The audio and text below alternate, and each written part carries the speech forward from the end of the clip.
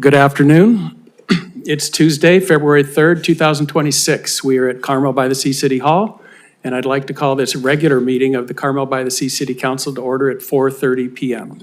City Clerk, would you please call the roll? Sure. Councilmember Barron? Here. Councilmember Buder? Here. Mayor Pro Tem Delves? Here. Councilmember Dramoff? Here.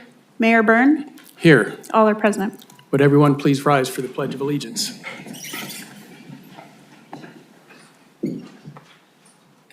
Pledge allegiance to the flag of the United States of America and to the republic for which it stands, one nation, under God, indivisible, with liberty and justice for all. Thank you. Tonight, we will be adjourning this meeting in memory of Don Goodhue. For those of you who haven't heard, he passed recently, and he was a stalwart in our community, and we'll be honoring him. So as noted in the agenda, if necessary, we plan on taking a dinner break at approximately 6:30, but we'll play that as it goes, and I'll let the group make that call. So we begin this evening with our extraordinary business section where we hear from our community partners. First, we'll hear from our Carmel High School representative. I believe we have Drew here. Yes? Welcome. Yes, Drew Galley here with your CHS update. This last month, on January 12th, we had a senior minute party, which means that graduation is getting ever closer. And we reiterate the importance of a sober grad night on that night. And we had our elective fair, which means that grades 9 through 11 had the opportunity to learn about all the electives offered at CHS. And seniors got an informational meeting on what to expect in their last semester of school. The next week we had our winter rally, which was really in preparation for our winter formal, which was the next weekend. And we had a lot of recognition prominently in our CCS and honors singers and musicians. We had a lot this year, I think around 55 or so. So congrats to them. The next week we had a visual and performing arts show and assembly, which consisted of all of our VAPA classes coming together and putting on a show with the theme analog. Many pieces featured a blend of classes such as dance and video production, and we thank all those that came to support. And then this last Saturday was our winter formal, which was great. Big success. Coming up, we have a lot. Winter sports senior nights are coming up in boys and girls soccer and boys and girls basketball and wrestling. We have spring sports, which started this week. And if you would like to come support, we have all of our athletic calendar on the Carmel High website. More senior minute parties. We are spoiled, deserved. A jazz cafe, which features the jazz workshop, which is next Tuesday night. Lots and lots of mock trial competitions. I don't know how they do it. Kindness Week is going to be this next week, before Valentine's Day. And then we have February break right after that. So we look forward to it. Thank you. Thank you, Drew. Good to have you here. So is Chris here? I don't see Chris, who is going to represent the Living Breath Foundation. He might have got held up. So hopefully he'll show up, but we're going to skip through that. And I believe we've continued the Monterey Peninsula Airport District presentation till next month. I don't know what came up with Dino, but I can't wait to hear what he has to say because the building's coming out of the ground and it's a very exciting $200 million project. So sorry about that, but we're going to get to move quickly through our meeting here. Next is public appearances. And we'll now open the floor for public appearances. Nova, could you please read the public appearance notice? Sure. Members of the public are entitled to speak on matters of municipal concern not on the agenda during public appearances. Each person's comments shall be limited to 3 minutes or as otherwise established by the mayor. Persons are not required to provide their names. However, it's helpful for speakers to state their names so they may be identified in the minutes of the meeting. Under the Brown Act, public comment for matters on the agenda must relate to that agenda item and public matters or public comment for matters not on the agenda must relate to the subject matter jurisdiction of this legislative body. If a member of the public attending the meeting in person or remotely violates the Brown Act by failing to comply with these requirements, then that speaker will be muted. Thank you. At this time, members of the public may speak on matters of municipal concern that are not on tonight's agenda. How many people plan on speaking? All right, let's get started. Come on up.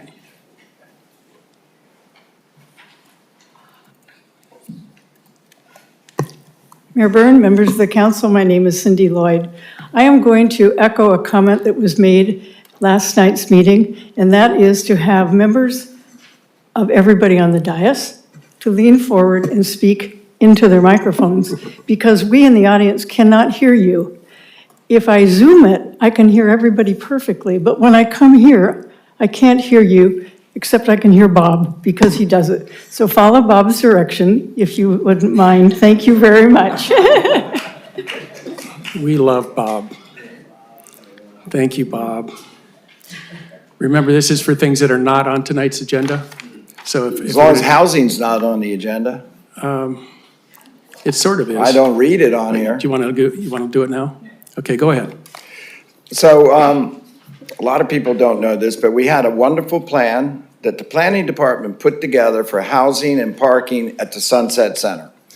And I'm making a guess or an assumption here, but the main reason was that they were worried the builder's remedy would kick in if they didn't have a plan. So they could do that plan and get it put in place. Then we put together a group called the AHA Group, and the AHA Group came up with a plan to get around that one. And so now we got the hotel people who, I've been told by Brandon, many people are very interested. Find me one that will do it. I'd love to meet that person, because they won't, because it's just the numbers, the valuation. So that's another extension on the housing that won't be done. You won't have housing at the Sunset Center. You won't have parking at the Sunset Center. I know parking's on agenda. I'm sorry I said it. But the reality is, we keep trying to get around things, just like last night on the daylight, on these laws. Why don't we just try to follow the spirit of the law?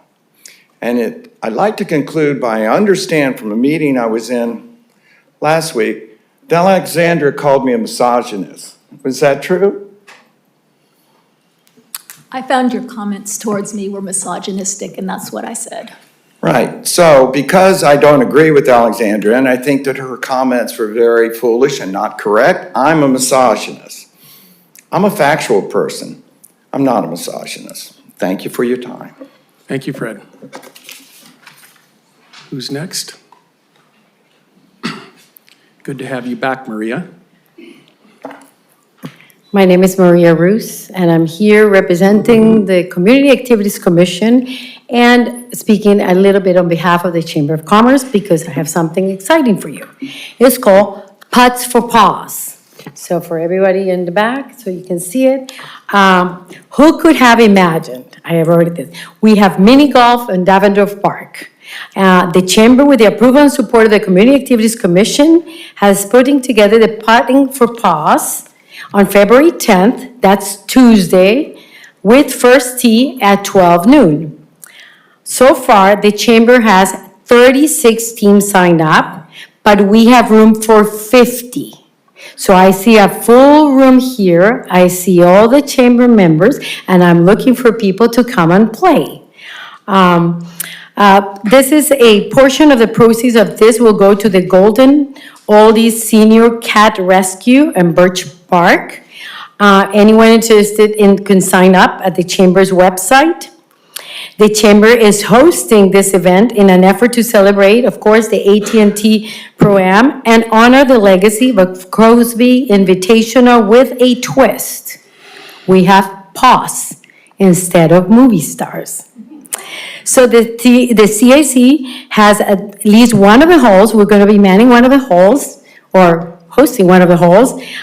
Commissioner Ellen Martin and myself will be there, and we also have two other commissioners from the Community Activities Commission participating. There's one of them hosting one hall individually, and of course, Katie, who's here with me in the back. there you go, will be as well there. So we're hoping everyone can participate and sign up. Here, I'm going to leave brochures for everybody to participate. Come on, it's time to have mini golf in our town. Thank you. I'll be there, Maria. I understand there's going to be a shootout with Mayor Smith from PG. Is that correct? Yes. And, I said I'd do it. and we're hoping, we're counting on you. I'll be Yes, there. sir. I'll be there. I'll see what I can do. Thank you.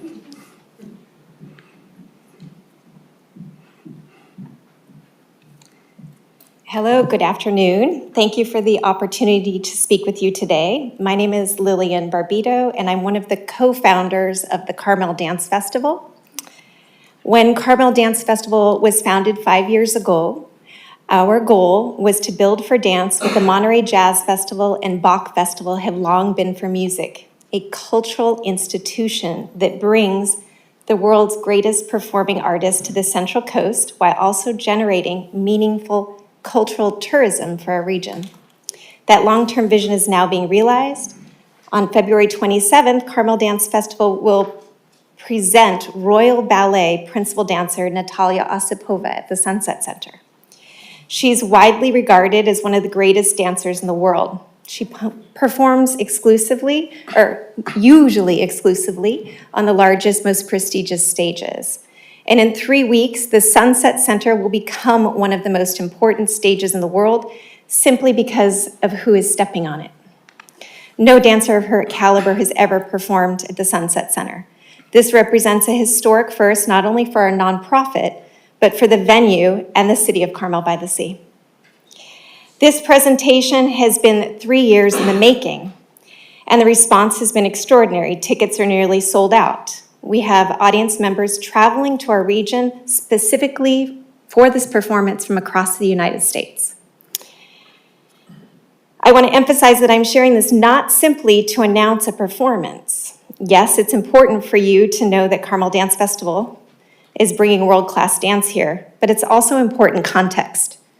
We understand that the Sunset Center is subsidized by the city of Carmel-by-the-Sea, and we appreciate your investment in the cultural infrastructure and recognize the complexity of stewarding a venue, such as at this scale. At the same time, securing this engagement required a lot of persistence, and I say that lightly. We first sought to book the Sunset Center in 2023, again in 24, and again in 2025, before finally securing this date. Because of that, a small group of nonprofit organizations has begun working collaboratively to prepare a report for the City Council that thoughtfully examines how the Sunset Center's mission might be more fully realized through increased access, utilization, and partnerships with local organizations.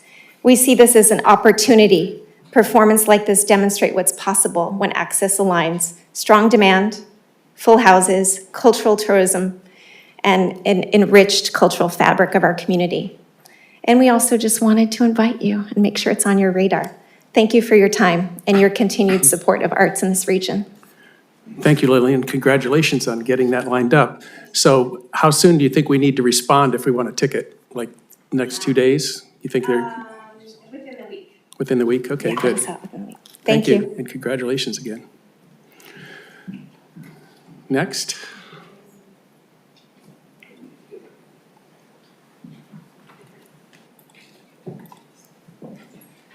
Hi there. Hi there.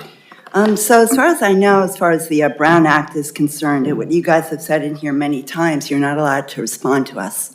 So I think that Alessandra was out of line, hurling that derogatory comment at that guy, first of all. Second of all, so glad to see you awake, Brian. I don't know if you've seen it, but I now know how to make reels. And I've got a compilation of a bunch of your naps in here that have gotten 3,000 views.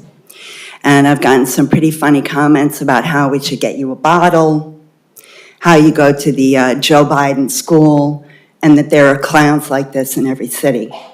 So if you thought that you were going to conceal my evidence and then destroy it 10 days after I filed my lawsuit, and I was going to go quietly into the night, I guess you were wrong.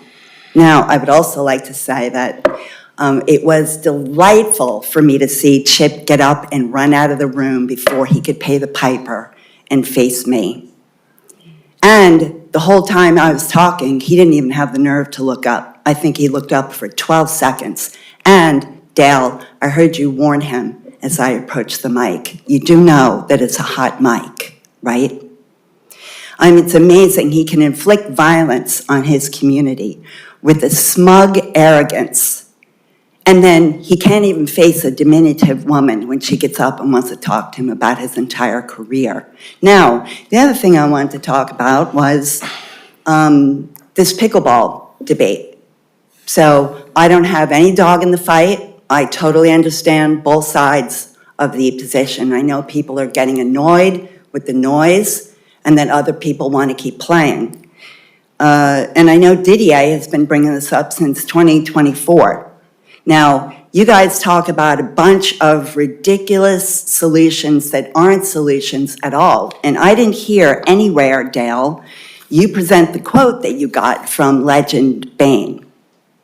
I've got it here. It's not $200,000. And you were complaining about $50,000 and you're afraid to spend it. Well, you could have gotten a site evaluation from Cerami for $12,000.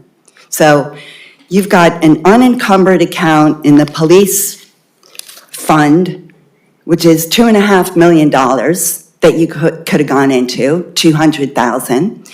You had no problem giving Chip Rerig a raise, 4 of them, since he criminalized sunbathing, and now you're criminalizing pickleball. Well, you have no problem being ruthless with your neighbors and my neighbors and obscenely generous with one of your own cronies. It's embarrassing. Thank you. Was anybody else wanting to speak? It's one hand online. Craig Rose, go ahead. Yeah, I'm making sure you can hear me. We can hear you, Craig. All right. Good evening, Dale.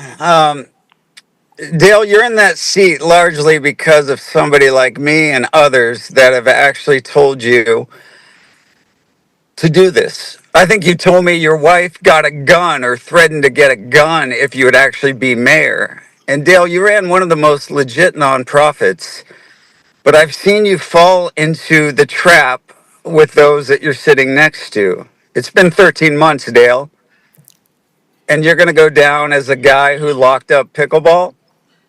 I mean, we sent Chip Rerig out with tears, Dale? Dale, you know he's a Freemason and you know he's a bad dude. You know he hit me, you know what he did was illegal, and to watch you protect him for 13 months and then send him out of the country, I think the people are fed up. I can't wait to come back to Carmel for this dance event because it's amazing. This woman's renowned. To think what is coming to Carmel, but then we get there and we have graffiti on the pickleball court. Here's a simple solution.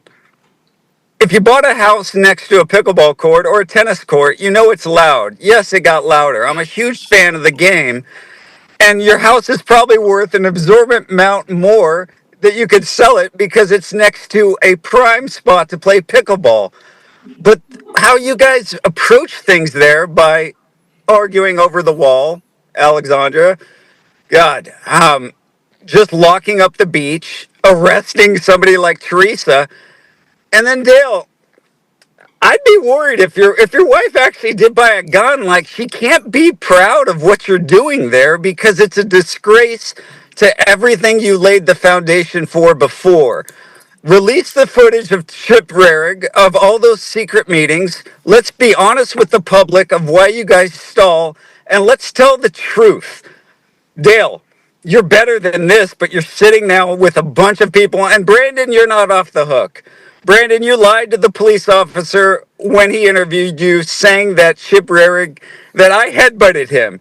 So Brandon, you're a pawn like the rest of them. We need you guys to do better. And Dale, this is a disgrace. A disgrace, Dale. I hope you hear it. Dale, you need to do better.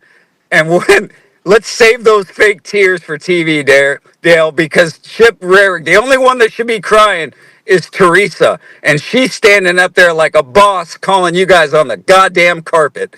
Do better, Dale. All right, thank you, Craig. I don't see any other hands up. Last time in the chamber here, anybody want to say something? Joe does. Unaccustomed as I am to public speaking, I can't resist.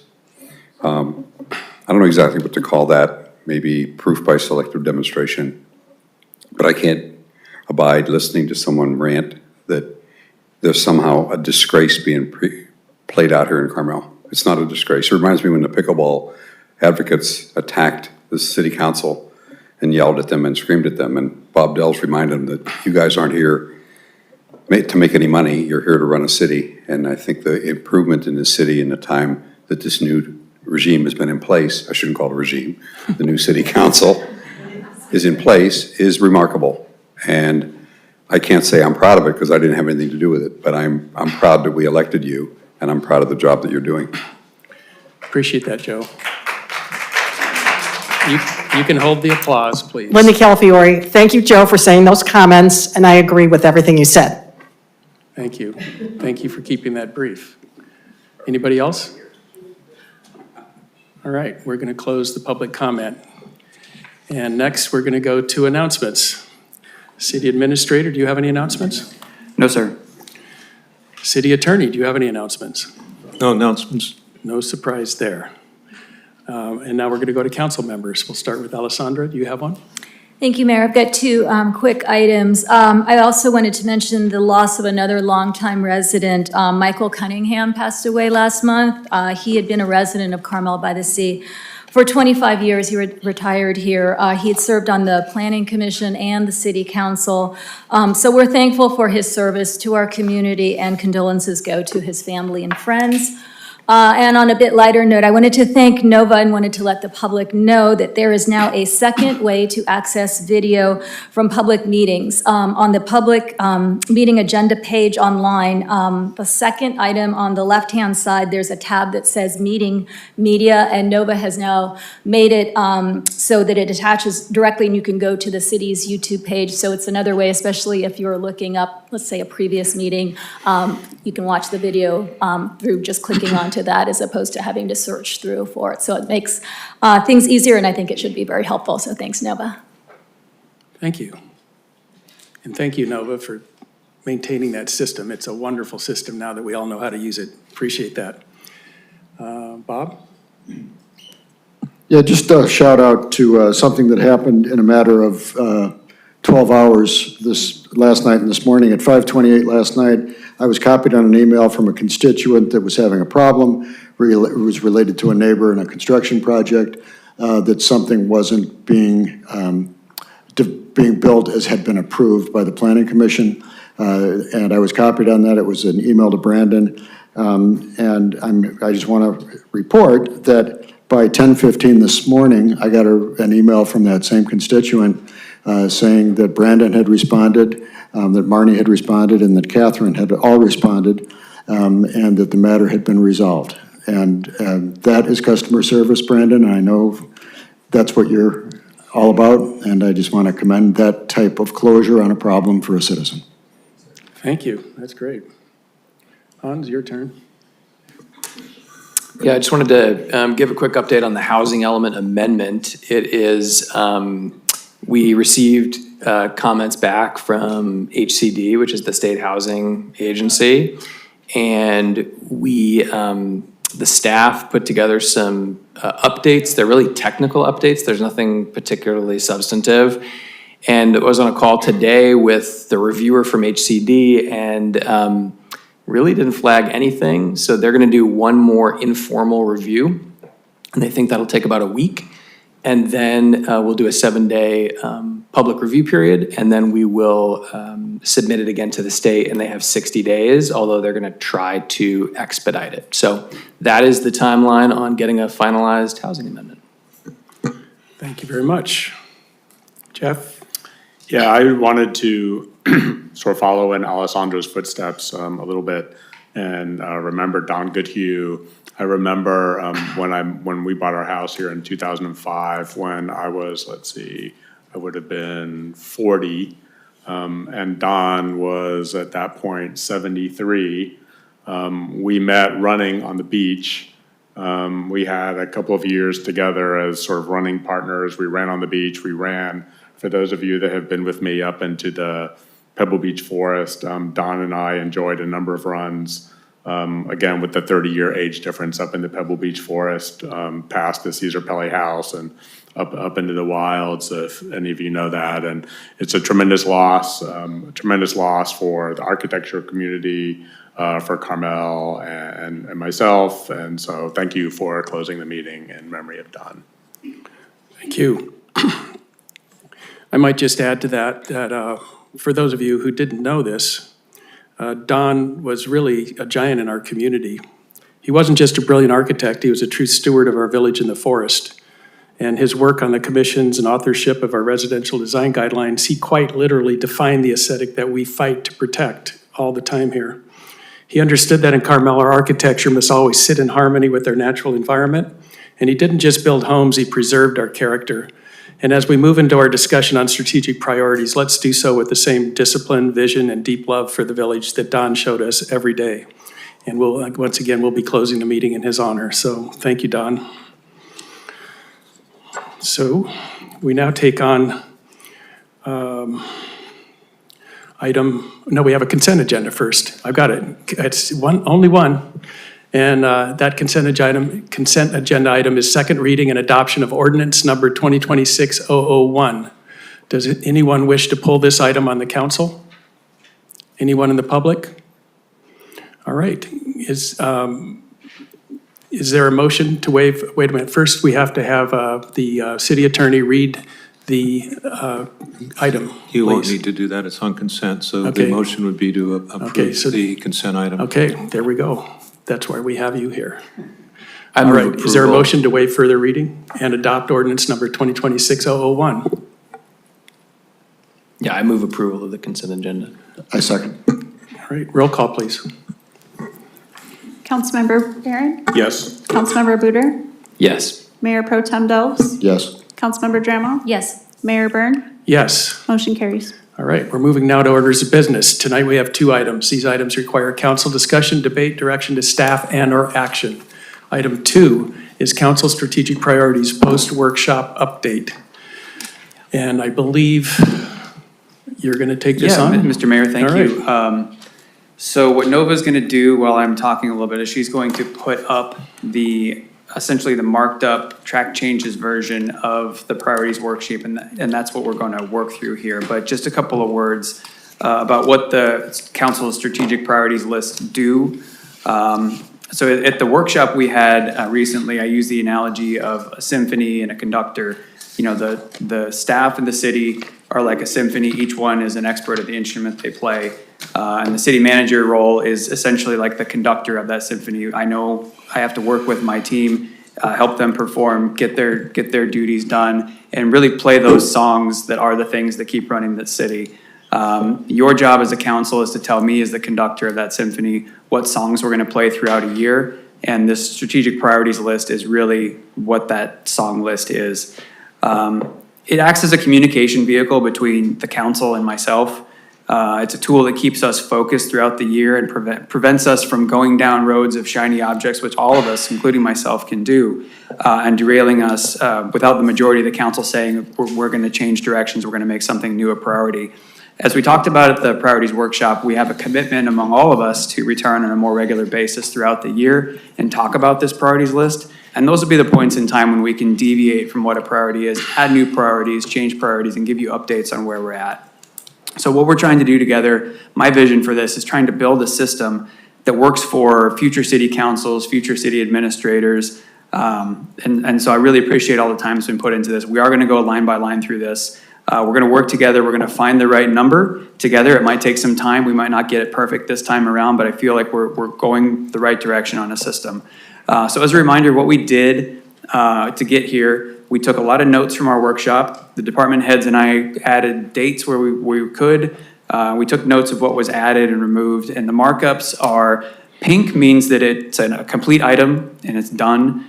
Green means it was an item that was either added brand new or elevated from your future projects list.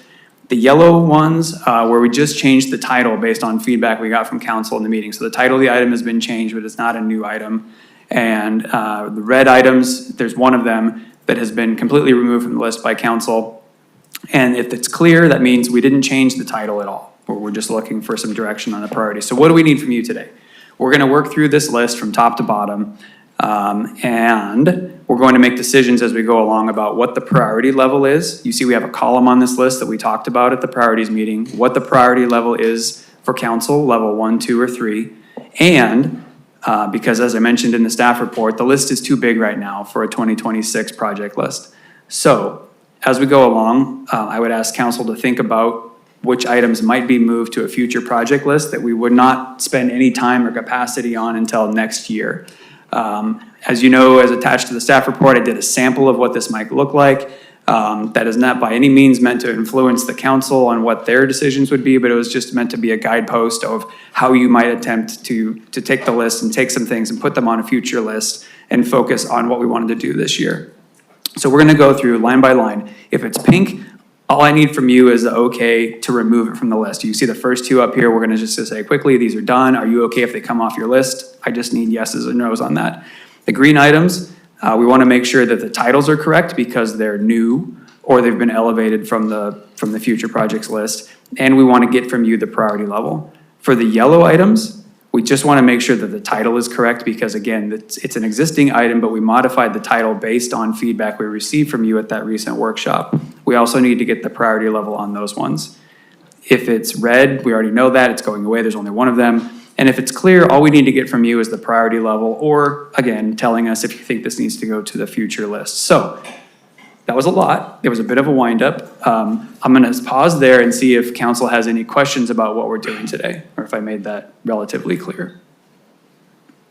Any questions? I have a question. If there's something not on here that we think should be, how's that gonna work? I think, you always, as council, you always reserve the right during these conversations to say we should add something. I would suggest if there's something you think needs to be added and you want to discuss it with your colleagues up here, let's do it based on the blue category that we're in, just like we did at the workshop. If there's something that you feel needs to be added under the budget clarity header or financial health, or as we go through this, please throw it out there to your colleagues as we're having discussions.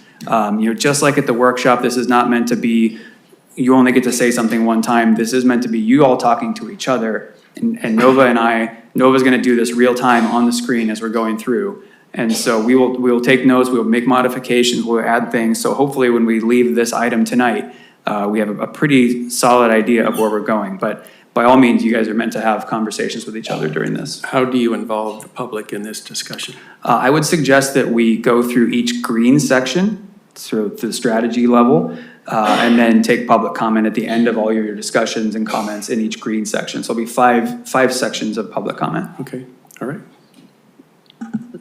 So that's clarification, Brendan. So sort of starting with the end in mind, the outcome we are trying to achieve today is priorities for the next fiscal year. For the next calendar year, for 2026. And the fiscal year only has 6 months left in it.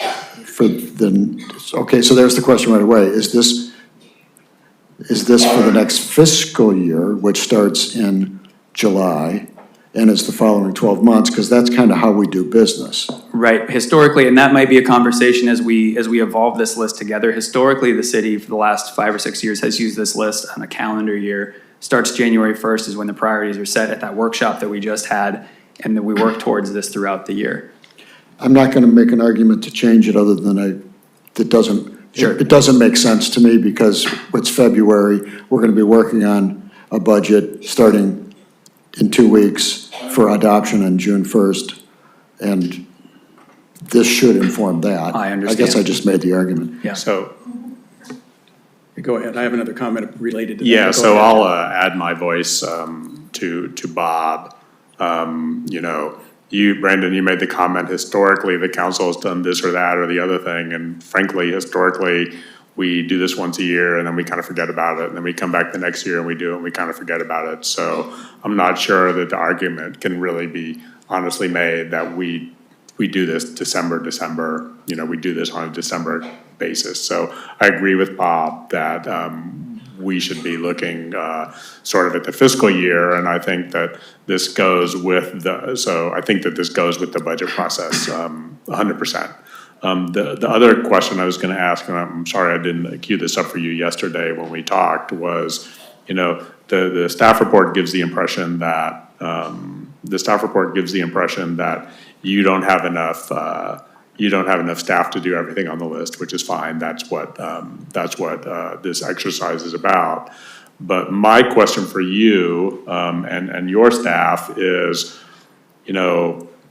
we constantly hear from the public, right or wrong, that we need to reduce the number of staff we have. Mm-hmm.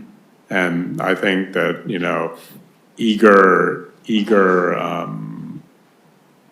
eagerness has sort of resulted in this situation where some of us might think that we don't have enough staff. And so my question to you, which I'll ask again if I remember, at the end of the meeting would be, what do we do to increase our capacity to get these things done? You and I had a conversation about how staff isn't widgets. We have planning staff members and we have public works staff members and administration, and those people are not, those staff members are not interchangeable with one another. So we can't simply say, we're gonna do a whole bunch of IT stuff when we only have an IT staff of one. So at the end of the conversation, as we work our way into the next budget session, I would like to have an understanding, maybe next week or at the end tonight or next week or whatever, how we increase our capacity to do some of these things that the council, it's our decision to hire another person or provide you with head count. Mm-hmm. And I'm looking forward to having that conversation during the budget process about whether we actually need to do that. Yeah, and I can't answer it fully, but I'll speak to that a little bit in that I think that this list, the way that we're going through this, and if we can land on a list that focuses us so we know exactly what we're supposed to be doing, in a way that actually will help a little bit with capacity because we won't be pulled off into other things. You're more efficient when you're working on something and you know where the end is. So that's part of it. I think that, having that conversation as we start to talk about the budget will be important too, so we can certainly talk about that as well. Any other questions from council? Councilmember Buder, I see you moving to your microphone. Yeah, I just will echo what Bob and Jeff said. I do think that aligning it with the fiscal year makes sense. And similar to what Jeff said, I'm less interested in sort of how we can increase staff capacity in certain areas and more interested in a departmental level understanding of capacity based on the list that we come up with. So we have this staff capacity by department, and it'd be interesting for you to tell us, hey, Public Works is overloaded with what you have here, or the administrative group is overloaded with what you have here, so. Great, thank you. Somewhat related is there's the whole CIP process that sort of dovetails in with some of this stuff, and it gets a little bit confusing as what's CIP, what's the priority, and how do you interface that? And that is on a budget year, although we're carrying stuff over now on a fiscal year. So it would be nice to have some kind of way to view that in a clear way, in my mind anyway. Yeah, in previous years, what we've talked about is that the CIP is a priority. Define CIP. The capital improvement program. So all the infrastructure type of projects that are happening, seeing the roads and the sidewalks and all that. Thank you. We over the years as a city have said, various councils, that the CIP is a priority in and of itself. And so there was a time a few years back when this list actually included all the CIP projects, and the decision was made to take them off of here because it's essentially part of the day-to-day business and will happen. It should be happening regardless of what this list has on it. So, but I think what you're saying, Mayor, is important to remind everyone that this list is not an exhaustive list of everything that's happening in the city. There's also the CIP, there's also the day-to-day things, regulatory things that we have to do. Like our staff just spent a week with the state doing an audit, walking around the city, looking at stormwater things. So those are things that have to happen as part of day-to-day business as well. But you do have some of those on here. That's right. There were some that the council decided to put on here to keep eyes on specifically because they, as part of the CIP, were so important that they wanted to keep them on the list. Okay, all right. Got an item I just wanted to add. I know that we're all aware of staff capacity and that's key, but I also wanted to emphasize what Hans mentioned last meeting, which is just time capacity in general, not only of the council, like we can't just have these nonstop 6-hour meetings, but that's also unfair to the public as well, because we do want to have public participation, but it just sometimes gets to be too much and an overload. So I think we need to keep all of that in mind as we go through this. Great. Any other questions or comments? Thank you. That was all very helpful. So then let's begin, shall we? So the first two items on the list are both items that we have marked as done. The first one is G 1.1.1, which is review and reformulate the approach to reserves, and G 1.1.2, update and refine financial policies. Both of those were done. My suggestion to you, council, would be these come off the list. I'm just looking for yeses, nos, thumbs up would be great. Thumbs up. Councilmember Dramoff? Okay, great. So Nova, we can go ahead and strike those if you want to do that through the magic of real time without, I know, right? We're really fancy here. Just like that, your list is updated. Okay, the next one up for bids is G 1.1.1. As I mentioned, green means that this is a new item that came out of your workshop. So up for grabs here, we'd love to make sure that we got the title correct for this one, which is increase usability and clarity of financial reports given to council. And the priority level that we had in our notes from the meeting, sort of understanding it wasn't a full 5, but what we heard from the majority of folks was this would be a priority level 3. So with that, I guess I'll open the floor for you all 5 to have your discussion about that item. So is this your meeting? Kind of you're running the... If that's okay, I think that He's in charge. if the mayor's okay with that. No, we already agreed on Okay, that. thank you. It doesn't make sense to have me Okay. interfering with your presentation. So my cut on this is, since you're going to limit the number of ones we can have, and since I know this is going to happen anyway, of course it's a 3. So I'm not going to waste a 1 on something that's going to happen anyway. He's gaming the system. Okay. I'm gaming the system already, but I think, you, Hans, do you agree with that as a result of financial stewardship work group, we're already on track to be doing something like this by July? So I have an issue with the title. I think this talks about financial reports. I think that there's room for improvement on really all reports that are presented to council. There are some reports that don't exist that I think could exist, and some that do exist that I think need to be modified. So I don't think just saying financial reports is accurate. And I think for me, it's a relatively high priority. I've been on a number of boards, and the thing that's hardest to do as a board member is to really understand operations from a board member seat.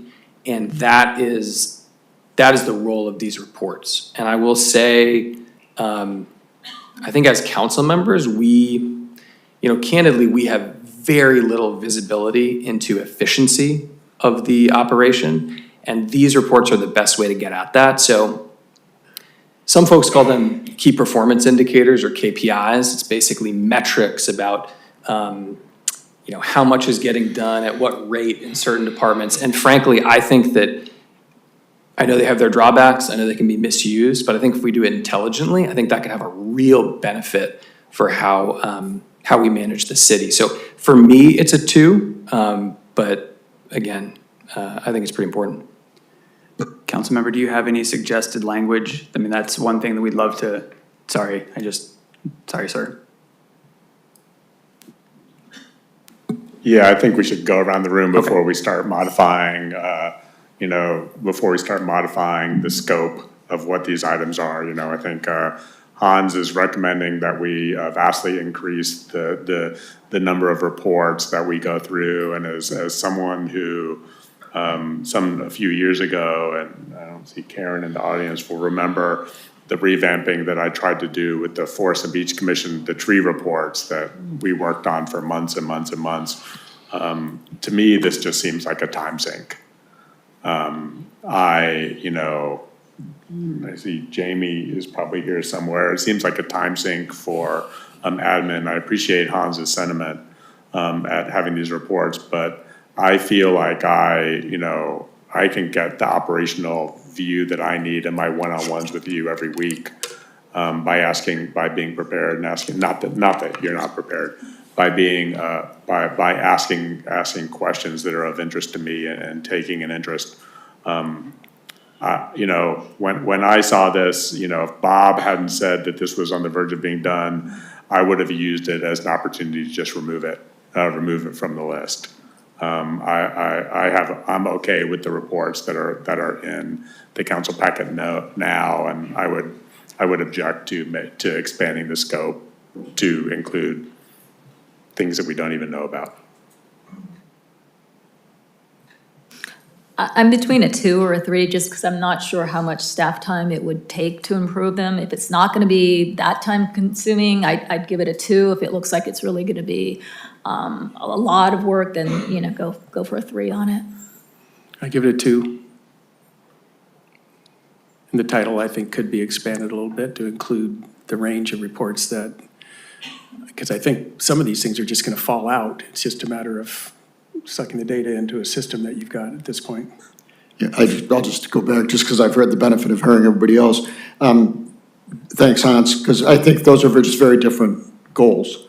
And I don't disagree with the goal. And I don't find the reports we have, they're overwhelming, and they're minutia, and they don't really give me a lot of insight into the operations because they're not summarized. They just have to really, really dig into them. That said, I don't know that we can accomplish in the next year a significant improvement in our operational, our management reporting. I know we can in our financial reporting.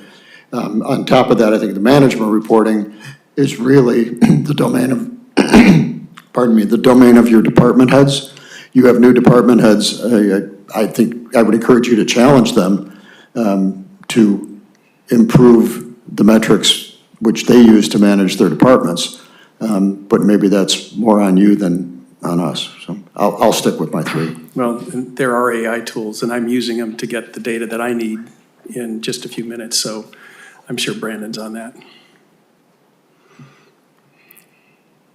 So now I'm going to look back to you all. So we're going to figure this out together, how we're going to do this. So I'm going to look back to the 5 of you now. Do the majority of you feel like we need to change the language of this item as the way it's written?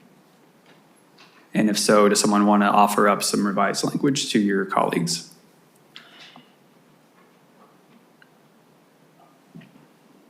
I'm not interested in changing the scope of this item. I would remove the word financial. I agree.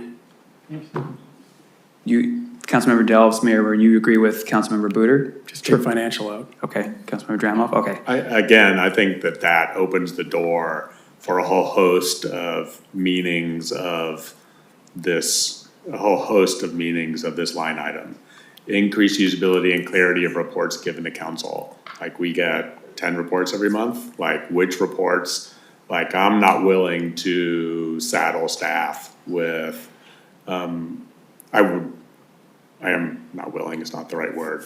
I'm loath to saddle staff with an open-ended strategic priority that council members can occasionally dip into and say, this report isn't good enough. I'd like you to work the next few months on revising the tree report or revising the ambulance report or whatever. Until the list of reports that need revision is solidified, I'm a big no on taking that word out. I think, for Brandon, in terms of keeping this meeting moving, I think you're just going to have to take the temperature of the council and move on. I agree. Okay, I think I got what I need on that one. 1.1.2, create an online public-facing CIP tracking, what does that say, Nova? Dashboard. So we have this at a level 1 priority. Any feedback on the item, the title, the priority level? Is this another one of those, Bob, that you already know it's gonna happen? That's what I did. I gave it a 3 because I knew it was gonna happen. It's basically already done. I mean, look, I actually think I actually think the prior one is more important than this one, candidly. We get pretty good budget data anyway. But this is helpful for the public. I think it's not gonna take a big lift. Again, it's pretty much already done. So we thinking one? If it's done, take it off.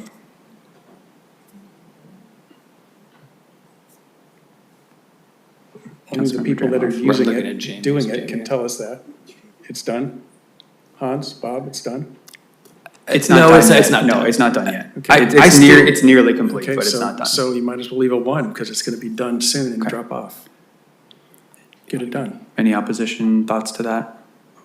I don't think, I think number one priorities really need to be, if I was gonna, my philosophy on this would be number one priorities are the things that come hell or high water, we have to get done in this fiscal year, and this is just not one of those, so to me, it's like a 2 or a 3. I'd give it a 2. Mr. Mayor, Yes. I offer a suggestion. You're making decisions, the public hasn't had a chance to comment. I think he's gonna have that after we get to this point. Would you But, tell but me to sign these this things? is, we're gonna have to test this out, I think, on this first one. I had a similar And thought. comments are appreciated on that, if, Because it may not matter on the reports, but there may be other items the public wants comments. I understand. Maybe we do it by blue section then, rather Yeah, than green, okay. I think that would be good. Okay. Let's try it and see what happens. So let's finish up the council conversations on these two then. And then, Council, do you have any other thoughts? What I took was make this one a 2 or 3. I didn't hear any comments on the title though. Title seemed to be okay. Make it a 3. Okay, all right. So then Mayor, yeah, perhaps, and thank you, Mr. Schmitz, that we are cutting new cloth here. I'm trying a new process here. So, Mayor, if you want, perhaps now's the time. We'll go blue section by blue section rather than by green section to get public comment on these 2 items. Yep, let's try it. I'll let you run this part of it, sir. I'm gonna let you run it. I'm not gonna tell them. I'm a participant, I want to concentrate on the Okay, task at hand. all right, well, I'm gonna, through the mayor then, I would like to invite anyone from the public who wants to speak on the first 2 items. 4 items. 4 items, thank you, Councilmember Barron. The 2 items that we considered done and removed from the list, and the 2 items, G 1.1.1 and G 1.1.2. So from now on, we'll leave the 2 items we're gonna delete. Yes, sir. Okay. Any comments? I'll help you out. Maria Roos, as a member of the community. 2 items here to just think about it. As you think of titles, we're talking about budget clarity. That's what we're talking about.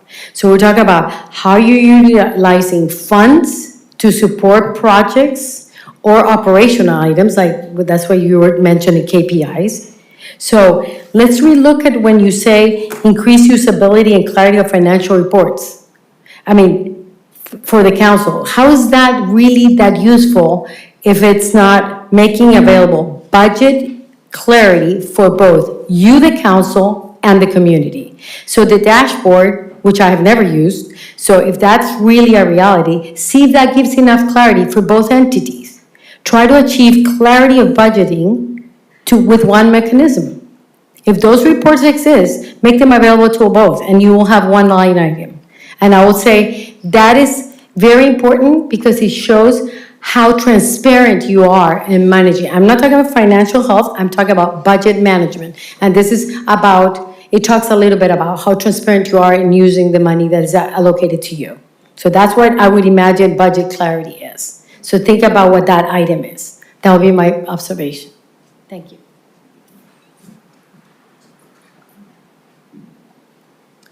Anyone else in the room? Know of anybody on Zoom? Doesn't look like it. Okay. I had a suggestion, please, just on Doug's comment. Would it make sense for the public to talk on a green section first?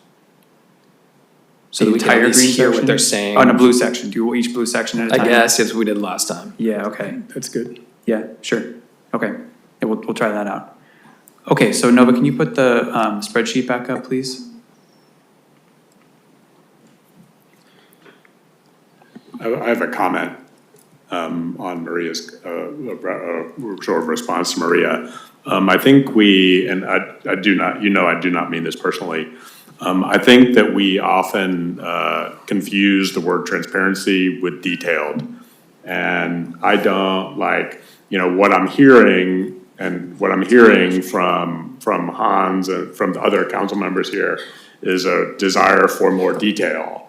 That's completely different than a desire for more transparency. Like, we can be sloppy, you can be transparent and sloppy, and you can be detailed and not transparent. And I think it's really important that we sort of understand, that we agree that, that you understand, Maria, understand that what I'm asking for here is maybe a little less detail, or what I feel like I'm asking for is a little less detail. That is not to say that that's not transparent. Like, I view those things as being very, very different.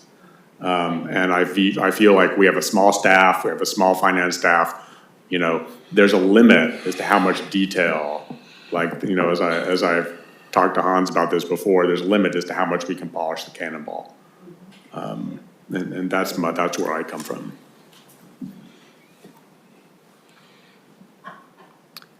Okay. So we're learning as we go here together. So I think perhaps we've finished with budget clarity. I think I got what we needed here. Thank you very much. Sounds like no additional changes from council after that. So let's move on to priority area 1.2, financial health. We'll take Councilmember Booter's suggestion and go to public comment first on this one. So any members of the public who'd like to talk to any of the items up here on the screen right now under financial health. So it's 6 items in total. Recognizing that 2 of them did not change. The yellow means that the title has changed slightly from what was there before, and the green ones are new items altogether. So please, anybody, Nancy. Nancy Toomey. The last 2 items, the green items, we haven't talked about enough to know if they belong on the list yet. So I'm just a little confused on how we can, is now the time that we're talking about the TOT, is now the time that we're talking about paid parking? If that's the case, I would say something entirely different. So I'm just confused about how we work this. So it's a process question at this point, I think. The council member's suggestion was, let's go to public comment first so the council can hear from you on all of the items contained under financial health before they have their deliberations. So if any of those items you want to. However, we have a TOT conversation that follows. That's right. This, so.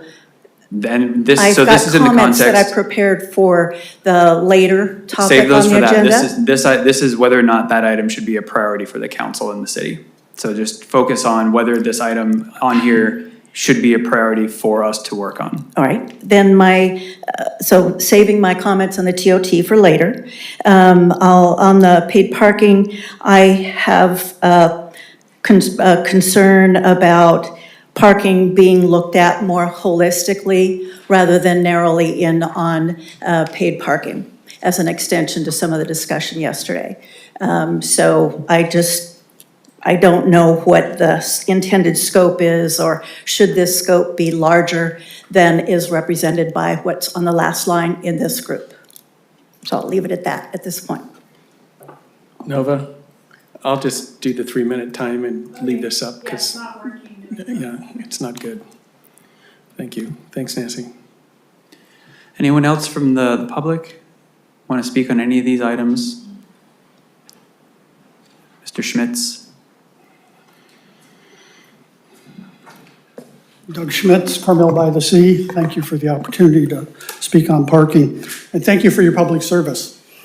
It's difficult enough to be home and get phone calls or emails or be working on Christmas, but to come to meetings and be attacked is beyond the blow. So thank you for your service. One of our previous speakers this evening discussed the living within the spirit of the law. So I want to spend a few minutes on the law regarding paid parking and parking garages. This code makes no differentiation between public and private, or a public-private project. It's either public or private. And there might be a partnership because the city provides the land, but the construction or the application is probably going to be a private commercial project. The city is required by the state to have a master plan, 65-300. And that master plan, the general plan, is the constitution for development. There have been multiple court cases regarding consistency with the city's general plan. It's at the top of the pecking order. So what does our general plan say about parking at Sunset Center, a lot at Sunset Center, a parking garage at Sunset Center, and a hotel above it? Object 01-2, limit commercial activity, both as to its scope and physical land spread within the present commercial and multifamily districts. Sunset Center is in neither of those districts.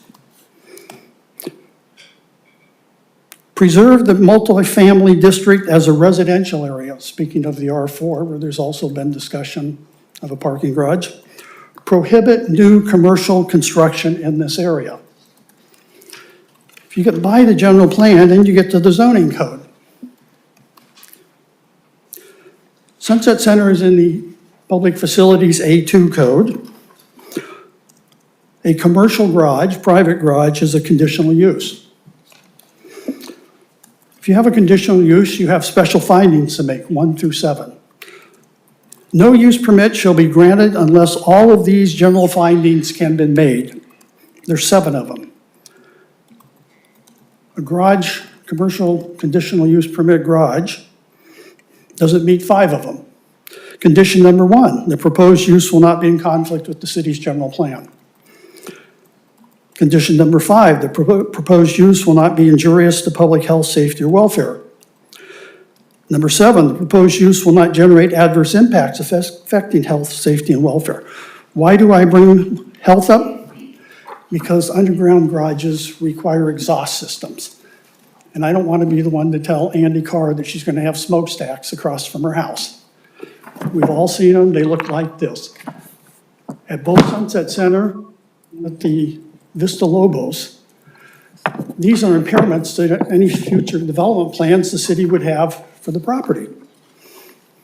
Finally, there will be those who say, we'll get around the general plan and we'll get around the zoning code by doing a specific plan. Those are permitted by state law, they're permitted by the city zoning code. Carmel has 2 of them. But the specifications for a specific plan in our code say it will be in compliance with the general plan. Doug, could you summarize? The courts have ruled consistently that a specific plan is subordinate to a general plan. Thank you. Thank you. Anybody else? All right, Nova, you see anybody on Zoom? There's no hands Okay, raised on Zoom. Thank you. Okay, well, let's bring it back to you, council, then. Let's just go from top to bottom, if that's okay with you.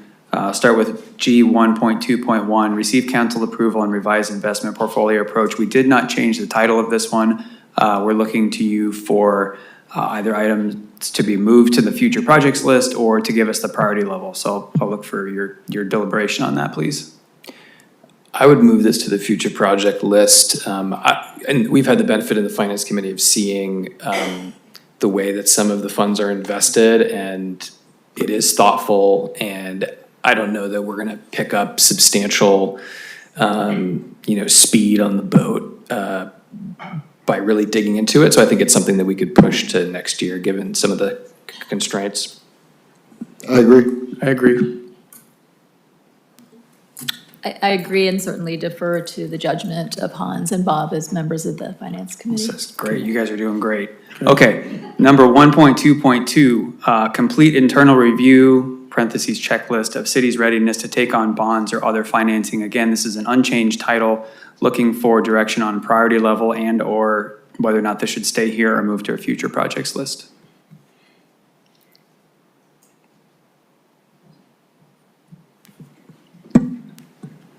I'll go first. I think that this is an item, I think this is sounds like a big scope item, but I think in fact it's a small scope item in that it's pretty project dependent. You know, the one example that we have coming up is the police station. You know, when we decide how we're gonna finance, how we're gonna pay for a $15 or $20 million building, or however much the building turns out to cost. And I think that this will happen naturally as part of that process. You know, I can imagine this being part of some staff report at the beginning of next year. And I think we could make the decision then. We could have this discussion then, rather than calling it out and a year before it's sort of ripe on the tree.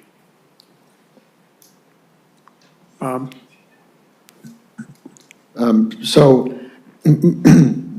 to some extent, I do agree with Jeff. You made this point last time too, that it's difficult to really dive deep into a bonding measure unless you know what you're bonding for. And so my inclination is to maybe combine this with 1.2.4, develop a menu of potential revenue sources to close cities' funding shortfalls, which is a bigger, more strategic item. It's because to me, bonding, it's not quite revenue, but it's money in the door. And if you think of it that way, it is. And again, as part of the financial stewardship work group, working with Hans, really one of the things we've teed up as a priority for that group immediately really is quantifying our deferred maintenance, which we've started and are well along on, and we've already been talking to that in recent meetings, just as it being a very large number, and then finding ways to close that.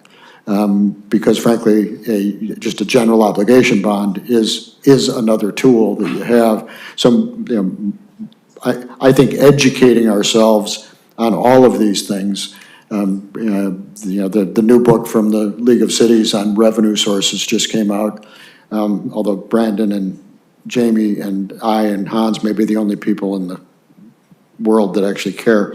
New book's out. But as I said to Brandon this morning, I can't read that book and become an expert. We need some expertise. We need to find the people out there that are advising others right now, like the city of Monterey, like the city of Marina, on the very same problems that they're dealing with in real time, so that they can give us advice so we can talk about avoiding those problems. So my inclination would be to just combine these into one item. I agree. Yeah, I definitely agree with everything that Bob said, but I also think it would be important when we get to the discussion for the police department financing that it also be incorporated in there.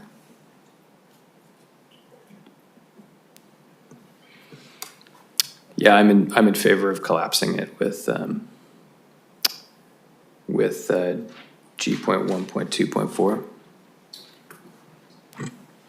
Okay. I see Councilmember Barron shaking his head, sir. Well, I'm not. It's fine. I'm okay not getting my way. Yeah. But I think that bonds to me are not, like I hear Bob talking, I hear Bob's words about bonds being a source of revenue. But, you know, history has, I think, shown that cities that rely on bonds for, you know, to cover financing, to cover operations as a source of revenue, that's the road to somewhere bad. So I think it should be drawn. I do not think it should be pursued except when it comes to projects. Yeah, it's actually a good point. So if you think about it, putting it under there, I wasn't thinking about it in that way, but that's true. We're not thinking about taking out a bond to float operating expenses. So it's a fair point. I guess I agree with Jeff's point, which is basically when it comes up, we're going to naturally work through it. The question I have for you, Brandon, is there any kind of long lead time item on this? And I'm thinking about known unknowns and unknown unknowns. Like, are there any known unknowns about this process? Like, do you know right now that there are some things that you need to get smart on or that we need to do to get ready for this process? Or is this an unknown situation where it's like, hey, there could be something out there, some bogey that we haven't thought of, that we get down to that point and say, hey, we wish we would have thought about this 12 months ago? I think it's largely, I mean, it's been so long since the city has done a bond that I think it's largely an unknown. And we would just need to get generally smart on this. There's resources out there, and so I'm not afraid of the unknown, because we know where to go find that information. But we're not smart enough on this as a city because it's been so long. Yeah, sorry. Please. I would say, with respect, we refinanced, a number of years ago, 4 or 5 years ago, we refinanced the city's Sunset Center bonds. We hired, a bond house, one of the 3 or 4, Wall Street municipal bond houses. They came in and they did all the work. They were paid for it with commissions on the bonds. That's just how that market works. We did it in, for right or wrong, we did it in 2 or 3 council meetings that took 20 minutes. I just don't think that the process of issuing municipal bonds is not something that we're ever going to be experts at. There are experts at it. We did it. I agree that it's an unknown, known unknown, or whatever verbiage it is. But it's just not, in the end, it's like deciding what, So I think I agree with that. I mean, why don't we just take it off the board and say it's gonna happen as a matter of course as part of the police station project?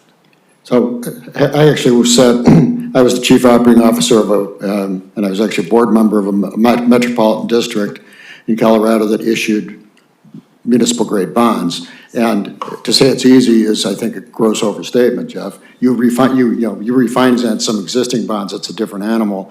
I'm just saying, let's get some expertise in here in the next year so that we're smarter a year from now. That's it. We're not going to issue any bonds in the next year. But I think we could just be smarter. And that could go anywhere on this list you want it to go. You could change it from menu of potential revenue to maybe a subset of that would be expertise as well. I mean, it's just it's a menu of all kinds of things related to revenue, that's all. Yeah, I think it's important that we keep it in and do it as quickly as possible, not wait till the police project. I think it's smarter to know early on, and the unknowns, like Han said, that we may encounter. So I guess I'll look for, I'm gonna do some reading here. So I've got Councilmember Dramoff says leave it on as is. Is that what you're saying? As a standalone item? If we need to tweak the language so that it's not viewed as revenue, but keep it as something that we are going to look into As part of along with- 1.2.4. So Yeah. your vote is to compress it with 1.2.4, but make it clear that I think that's it. Just get rid of 1.2.2 as Jeff suggests. Leave 1.2.4 as is, and just know that bonds are part of it. Just part of the discussion, part the of the education. discussion. And maybe instead of revenue, call it funding. Okay. Just funding sources. That's fine. That does it. See 3 heads at least nodding. Okay, 4, that's great, okay. Nova, you got all that clear as mud? I think I got that one. Plus, we have the benefit of a video, so we'll be okay. But essentially, Nova, why don't you mark next to 1.2, good, remove, and then we're going to modify 1.2.4. So we'll remember that. Actually, no, we're not gonna modify it. We're gonna leave it as is. You're gonna change revenue That's to right. funding. To funding. Yep. We're gonna change revenue to funding.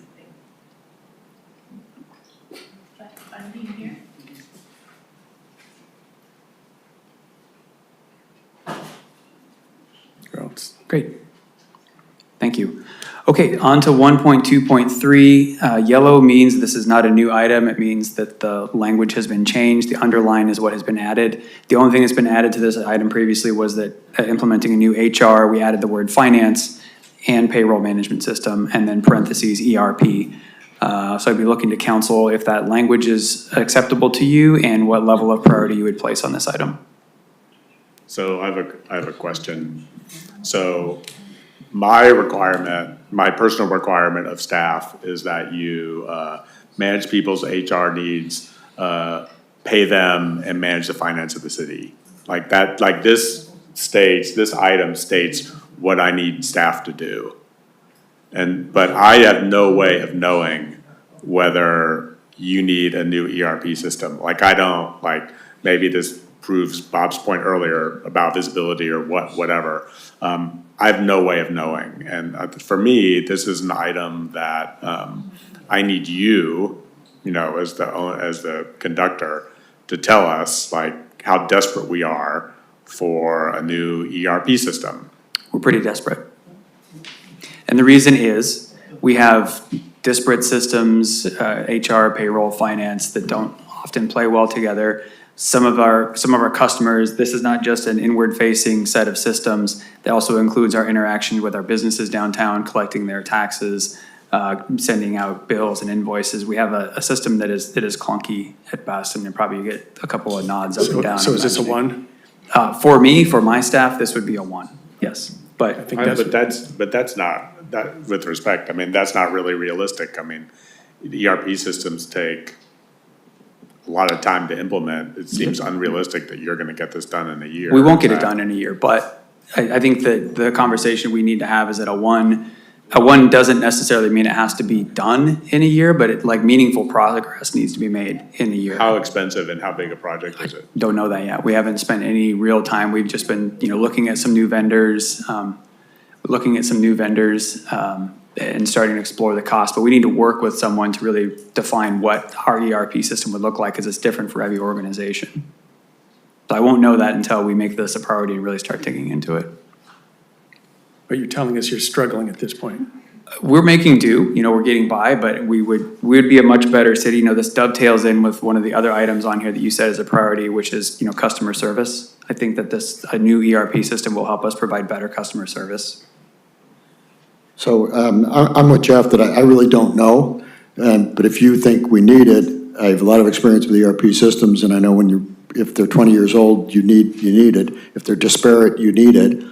We have another item later on about a permitting system. I also am aware that in the public sector space, there are ERPs that expand and include things that are useful in the planning world as well. And if you think it's a 1, I'm going to agree with you that you need to get started on it, because if you don't get, Jeff's right, if you don't get started on it, you won't finish it. And it's a lot of work, and when you're ready to do the implementation, there's going to be, you're probably not going to have another priority that year, because implementation will probably consume your admin function completely. All right.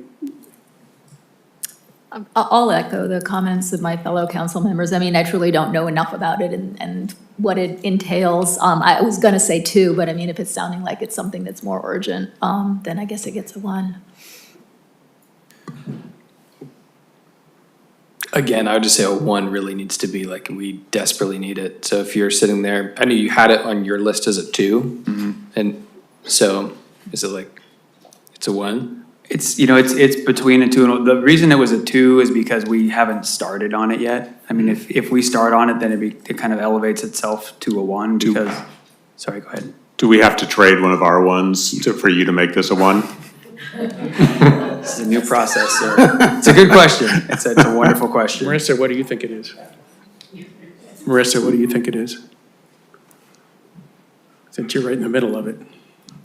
Mayor, since you're asking, internally, it's a 1 for us, because what we're using is extremely inefficient, which requires a lot of staff time, even for the reporting. I was listening to council members speak about reporting.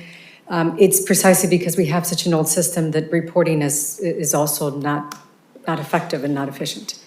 So internally, it's a big priority for us. And I had asked for council for this last year, but last year was a really busy year. It was just a busy year. We had major recruitments for 3 directors. We have the city administrator's departure, preparation for that. We just never had a chance to tackle it, but it's been a priority, at least for us. You think Jamie would say the same thing? Is she paying attention? I mean, you're the users, right? Yeah, I've asked the staff, and it is a priority for all of us. Finance staff, administration, payroll, HR, and myself, and, yeah. Okay. You had me at efficiency. All right, no, let's go ahead and put a 1 in that one. On to the next yellow. We basically have talked about this one already. This was a modified language. We have further modified it to add the word sources. Develop menu of potential funding sources is the new word. Oh, no, just click somewhere else in the sheet for me if you would. Thank you. Develop menu of potential funding sources to close the city's funding shortfalls, period. We took this as a 1 from the meeting with you. So please let me know, council, if you have any changes to the language or the priority level. I have a suggestion on language. Instead of saying to close cities' funding shortfalls, I would say to pay for capital projects.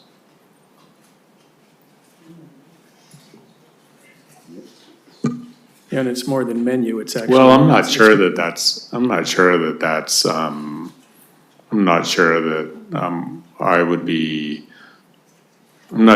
narrowing the scope of the wording here is correct, because we have, so for example, we have an unfunded actuarial liability, which is not a capital improvement project, which is not a capital project, and varies, according to the vagaries of the market every year, and it's important. So I would prefer to keep the scope on this one. I think there's stuff outside the CIP that matters. I would just counter that I think that obscures the main reality, which is we need an extra like $6.5 million a year to fund, the $10 million a year of capital improvement projects that we want to have. So, so I just think the magnitude of that, I think it's clearer to say capital projects. What do you think? I think I'm going to stop trying to wordsmith and try to get through this. What And I agree with Hans. He's trying to make the point, right? And I agree with the point.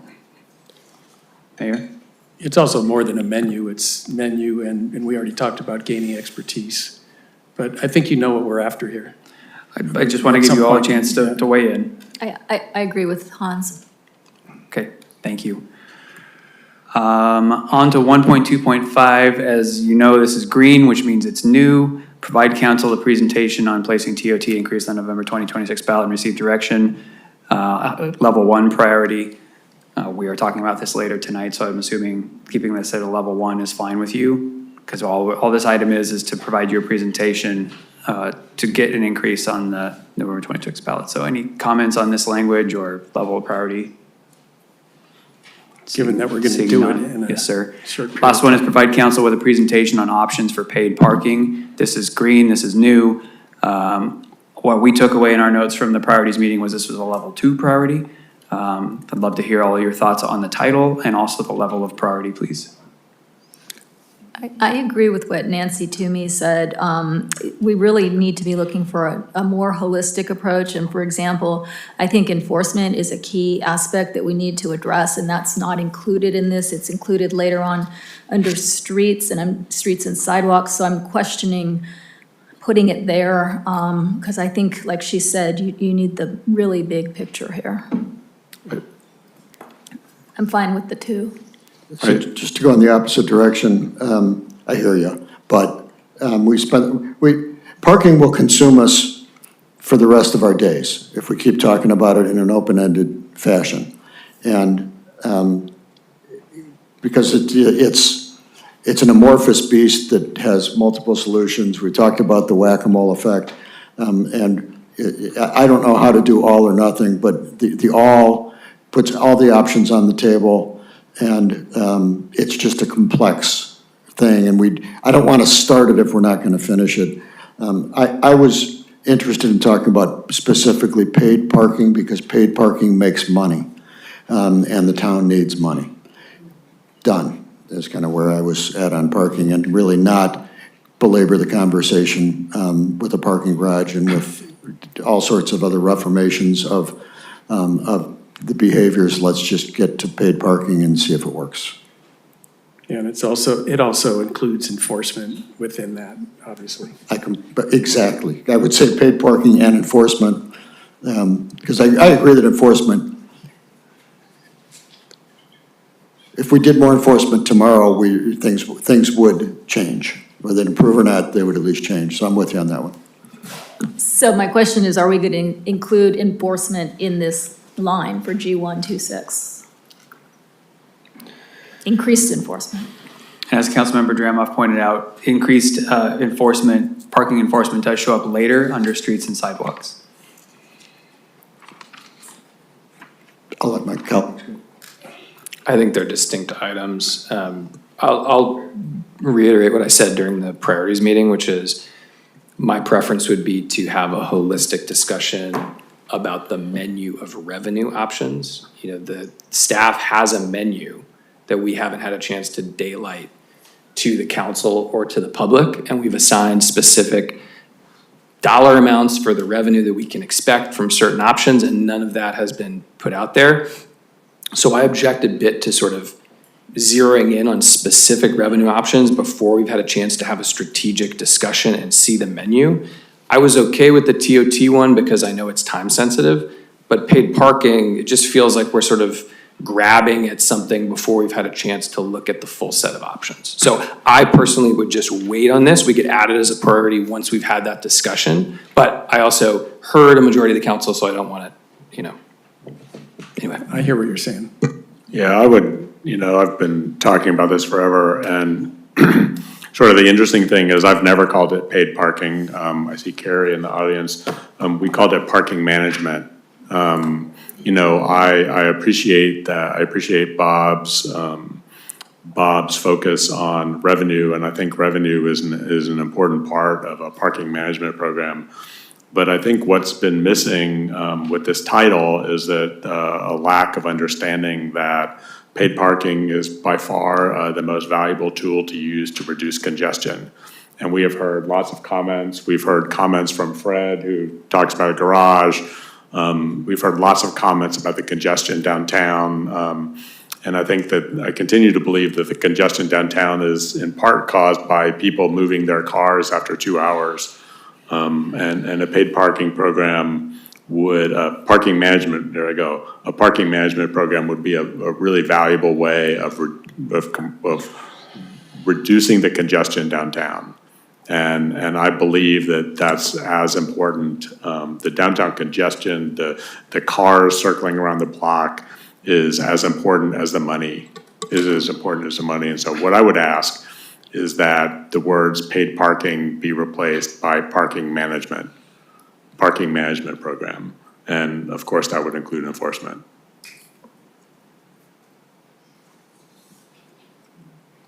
So I'm looking around to all of you, council. Again, my concern is that, I just said I wouldn't wordsmith.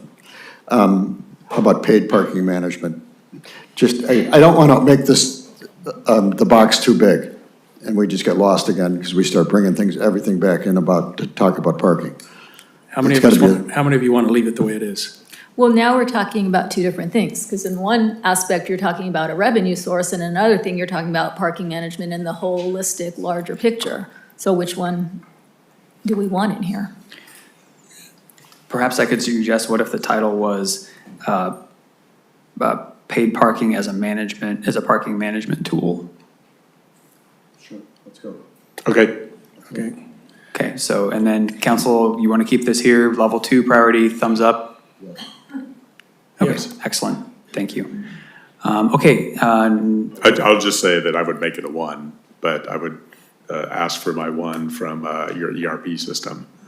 This is exactly where I would spend it. You are the boss, sir.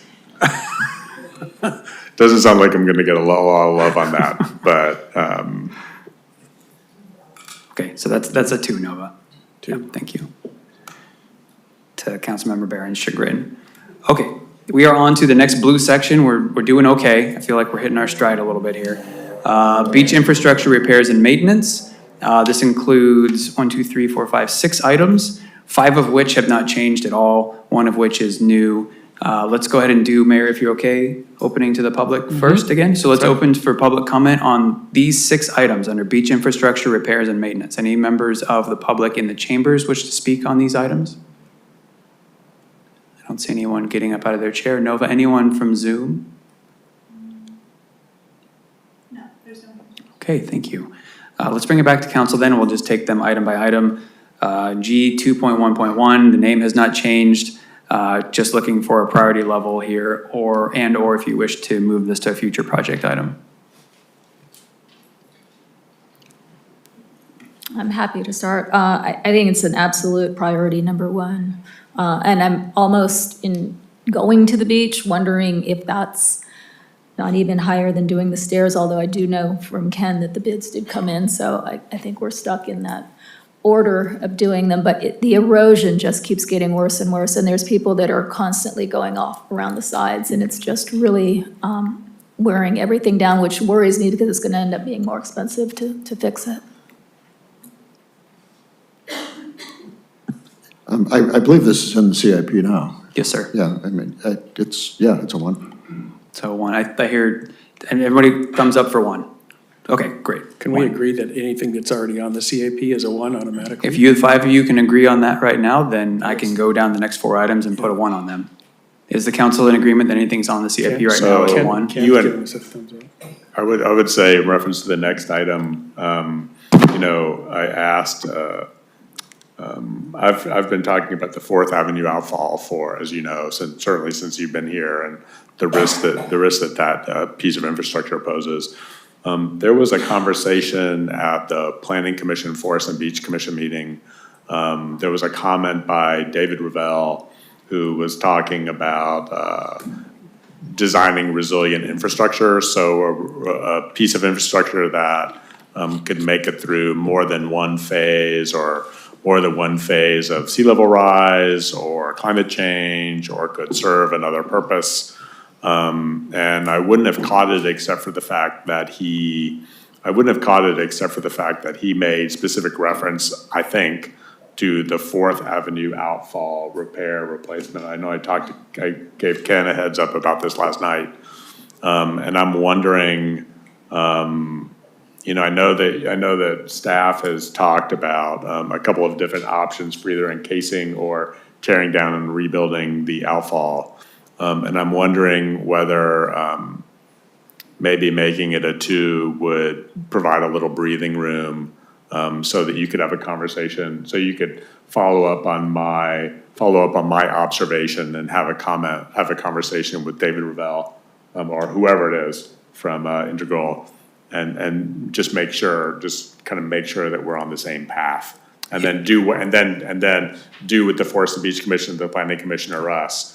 However you need to validate. It would give us that breathing room, sir, yes. So if your colleagues are okay with that approach, I'm seeing 1 yes. Councilmember Booter. I watched that. They were talking about things like maybe we need to plan for a stairway at some point. Yeah. So I think that's what Councilmember Barron's talking about, yeah. I couldn't remember if that's what the comment was, but it was something like that. I'm seeing consensus here on that. Nova, let's make that a 2. And then the 10th Avenue stairs and 12th Avenue stairs, I believe if the agreement is anything that's on the CIP, let's make it a 1, so let's make those 2 number 1s. Yes. Complete maintenance repair of bluff revetments. I believe what I recall, council, from your meeting was that this should actually be an ongoing item, not a priority level, but correct me if I'm wrong, please, on that. It should be a very high priority ongoing item. We can't, that's just the nature of it. Okay. But we should be doing something every year. Mm-hmm. There's a document that was well-written that tells us exactly what to do. And it's not in the CIP. That's right. Yeah. It's sort of an operating manual. So Nova, let's mark that as ongoing -1, please. Thank you. Okay, and then the last one to speak about is a new item, implementation of coastline-related items from Climate Action and Adaptation Plan. This was added as a nod to comments that were made about there's notes within this priority list of implementing the housing element and the forest management plan. So there was a request for a nod to the Climate Action and Adaptation Plan with items related specifically to the coastline. This is our first swing at the language, so happy to take any notes on the language and the level of priority. I've just got a question. For some reason, I don't remember that discussion, and my only concern is we have so many top number one priority things right now that maybe that might be something that we put aside till we get those big projects finished and then focus on it so it doesn't take away time or resources. One of the challenges I have with that is that's a great document. Thank you, Jeff, for the incredible work you put into it. But it has sprinkled all over the place, like, we need to keep on this. And we're spending a lot of money right now with consultants to help us do that. I'd say a 3, we just need to keep paying attention to it. But Yeah, I kind of agree with Dale, and I have a couple of questions. You know, the priorities document calls out the climate action and adaptation plan. It also calls out the housing element, but we have other plans too that have recurring priorities. So my first question is, we have other plans too. The shoreline management plan, the Del Mar or North Dunes master plan. We have a Mission Trail Nature Preserve master plan. Like, where do the tasks, you know, I hear Alessandra, but what I would say is those tasks are, you know, you revised 2.1.5 to say 1 ongoing. And there are tasks in those things that are as critical as the buffer amendment. So for example, one thing which we have a haphazard record of doing is pushing sand up the main slope to mitigate the effects of the flow, not to mitigate people trampling the sand down towards the beach. Like, that's real damage caused by residents and visitors to the beach going down the dunes. That becomes increasingly difficult to mitigate. We're probably 10 feet below where we should be because we have not been pushing sand up the slope like the shoreline master plan and the climate plan specify. So where does that stuff fall in?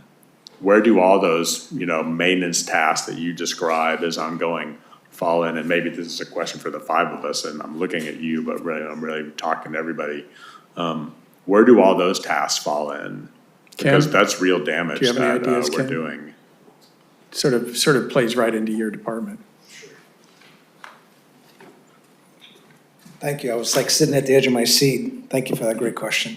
When I look at these adaptation and plans, I look at these plans on how do I incorporate it in the CIP projects that we're already doing. We're doing stairs repair, and I'm forward thinking about climate. I'm thinking about erosion. I'm thinking about the effects when I create my design. So some of these things are things we're already doing. It's kind of incorporated. If I look at that climate, for example, climate action and adaptation plan, urban forest maintenance and improvements. Well, that's part of the work we do pretty much every day, and the fuels management work that we've been working on. The collaboration with Monterey Fire, that's still part of that. It's work we're doing already.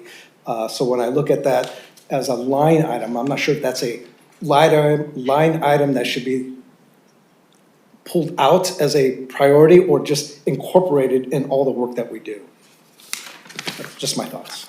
Did that help answer your question at all? Yeah, my response would be I'm happy to. So this 2.1.6 is a reference back to everything in the climate is reference everything back in the plan. Correct.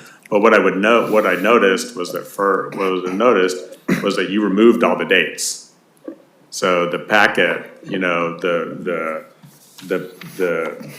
there was one version, and I'm sorry if I'm misspeaking, but there was one version of the spreadsheet where all the dates that are in the reference section. So at the end of this list that are the dates from the climate. Sorry for not leaning forward. The dates from the climate action and adaptation plan. One version of the spreadsheet had all the dates removed. And it said sort of TBD, one of the 3 versions, target goal completion. Yes, you're right. Sorry, I apologize. That was an error. We do have dates on those. It must have just been an error in the list. Okay. Yeah. So you went through and put the Yeah, I dates went there. through them. Yeah, I so went they're through in and there. put dates. Yeah, they're in there still. So my preference would be so I like the way that this line references sort of things in the back. So I think it gives sort of visibility to things in the back.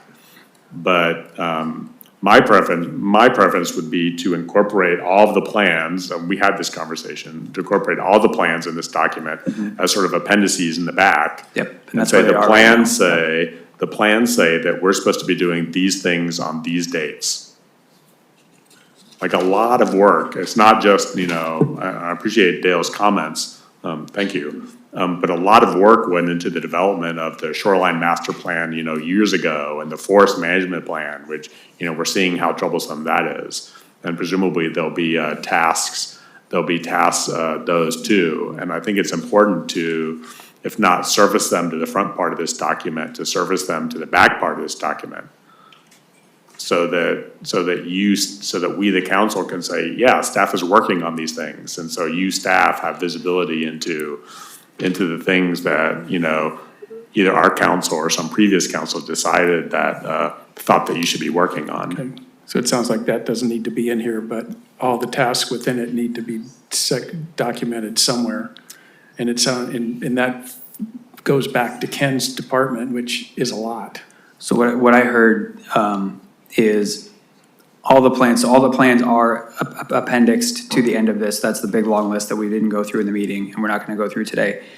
But I think Councilmember Barron, you're suggesting that wherever it was appropriate for, like the housing element implementation to show up, that would show up, just a line like this, just references it up in the main list, that's something that's an ongoing project priority. Provides visibility. I mean, there's some things like this particular item, implementation of coastline related items. There are items in those climate plans that are not coastline related. Right. That are still in the plan. Right. But I think that this provides visibility into into the entire plan, and to the question I asked you earlier, which was, at the end of this process, come back to us and tell us what staff you need to do these things. That's ammunition for you or not, to say, here's what the environmental group inside Ken's department is working on, this whole list of things, and then we can make a decision about whether we're gonna do those things or not. So Brandon, tell us what you're gonna do, so we can vote on it. What I intend on doing, if the council's okay with it, is creating a subline like this for every plan that exists as an appendices, just so that there's visibility on it within the priorities list. And then you work with your department head to make sure you've got a plan to do that, and if you need That's more right. resources, you come back. That's right. What about if we did it in a different color? We can do that? Let's do that. Certainly, okay. The council is okay with that? Thumbs up from everybody?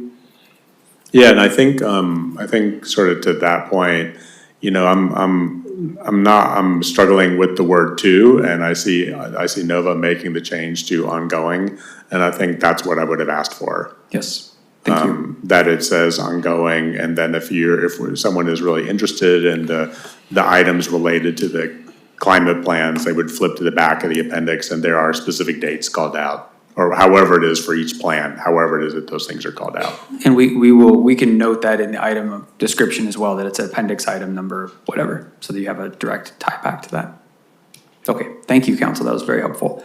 On to section 2.2. The big blue section is wildfire mitigation and prevention. We have a total of 7 lines on here. One of the, you will note, is slated for removal because it's done. So Mayor, with your approval, we'll open up for public comment? Yes. Okay, thank you. Any members of the public want to speak on any of the items within this list here?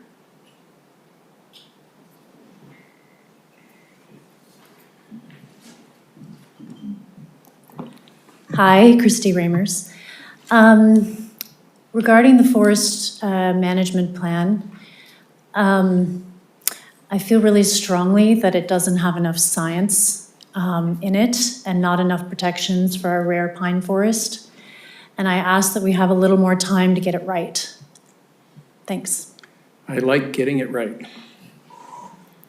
Anyone else in the room? That's not, for those of you in the room, that's an active, ongoing process with some pretty reasonable schedules on it, so.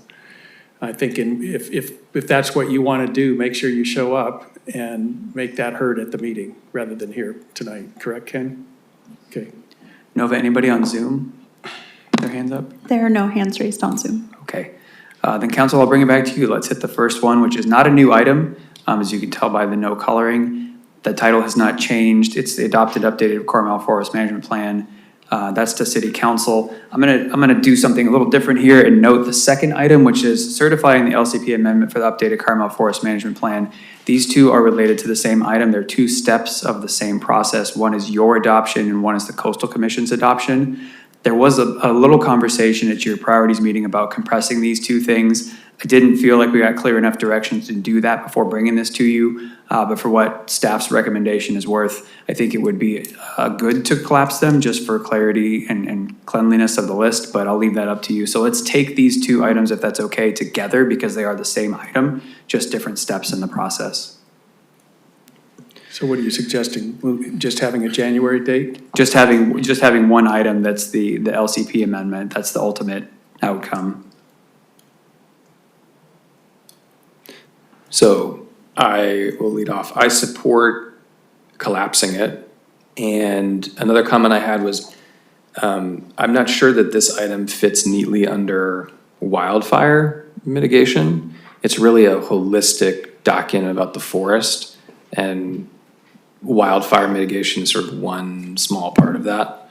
So I know we don't want a proliferation of blue sections, but it does feel a little bit out of category.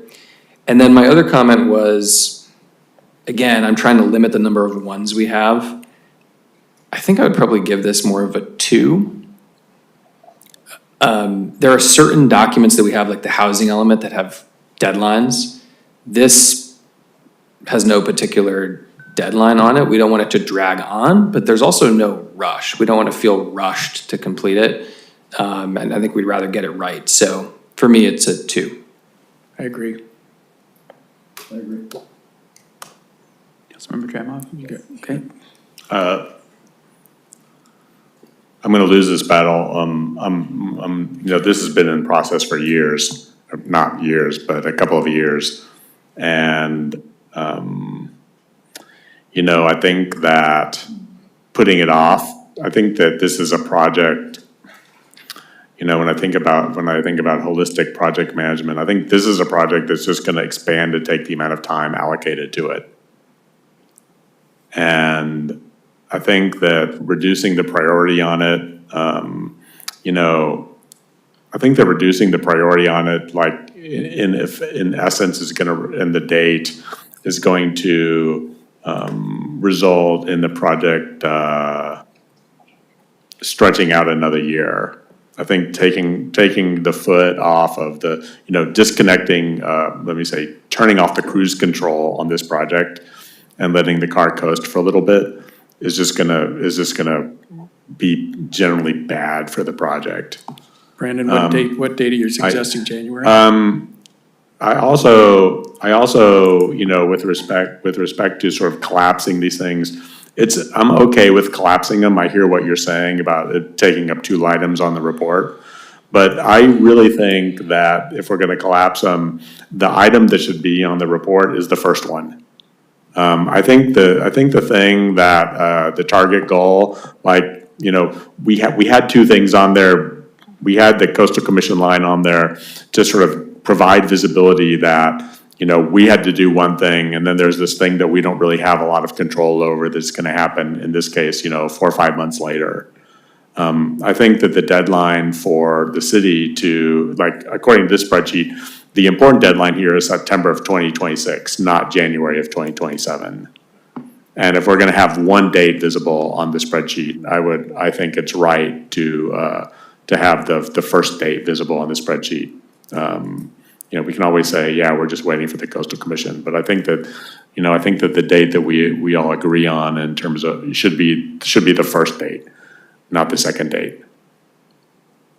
Council, are you okay with that? Making it the council date, not the Coastal Commission date? Because that will come up 2 more times in this document, so that might make the conversation easier in the coming items as well. Councilmember Dramoff? My preference, and I think I'm going to be in the minority on this, was to keep the 2 separate items, keep them separate, not combine them, and then keep the 2 dates. I agree with that. Like if I wasn't, like I agree that, I also think that we should keep two separate dates. But my comment was, if we're going to collapse it to one date, I would prefer it be the first date and not the second date. Like, I do think that visibility of it's not our, it's not, the certification isn't ours. I do think that is something that is worth including in the document, but that's not a hill that I'm gonna die on. Okay, so we've got 2 votes for leaving it the way it is. Do we have a third? Yes. Okay. Okay. I'll vote for it too then. Great, okay, thank you so We're much. done with that. Okay, Do we want to talk about the, like, there was some conversation about priorities and dates related to this item, and right now, the spreadsheet still shows September 2026. Is that where the 5 of us are? Is that the goal of the Forest and Beach Commission and the Planning Commission and whoever else is involved in staff? Or are we gonna push that date out? I'm looking at Ken. I mean, he's on it. I think we'll probably push it out a little bit if we're making it a 2 priority to kind of slow down and. Right. That was a best estimate for September to have that take place. We still got to go through the CEQA process. We got to go through the different commissions that review and recommend going forward before it comes to council. Council reviews a couple times. This was like the best aggressive dates, but according to Brandon, it could be pushed out too, and we'll keep you guys informed Give us as a we go date, along. give us your best date right now. I'm gonna save you from doing that. Don't do that quite yet. So I think, Mayor, if it's okay with you, what I'd like to do is, because we're rebalancing this list, we're making some changes. So let us, after we get the priorities set and what the items are, then let us go back through the target date lists. With your department heads. With my department heads, and then when it comes back next month as part of your monthly reports, you'll see dates on there, shiny new dates. Okay, perfect. Okay, all right, thank you. And we'll have this discussion as part of the consent calendar next month. If you'd like to pull it to have that conversation, yes, sir. Yep. And you'll track changes, so we'll be able to see. Yes, sir. We'll have an old version and a new version? Yes, sir. Okay. Yep. That gets us through 2.2. What happened to the other? Did we lose some lines there, Yeah, Nova? she did. She wiped out the wildfire stuff. You hid some lines there. It looks like 35 through 41 are hidden. Can you, on the left-hand side, unhide those for me, please? So scroll down to, you're gonna need to select 35 down through 41, so hold your cursor there. Okay.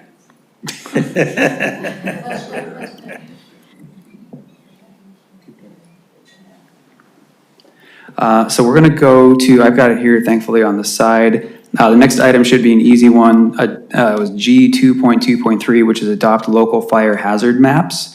We had that marked as done. Council, are you okay with us removing that from your list? Yes. Great. Those ones are wonderful. And look at that, just like magic. Okay, 2.2.3 is a yellow item. That means that it is changed language, not a new item. What has been added here is to add some clarity. One of the things council mentioned in your workshop was to add some clarity to what this was, adopting additional city wildfire and prevention measures. The example, allowed materials, building code, et cetera. So looking for guidance on the language, council, and then also level of priority. So I hear Bob about not wanting to spend too much time on the language, but I do think words matter on this, so we understand what we're talking about.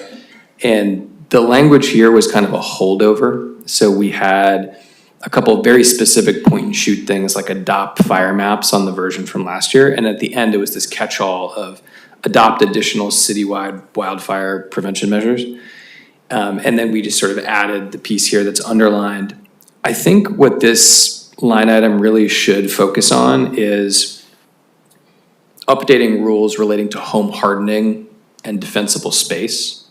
So my suggestion would be to collapse this with 2.2.5 and to change the language to lean into the home hardening and defensible space aspect of it.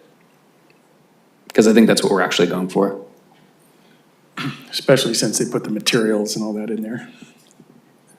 I defer to Hans on this. He's really dug in on it. Me too.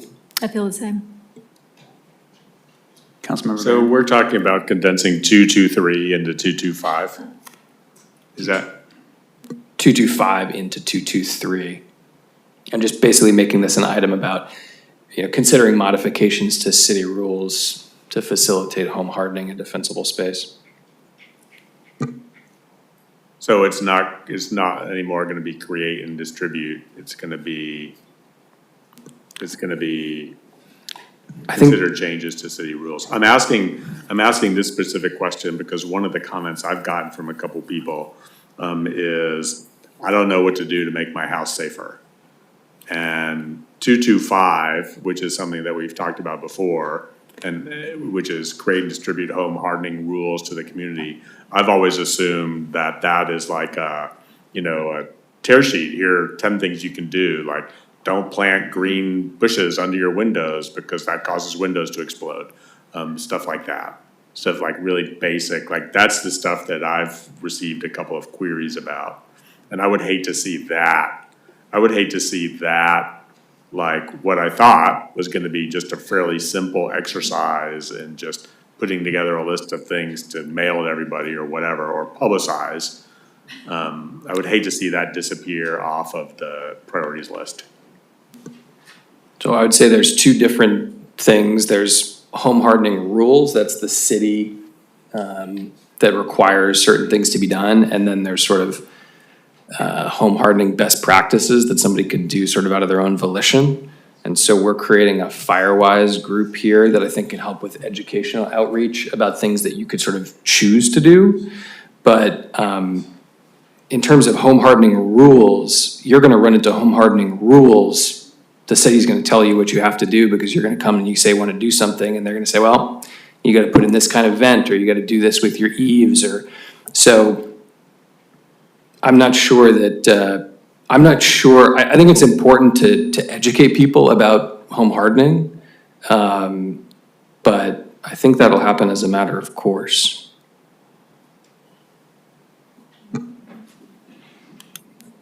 I'm fine with the original proposal made by Hans. Me too. Okay, thank you, council. We've got yellow done 2.2.4. Complete all, this is another new one, this came out of the meeting. Complete all tasks on the list of prioritized fuel mitigation projects. And as a reminder, the wildfire group that Councilmember Booter has been working with did work with the fire department to create a specific list of tasks for fuel mitigation. And so this was a nod to making the completion of that list a priority. And we took the note down from you that that was a number one priority. Is the item says complete all the tasks on the list. The item doesn't say approve the list. So is it complete all the tasks on the list that no one has seen, or is it complete the list? Get the list approved.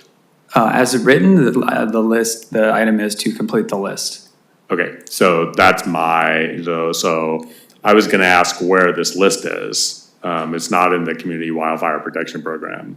So if it's not straight out of there, then I'm wondering how this list gets, what the vetting process is for this list before we dedicate city resources to it.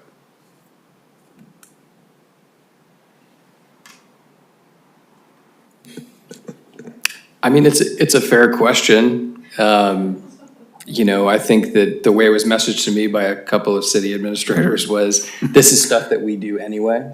And so we're adjusting what's on the list of stuff that we do anyway, and trying to tighten it up a little bit with additional feedback on prioritization and best practices from the fire department. So the city ostensibly has done some level of fuel mitigation work in the past, and I think we're amping it up. But in the past, I think we haven't approved specific fuel mitigation things. I'm not opposed to having it come to the council and having us talk about it. Yeah, and to Councilmember Booter's point, it is a list that was created, out of the Community Wildfire Prevention Program. Some of the tasks were due fuel mitigation. The list was created in partnership with the fire department. But certainly we can bring it to the council for approval before we start working on that. If the council majority of you want to change that language to get the list approved and then complete all the tasks, that's. Well, if you wanted to change the item to say complete all the tasks in the, like above, complete all the tasks in the community wildfire protection program, and then that was an appendix like we talked about before, which I assume it would be, like that would be okay. Like that would be sort of okay as written. But if I'm going to, you know, evaluate your performance as the administrator, for example, on whether, you know, your staff completes all this list, like that's something that the five of us should do, not something that should be sort of created out of whole cloth. So I would be okay with either one of, I'm not really okay with that, but I would be okay with either taking it off or my preference would probably be to just say either, I'd be okay with either approving a new list or just referencing the community wildfire protection program list. Hans? It's just, yeah, I think it's a good practice for us to bring it. We could do a real quick presentation on it, get public comment on it, get council comment on it. I think it's gonna be relatively non-controversial, but I think it's good. I think that's a good practice. I think it's a fair point by Jeff. Okay, so we'll make it a point to bring the list in the future and keep this then. So assuming that whatever the list ends up being, that the council has approved it, are we okay with the language as is, Councilmember Barron? It sounds like yes, if it's a list that you've approved. Complete all tasks on a future list, on a future approved list of prioritized fuel mitigation projects. How about we just say complete all tasks on the approved list of priorities? That way, once we have an approved list, it will be accurate. Is that okay with you, sir? Thank you. Sure. Okay, thank you. Okay, on to, we did 2.2.5 already. The last one is 2.2.6, execute a citywide evacuation drill. The chief has already been working on this. I've been working with our partners around the area and is on target for May 2026. This is a new add, that's redundant. This has been added to the list. Any comments on the language or the level of priority from council? Councilmember Delves is saying no. Councilmember Dramoff, no. Are you gonna bring this to us before, like in April, before we do this drill in May, or are you just gonna announce to us that we're doing a drill? April 26th, we'll bring it to you, 4 days before the drill. No, sir, there'll be the chief, and maybe the chief can speak to it a little bit. He's been building a plan with our surrounding partners, and most certainly he'll be bringing something to you and the community, give him a heads up of what's going on, but chief? I agree. Okay. Thank you. Yeah, I was gonna bring it to council, but also offer some training beforehand for council through fire and Department of Emergency Management that's related to it. It's only a couple hours max. Okay, thank you, Chief. I was just gonna say, I know we have the presumably, we'll have a cell tower item on next month's agenda, but at some point next month, maybe the month after, we could do a, I mean, March would be preferable to April, as you just mentioned. We could do like a wildfire committee report out, some of the items that have come up, so. Sure. I had a question since it's 6:30. Are we gonna maybe take a break? Because we've got a lot ahead of us. Well, maybe even a bigger question is, this is tedious as hell. Yeah. That's a statement, And sir. that's my opinion. I can't believe what these guys are going through. A lot of people are here to probably talk about TOT. Do we want to readjust? I'll leave that up to all of you. One option, you could say we've done some good work. We want to table the second half of this discussion to after the TOT item or another time. It's up to you completely. You could take your break now, come back and do the TOT. It's up to the council. I would suggest we take a break, do TOT, and come back and finish this. Yeah. I was thinking that earlier, but And be now's less a great time. tedious. Now, we just completed a blue section before we move on to the next section. This would be a wonderful time. Your other question was, should we put this off to? Well, we can decide that. You can decide that We can later. decide that Yeah. after the Okay, TOT. after TOT, because it's Yeah. just gonna be us at Yes, that sir. point. Yeah, let's decide it depending on Okay, how long. so we're TOT taking a break. takes. Come 30 back at minutes? 7. 7? Come back at 7? It's 25 minutes from now. We got the sequencing wrong. We're,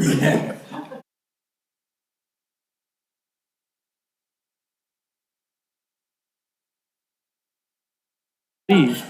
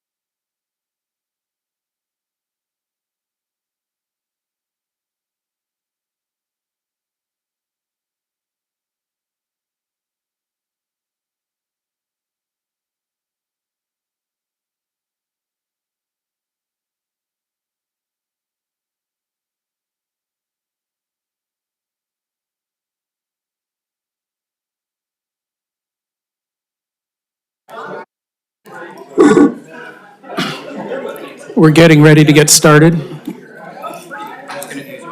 Okay. Nova, are we ready? I'll check if we're ready to go.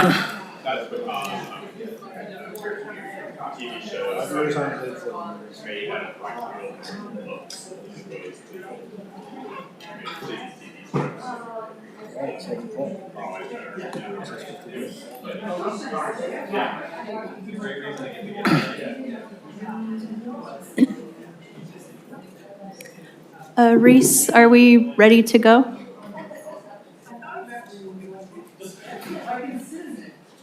Yes, we're ready.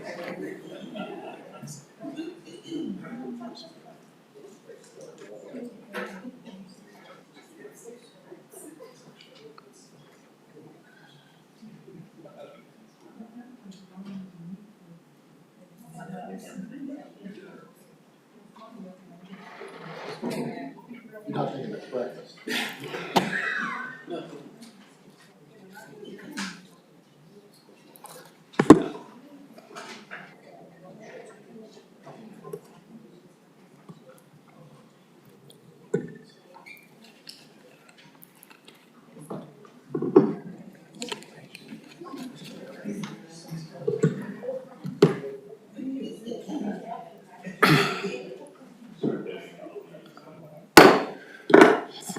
All right, we're back in session.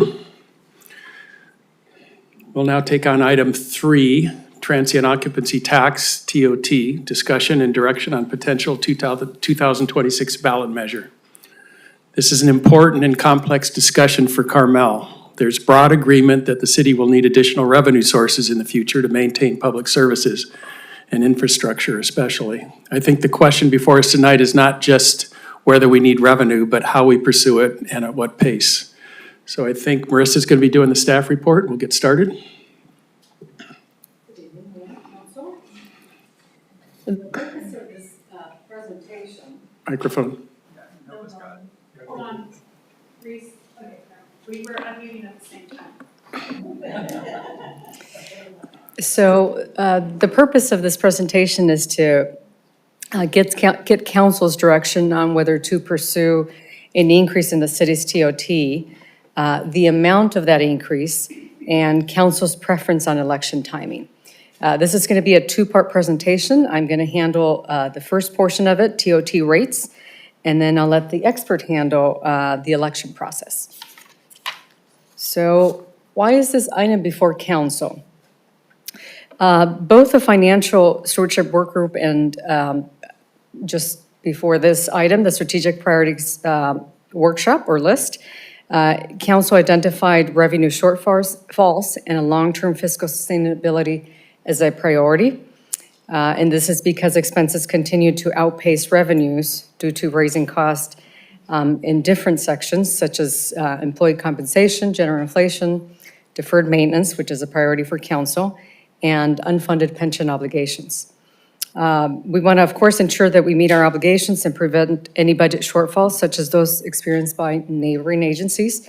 So pursuing an increase in TOT was identified as a potential additional source of revenue.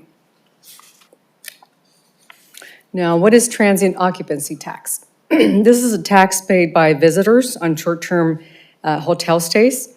It is authorized under California Revenue and Taxation Code 7280, and it was designed to compensate jurisdictions for the increased public services that come with additional tourism.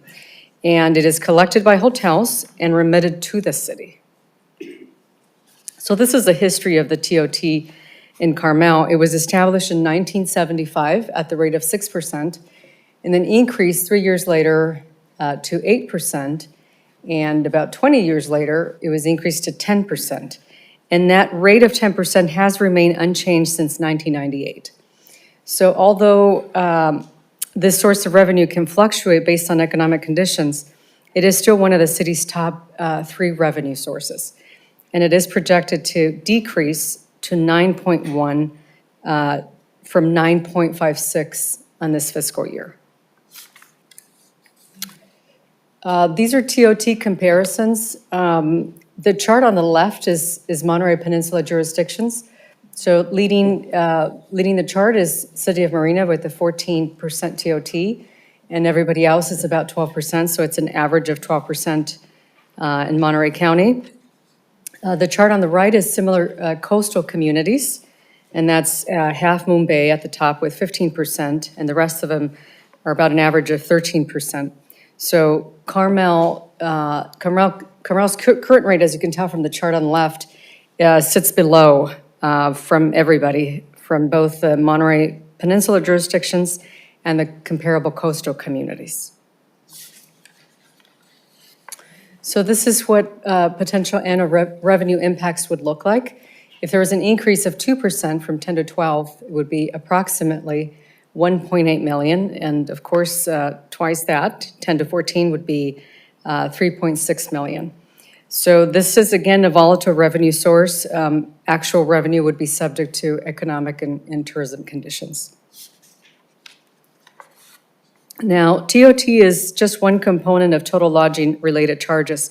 Many jurisdictions impose additional assessments that are intended for marketing or tourism-type services, such as the one we have for Carmel Hospitality Improvement District. Monterey Peninsula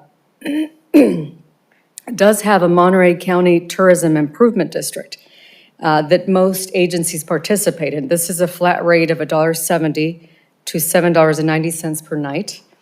The City of Monterey has a conference center facilities district assessment for any hotels within 100 feet of the conference center.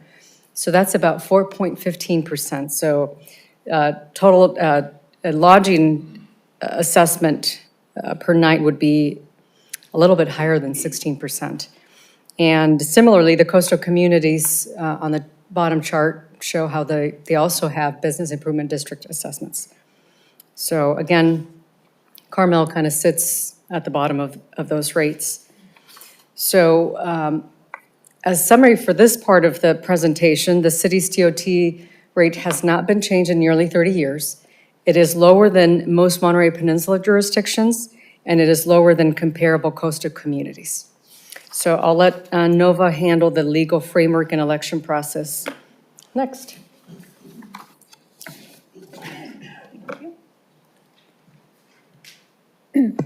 Okay, so in order to have a ballot measure, because that's what's required to change the TOT rate, you have to submit it to the voters.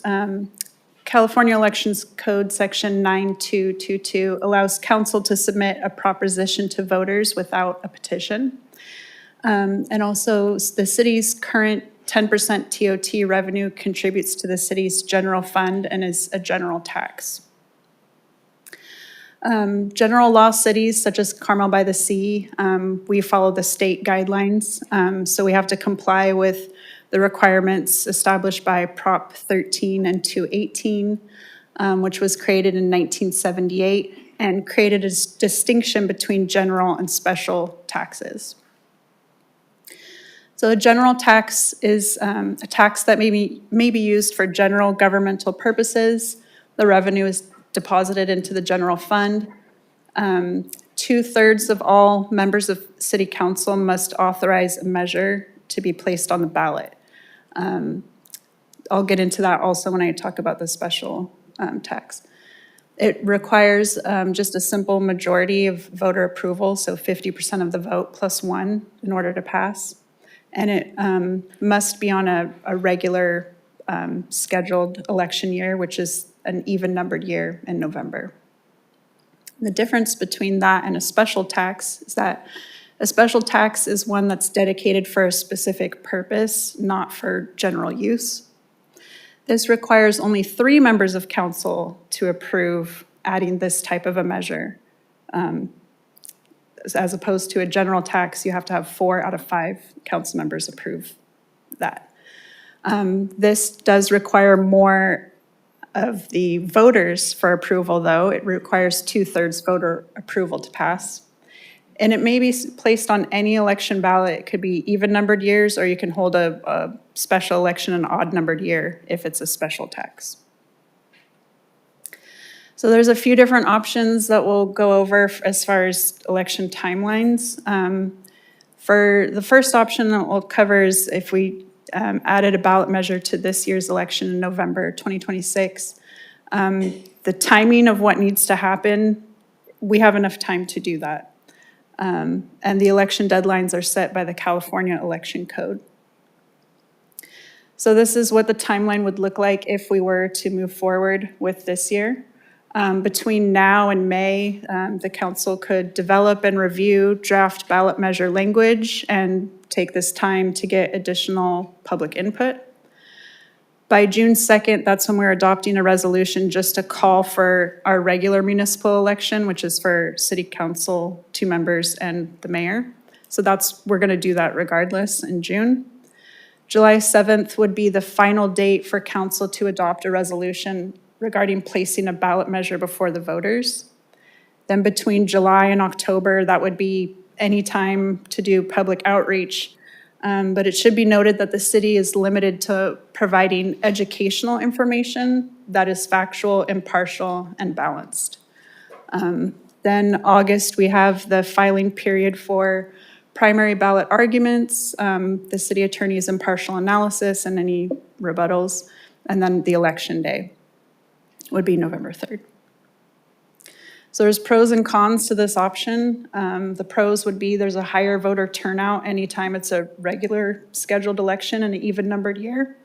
There's a lower cost to doing a ballot measure when we're already doing an election anyways. It would add about $6,000 to $10,000 to what we're already paying to hold an election.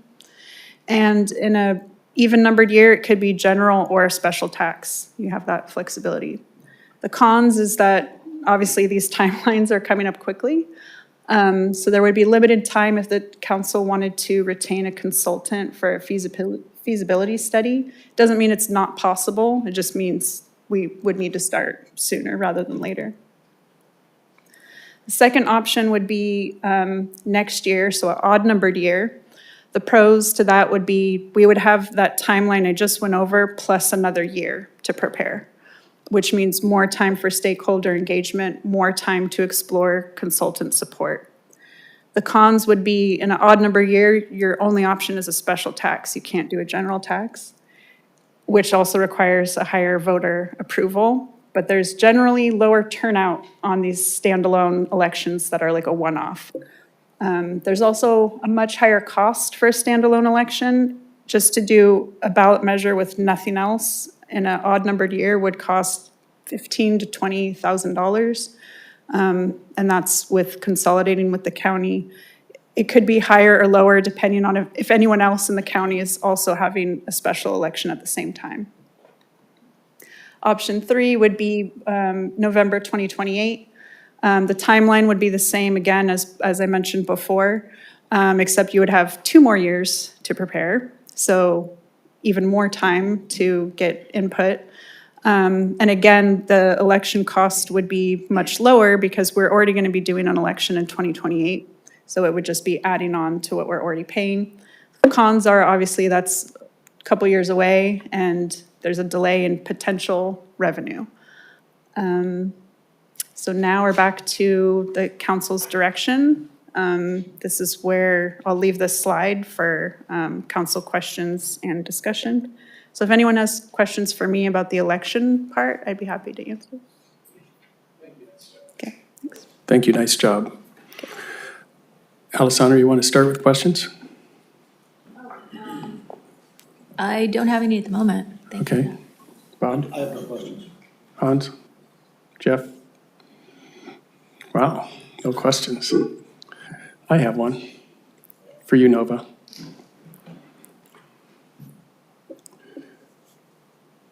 Realistically, how much work is it to do the ballot measure language? Like how long is that going to take you?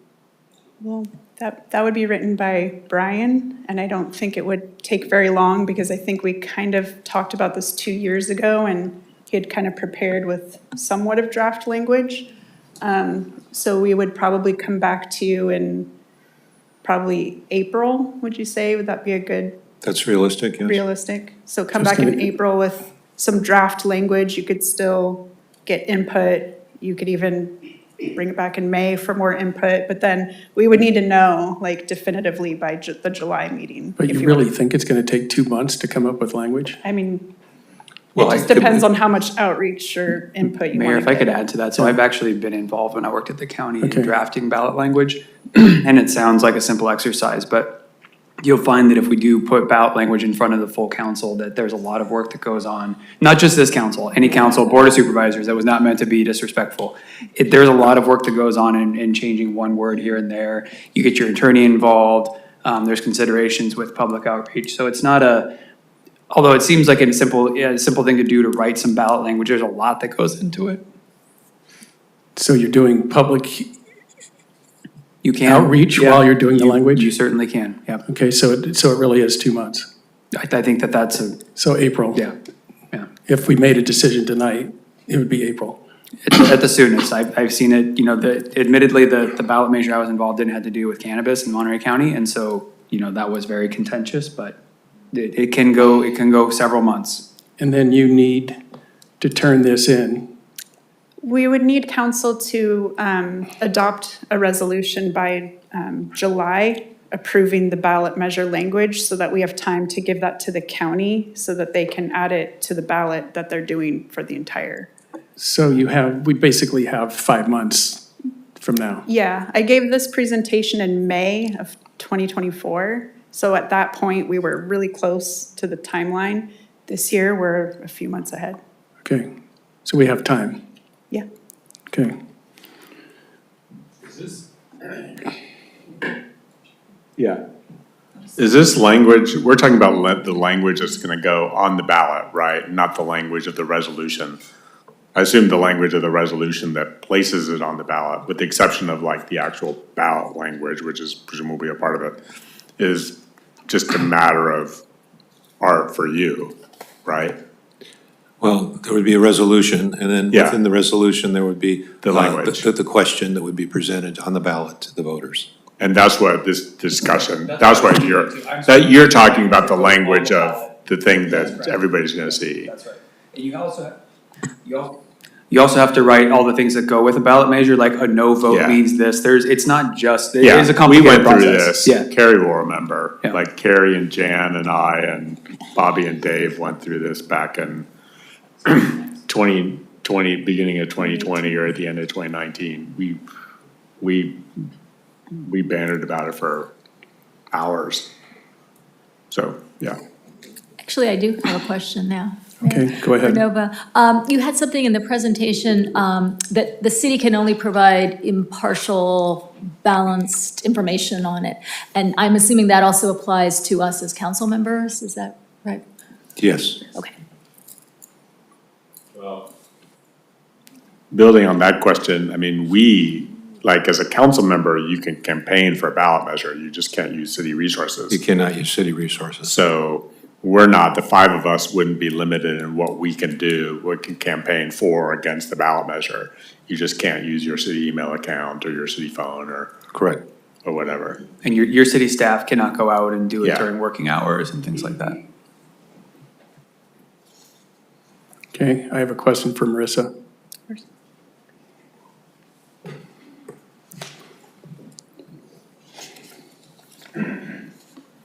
So the analysis that you gave us really just shows the percentage, which in our case, if you're a customer with the CHID percentage is 12% right now. When you check out, you're paying a 12% Correct. tax in essence, even The though two 10% of it plus is the- self-assessment. Yes, plus the Monterey County Improvement District, which is a flat amount of $1.70 to $7.90, I'm sorry, per night, which is, again, most jurisdictions in Monterey County participate in this program or assessment. That's not shown on this chart. It's in the third column. So if you're looking at the top chart, is the third column, Monterey County Tourism Improvement, and that just says who participates in it. The breakdown is not in there, but But we're paying that? hotel guests are. Okay, but it's not shown on this chart. The, What effective percentage would that add to it, do you think? it's $1.70 to $7.90 a night. There's a tiered, Jamie, do you recall what the tiered is? Approximately 70 basis points? So 0.7? It's in this, 0.7. So it's in the packet on Right. page 63. Right, but the public might not have seen that. So in essence, we're paying, the customer, when they check out, is paying 12.7%, 12.7%. which is in effect our current TOT rate for the customer. We don't get it, but they're paying it. Correct. Did you do any analysis in terms of, for instance, and I know others have, you probably have looked at it, the per revenue per night that we're getting versus just the flat percentage? I'm going to hand this off to Jamie.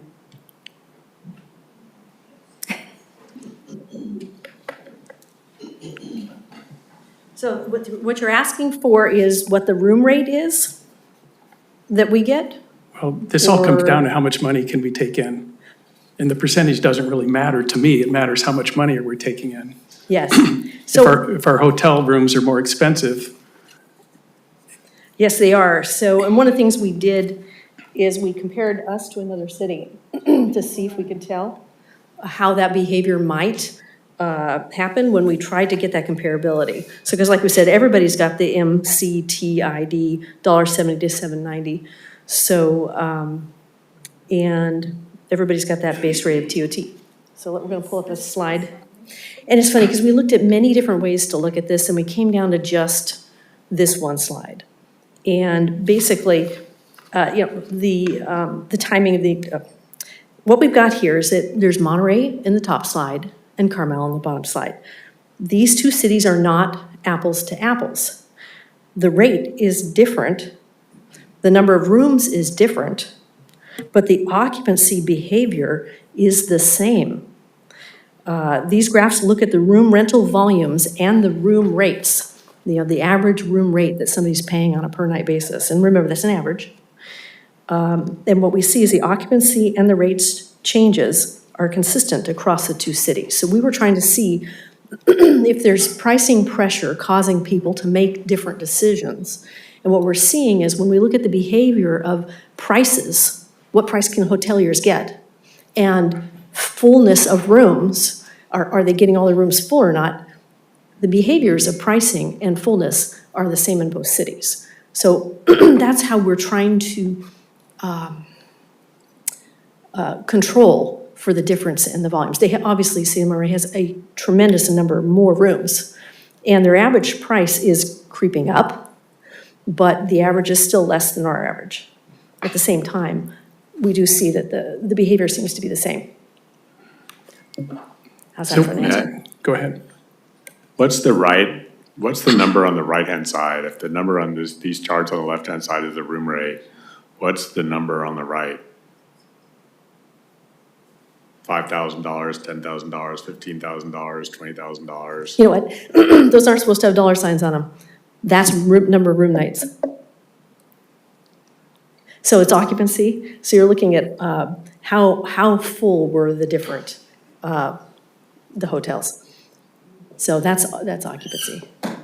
So is so on the left is a dollar amount, and on the right is number of month rooms, or? Yeah, Like, let me check my source. So the thing on the left describes the solid line, the thing on the right describes the dotted line, right? Yeah, and the dotted line is the number of rooms sold in that month. So, okay. So that's another way of looking at occupancy or occupancy percentage. And basically, another way to look at it is the occupancy percentages for the two cities are average very close to the same. Well, that's hard to tell from this chart because okay. Yeah, you're right. Well, I started with 7 charts. So tell us what this means to us as decision makers. So as decision makers, the concern is that we will push people who are coming to stay into a behavior that's different for our city than what it's been in the past. And so we said, well, how can we know what kind of pressures this puts on? And so we looked to see what's Marina doing, what's Pacific Grove doing, what's Monterey doing. We could get monthly data for Monterey. And what we saw is that both cities had similar percentage of occupancy, similar number of fullness of the hotels, and that they had similar pricing behaviors across time. So we did not see what looked like people were coming here instead of going there because we had cheaper rooms. So that's what we're trying to get a hold of. And your theory is we have cheaper rooms. No. But the theory is we're not seeing that people are making different decisions about where to stay based on the TOT. They're probably looking at availability and they're looking at overall price of that listed room, but the room tax appears to be in addition to that. Do you have a theory on what would happen if we increased our TOT by 2% after watching it for a number of years? Am I allowed to make opinions? I mean, the mayor's asking you your opinion, I suppose. I mean, you're looking at these numbers all the time for years. Yes. The general consensus that we have in looking at the data is that we couldn't see that, that when people are looking at the pricing, that they're going to go in, grab the TOT, put it back on, and make a different decision. Okay. What we're seeing is we're kind of maximizing our use of the rooms in this city, even as the rates are increasing again and again and again, quarter after quarter, year after year in this city. And so right now what we've seen is there's more rooms coming online in the city. We're seeing the prices are going up in the city, and those things are not reducing each other. So this city is able to absorb all those pressures that have already occurred. So our best guess is that this would make no difference to the people using rooms in this city and the choices that they're making to come here. Keep in mind, we're talking about 100 room versus 5,000 rooms. I mean, 1,000 rooms versus 5,000 rooms. The assumption you're making there is that 2%, which is coming to us, couldn't be used for some other purpose by the hoteliers to increase their room rates, their service level, or something else which might encourage more people to stay there. And And one other question I have, we have the disadvantage of each hotel, because I've tried and failed to get individual hotel TOT numbers for privacy reasons, for competition or whatever. We have a lump number, but we don't have the individual hotel numbers, but you do. Yeah, so you're right, this is a blend, but we are not able to say that there's, I could say it away. It's a blend it's a valid average, so we don't see any difference in behaviors. Okay, The population is behaving consistently. But you have seen probably significant increases in total TOT for hotels that are reinvested in their hotels, and I don't get to see that. I think we got to protect the integrity of Jamie, who sees these numbers. I'm not asking her to give any particular hotels. I haven't. Just general trend. I haven't done that analysis to pull out I one. think this is, Yeah. like, I agree with Bob. Yeah, I think we should. This is like verging on. Yeah, like, we should, I think we should. This is verging on. All right, let's go to public comment then. Yeah, there you go. I will comment that, okay, every once in a while, a hotelier comes up here and tells us how much money they've paid. Good evening. Thank you for all of what you do. Nancy Toomey, this time speaking on behalf of the CRA Board of Directors. Even with the time constraints of this possible ballot measure for this November, we do not support taking the next steps for a TOT increase as covered by staff. Please seriously consider the data and findings as presented by our village hotels that you will hear from shortly that quantifies the negative impacts for a potential TOT increase. Our request as a CRA board requests for an initial introductory discussion on all possible incremental income with those options represented, including revenue potential and all estimated, we understand that. Estimated revenue per year, pros and cons, and rough implementation effort and cost. That is the way that we would prefer to approach this decision at this time.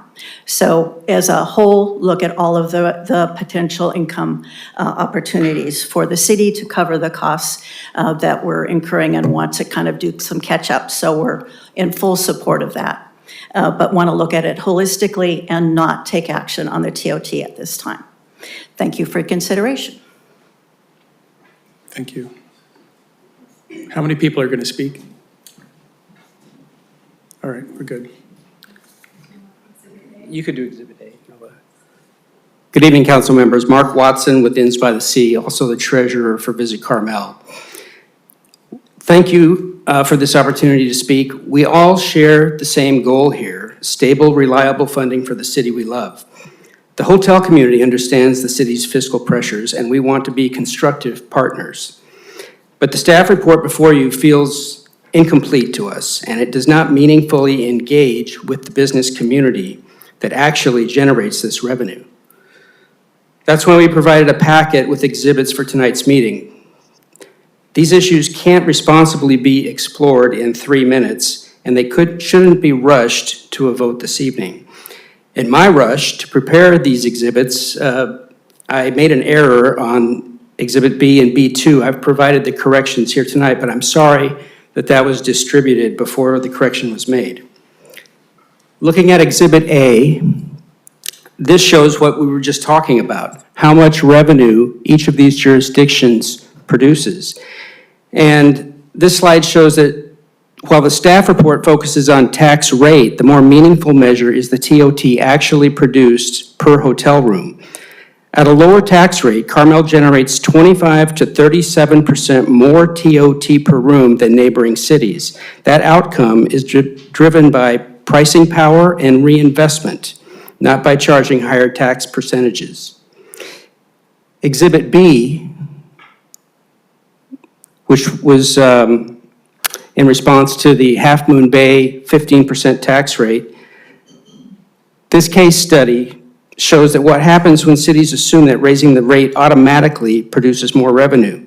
The staff report notes that the city of Half Moon Bay's TOT rate is 15%, and that's true. Over 3 years, it rose from 12 to 15%. And when the post-COVID demand normalized, RevPAR declined and TOT growth flattened. even at a higher tax rate. Carmel's stable tax rate produced comparable per-room tax results with less volatility. And a little micro look at that, Exhibit B2, I operate a property in Half Moon Bay, but it's in the county. It's just outside the city. And the Half Moon Bay City Council report, they indicated that their 8% drop in fiscal '24 was primarily due to a decrease in tourism to the coast. And this slide examines this question of whether visitors left the coastal region. They didn't. A comparable hotel just outside the city, the one I mentioned, taxed at a stable county rate of 10%, increased RevPAR and TOT per room in fiscal year '24, while the city experienced a decline. Demand may have shifted within the market toward more price-competitive jurisdictions. In closing, how much time do I have? God. Raising the TOT now doesn't necessarily protect the city's finances from the long-term fiscal impacts. Stewardship, in our view, means taking a little more time to ask the harder questions, engage stakeholders, and fully understand the potential impacts before moving forward. Thank you very much. Thank you, Mark.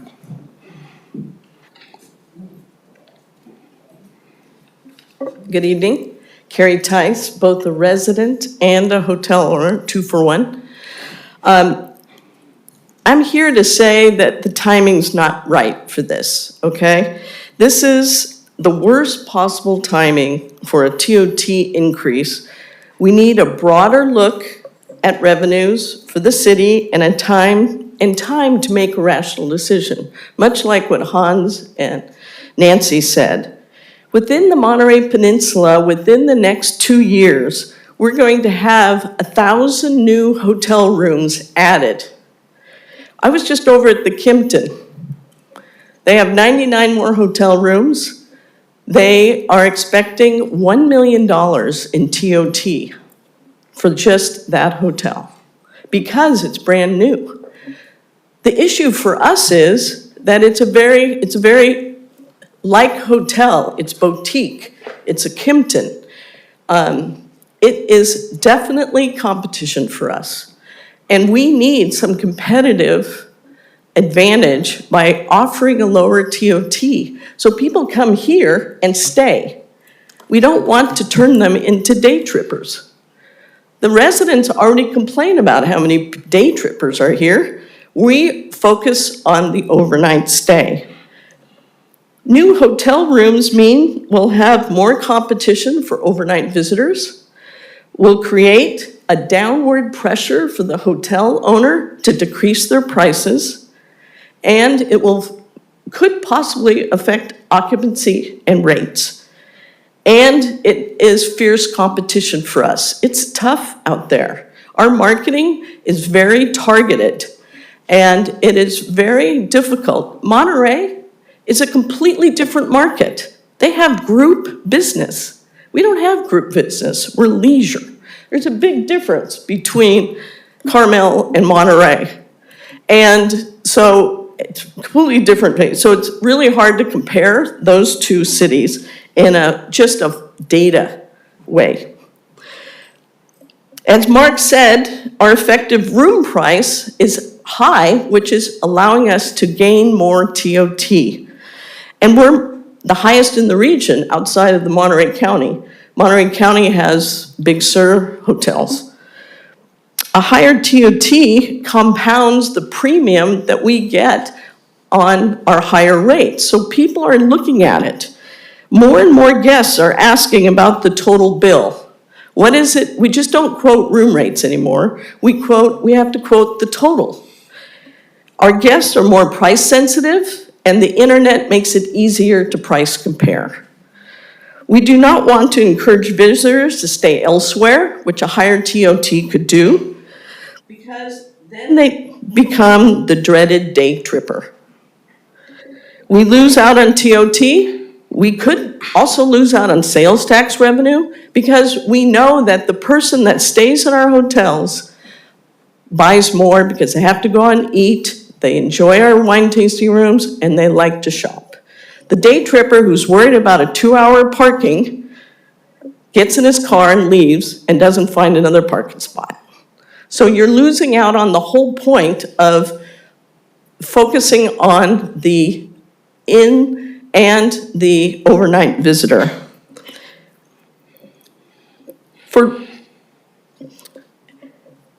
For perspective, just one more thing. We have 40 inns that are generating, 40 businesses are generating $9 million in revenue. 40. And what you're looking at today is you're affecting those 40 inns.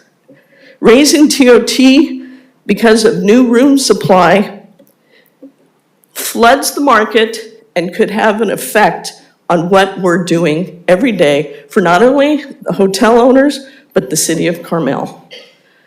Carmel doesn't need to rush a tax increase. It needs rigorous analysis, stakeholder engagement, and a strategy that protects what already works. Thank you. Thank you, Carrie.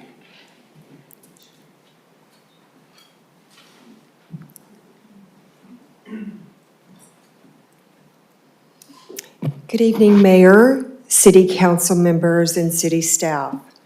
My name is Sigel Lomas, and I serve as the Chair of the Government Affairs Committee for the Carmel Chamber of Commerce, and I'm a resident.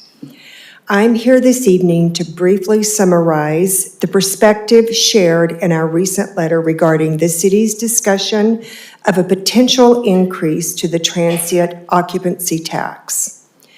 The Government Affairs Committee represents the interest of a broader business community, including a significant number of local hotels and innkeepers. We appreciate the Council's willingness to engage on this topic and recognize the importance of evaluating long-term fiscal sustainability for the city. Based on a preliminary review of available information, revenue projections associated with the potential TOT increase may not fully account for possible changes in demand, occupancy, the length of stay. In a market like Carmel-by-the-Sea, where lodging inventory is limited and pricing sensitivity matters, those factors can significantly influence overnight visitation. Carmel also operates within a competitive regional environment. This affects total lodging cost and may influence visitor decision-making. Analysis suggests that even a modest increase in TOT could absorb a substantial portion of the projected future hotel revenue growth, potentially limiting reinvestment capacity over time. Historical experience in comparable markets show that sustained tax pressure without adequate reinvestment flexibility can affect the lodging quality and long-term revenue performance.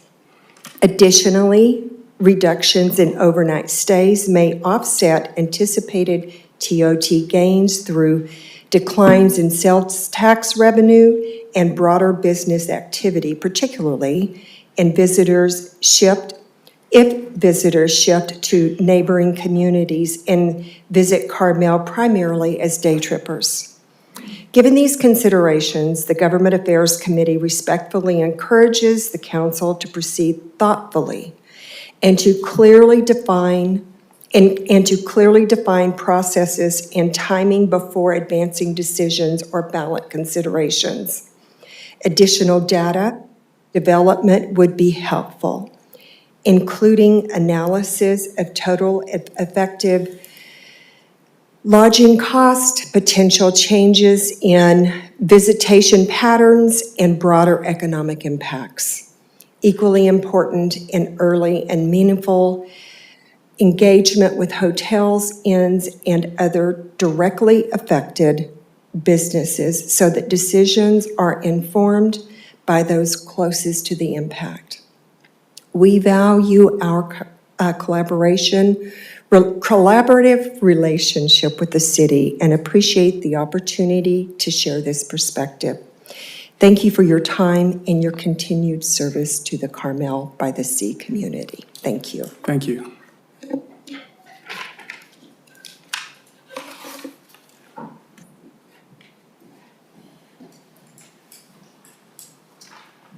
Good evening, Mr. Mayor, Good council members. My name is Susan Dompier. I represent La Playa Hotel and Hotel Carmel. I am also a resident. Behind every room night are people, shop owners, hotel workers, restaurateurs. All of our livelihoods depend on overnight visitors. Research shows that a 2% effective price increase reduces demand meaningfully.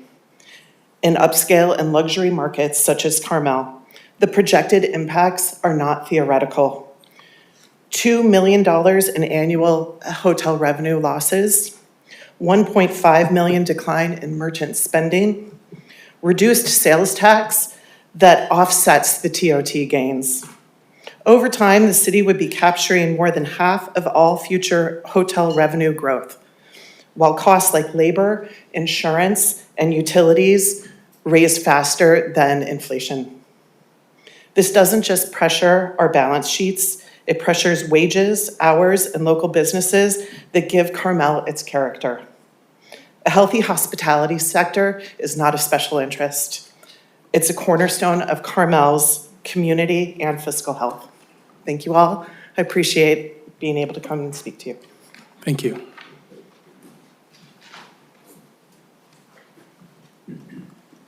Evening, everyone. Mr. Mayor, members of the council, Mark Stillwell, 35 years in the hotel industry, mainly with Pebble Beach, but the last decade or so in Carmel. My wife's family opened Tradewinds in '59, so 67 years there. We have a bit of history here.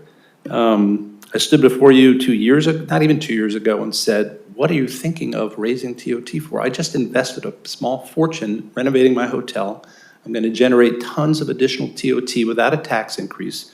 Give us time to do this work. Our inventory here is aging. It needs to be replenished. And so I'm standing here today, I feel, disappointed, angry, shocked a bit, but I'm also thinking, what I really feel is it's like Julia Roberts in Pretty Woman when she went in that store and she said, you made a big mistake, big, huge. You're going down a road that I really feel is going to hurt the overall industry here long term.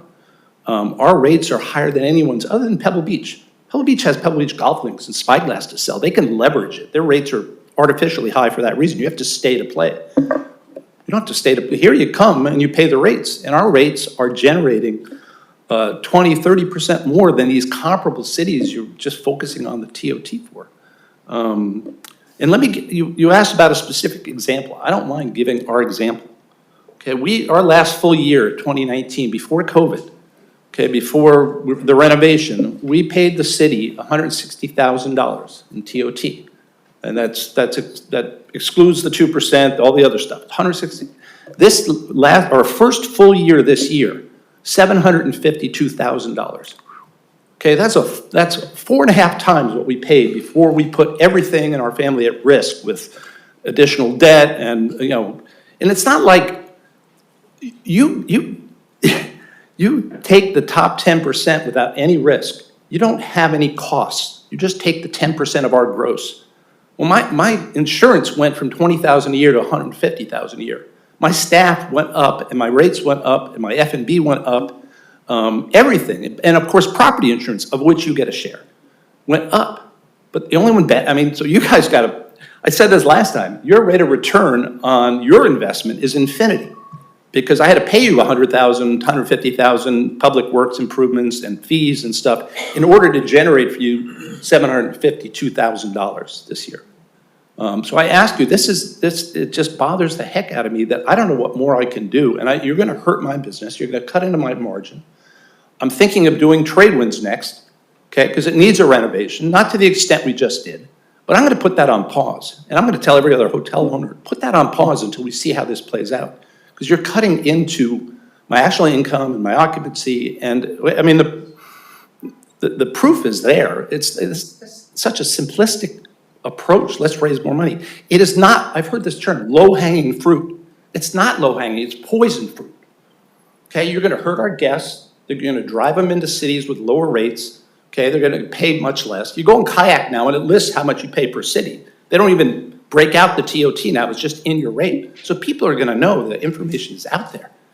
And I just don't understand it. I don't know why we don't focus more on business development and improving our inventory and making our services, helping us make our services better. We will raise, you have a built-in inflation factor. Every time I raise rates $50, $100, you get, again, cream on the top. You get 50, 10% of that without any risk. So I urge you not to go down this road, and I urge you, if you're even thinking about it, give us more time to explain this to you.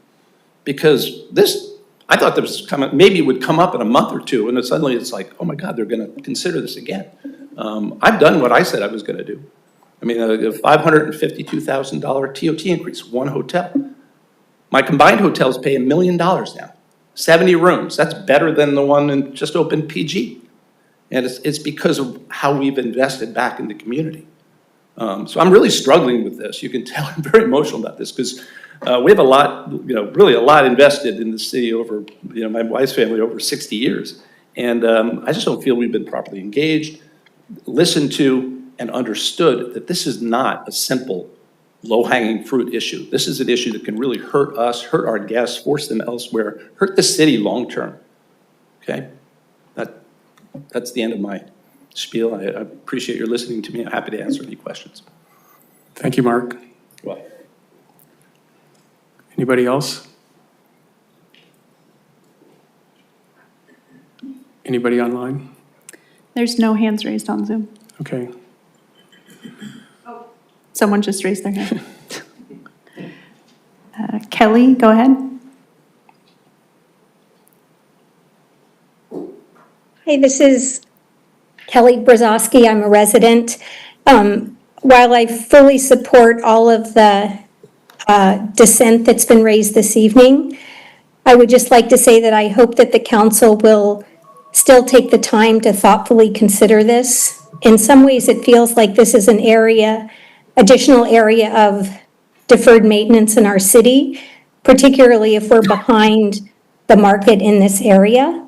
I would not encourage taking a rash decision, but I spent many, many years working on price increases at Procter & Gamble back in the early days of my career, and we debated many, many times, pennies of increases on toilet paper and paper towels and household products. And while hotel rooms are not that, I think it would be surprising to see that a small increase in TOT to bring us back in line with the rest of the market in the peninsula would have an ill effect on our occupancy and our revenues. Particularly, I think some of the early charts that were showed by Jamie suggest that we're tracking in terms of occupancy very, very similar to our counterparts in the area. So I would just, as a resident, request or would be interested in the council keeping an open mind on this topic. Thank you. Thank you, Kelly. All right, anybody else? No, there's no more hands raised. All right, let's bring it back for discussion. Let's start with Jeff this time. Start with Jeff this time. A couple of years ago, when Mayor Potter brought this back in May, I'll take Carrie's word for it, I think, there wasn't enough time. And now we're bringing it back in February, and there's still not enough time. And I don't know how to have,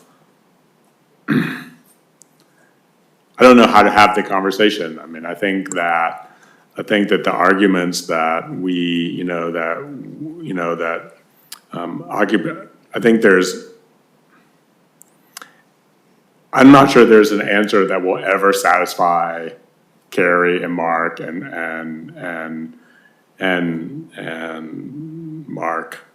I don't know how to engage in that conversation. Like, it seems like every time the conversation comes up, the sky is falling and there's no, it seems like the conversation has started with a no.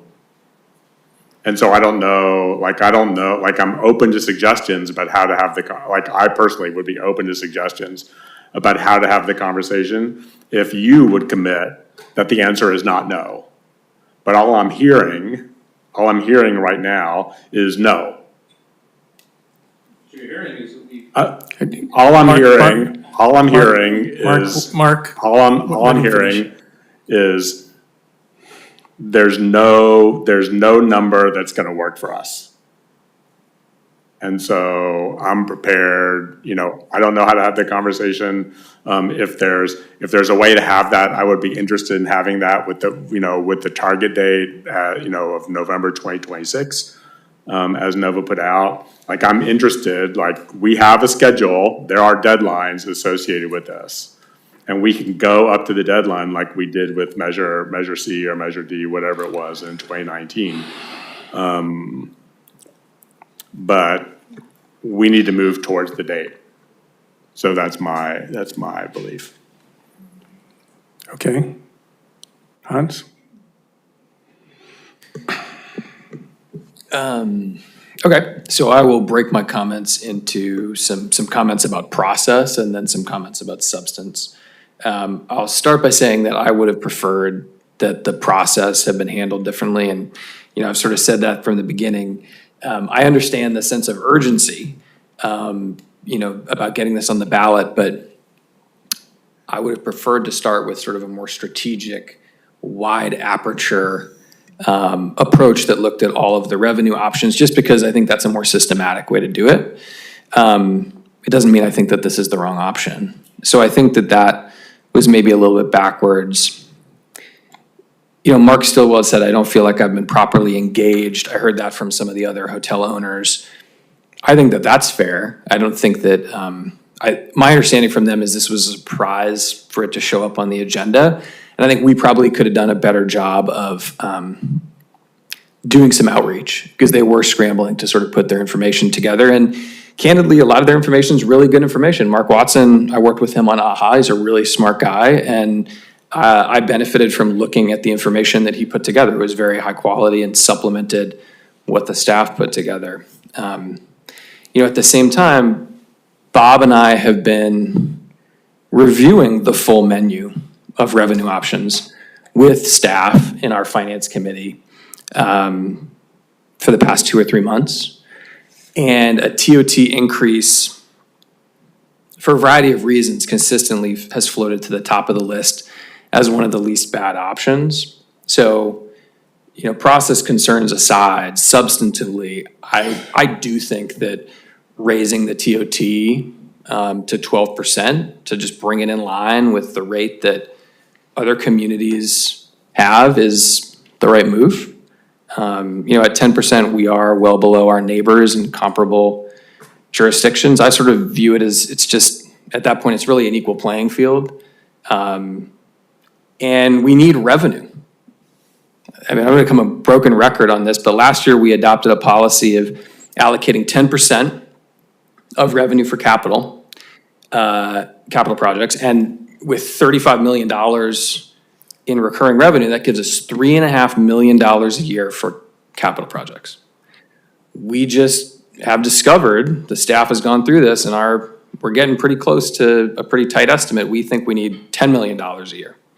So we've got functionally a $6.5 million a year budget gap.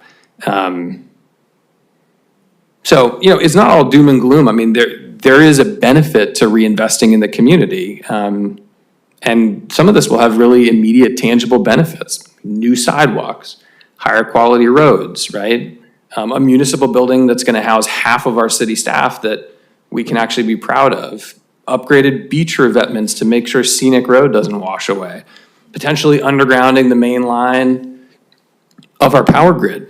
So just to name a few. So $6.5 million a year is a pretty big gap relative to the size of our budget. And these investments, they're just gonna require some shared sacrifice, and that does include the business community. I say that as somebody, my parents ran a bed and breakfast for 37 years, and not like a big bed and breakfast. They ran one that was at times as small as 14 rooms, sometimes up to 25 or 30. But it's a tough business. I mean, Carrie mentioned this. It is a tough business. It's capital intensive. Your leases are 1 day long, right? Like my dad used to get up at 4:30 in the morning to cook breakfast every morning. So it's like, I get it. It's tough. That being said, ultimately, having looked over all of the available revenue options over the past 2 or 3 months, it's pretty clear to me that raising the TOT to 12% to be in line with these other jurisdictions, I think has to be part of the equation. So really quickly, some additional observations.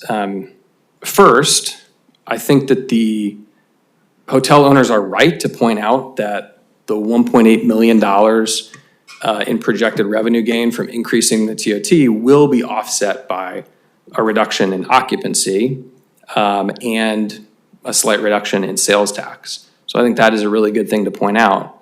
At the same time, I do think that, Mark mentioned this paper from MIT in one of his appendices, and it talks about the impact of raising rates. And I just feel like those are sort of generic numbers. And, a place like Carmel does have the price elasticity of demand here. It's just more inelastic because it's the opposite of a commodity. So, maybe instead of 2 steps forward, 1 step back, it's like 10 steps forward, 1 step back in terms of, you're losing some to sales tax and decreased occupancy. But I do think that the notion that somehow TOT revenue is just going to collapse, to Kelly's point, for me doesn't hold water. So I don't know if you can bring up that slide. So Mark Watson put together and Visit Carmel sort of a helpful slide on in a white paper that they shared with the council on Half Moon Bay. And I shared that one of the numbers was off with Mark, and he helpfully adjusted that so that what was presented tonight was accurate. But I will say that when I look at these numbers, because the first time it was presented, it was like $6 million for fiscal year 2024. And I was like, that just doesn't feel right. So I called their finance director and he gave me the numbers. And so for the last year, they started off, they dropped obviously off a cliff like everybody in COVID. They came roaring back with revenge travel in 22. And then in 23 and 24, it was like maybe a little bit off. But apparently, I don't know which of the years, but they told me that the Ritz was down for renovations, or at least partially down, and that played into this. And then in fiscal year 25, they're at 9.6 million. And so when I talked to them, they said, look, we're actually really happy with where we are. And I asked, did you have any regrets about the TOT increase? And they said no. So they raised their TOT from 12% to 15%. And we're talking from going 10 to 12. And then if you go to the next slide. And then I just kind of compared that with, Carmel. Initially, it was 10% plus a 1%, for the hospitality improvement district. So it was sort of 11. And then in fiscal year 22, it became 10 plus 2. And you can sort of see how these track compared to Half Moon Bay. And it's actually interesting, in the teeth of this 12 to 15% TOT increase, Half Moon Bay actually outperformed Carmel from the nadir in COVID until through actuals of fiscal year 25. They basically doubled their TOT revenue. And for us, it went up like 82%. So I think for me, the bottom line, when I look at this, again, going back to Kelly's point, if your ADR is $385 a night, a 2% increase is like $7 and change. To me, I think this tracks with my intuition. The bottom is not going to fall out of the tub if we do that. So to wrap up here, I think it's important to me as an additional point that if we did this, any incremental revenue be devoted exclusively to CapEx rather than to fund continued growth in operating expenses. So I would do it as a general tax, just to try to answer all the questions you posed here. I would do it as a general tax, 50% plus one, but I would get right up to the line in terms of ensuring that the money is functionally earmarked for CapEx. And my understanding is that as long as we don't include that language in the actual ballot measure, but we could adopt as a council a policy to say that these funds are going to be used for capital expenditures. And that's what I would want us to do. And then in terms of timing, we need the money. So my vote would be to put it on the November 2026 ballot. Thank you. Bob? Thanks, Hans. At this point, I'm kind of at the same point in terms of an outcome, but let me unpack that. First off, we're here in February because actually, I give Jeff credit. Both Hans and I were saying, no, let's have a bigger conversation about all revenue sources first. And I think Jeff, in our priorities meeting last month, just reminded us of the ticking clock and that if we don't get started soon, we will run out of time. So at this time, we're ahead of ourselves this time, meaning we have time to make a thoughtful decision. And not necessarily a rushed one. I think between now and June, we can educate ourselves quite a bit, and I think we will have that broader conversation which can inform this one further. Hans, I wanted to thank Hans for showing these numbers on Half Moon Bay. Interestingly, I did the same exercise but with different sources. So I just went back and looked at their audited financial statements for, well, all these years except 24, 25, and the numbers are the same. And I talked to the Ritz and understood that they renovated 265 rooms during that same 23-24 period. And then it was actually a newspaper article that told me that in 24 and 25 they had recovered to more than they've ever collected before. So it gets to Hans's point about elasticity of demand. And, Mark, that was kind of the argument you're making, is that, and this is, Econ 101, I guess that would be microeconomics, but, to what extent does your product behave purely like a commodity where it is highly elastic, sensitive to price changes versus not? And so far, I'm not convinced that that raising your rates and or raising TOT, which I know means you either need to raise your rates or lower your margin, and I'm a businessman, I understand, I'm usually not sitting on that side of the table, that lowering your margin affects your ability to reinvest in your product. I do understand that, and I'm sympathetic to it, and I'm certainly open to continuing to listen as we go forward. But so far, actually, neither Jamie nor you have convinced me that raising TOT will, as Hans said, cause the bottom to fall out of the bathtub. Happy to continue on that. I've also done a little bit of research beyond our competitive set on the peninsula and regionally. Hillsburg, 16%. St. Helena, 15%, Calistoga, 16%, Paso Robles, 14.5%, Pismo, 14.5%, Los Olivos, 14%. Those are inclusive of improvement districts. And so competitive, similar. And I think those guys are in many ways as much the competitive set as your neighbors here on the peninsula. Understanding with the 1,000 new rooms coming on, that does change that. I think a lot of those rooms are more competitive probably with Monterey than here. But there's no doubt that our product continues to need to improve. I applaud the fact that the lodgers took it upon themselves to create Visit Carmel.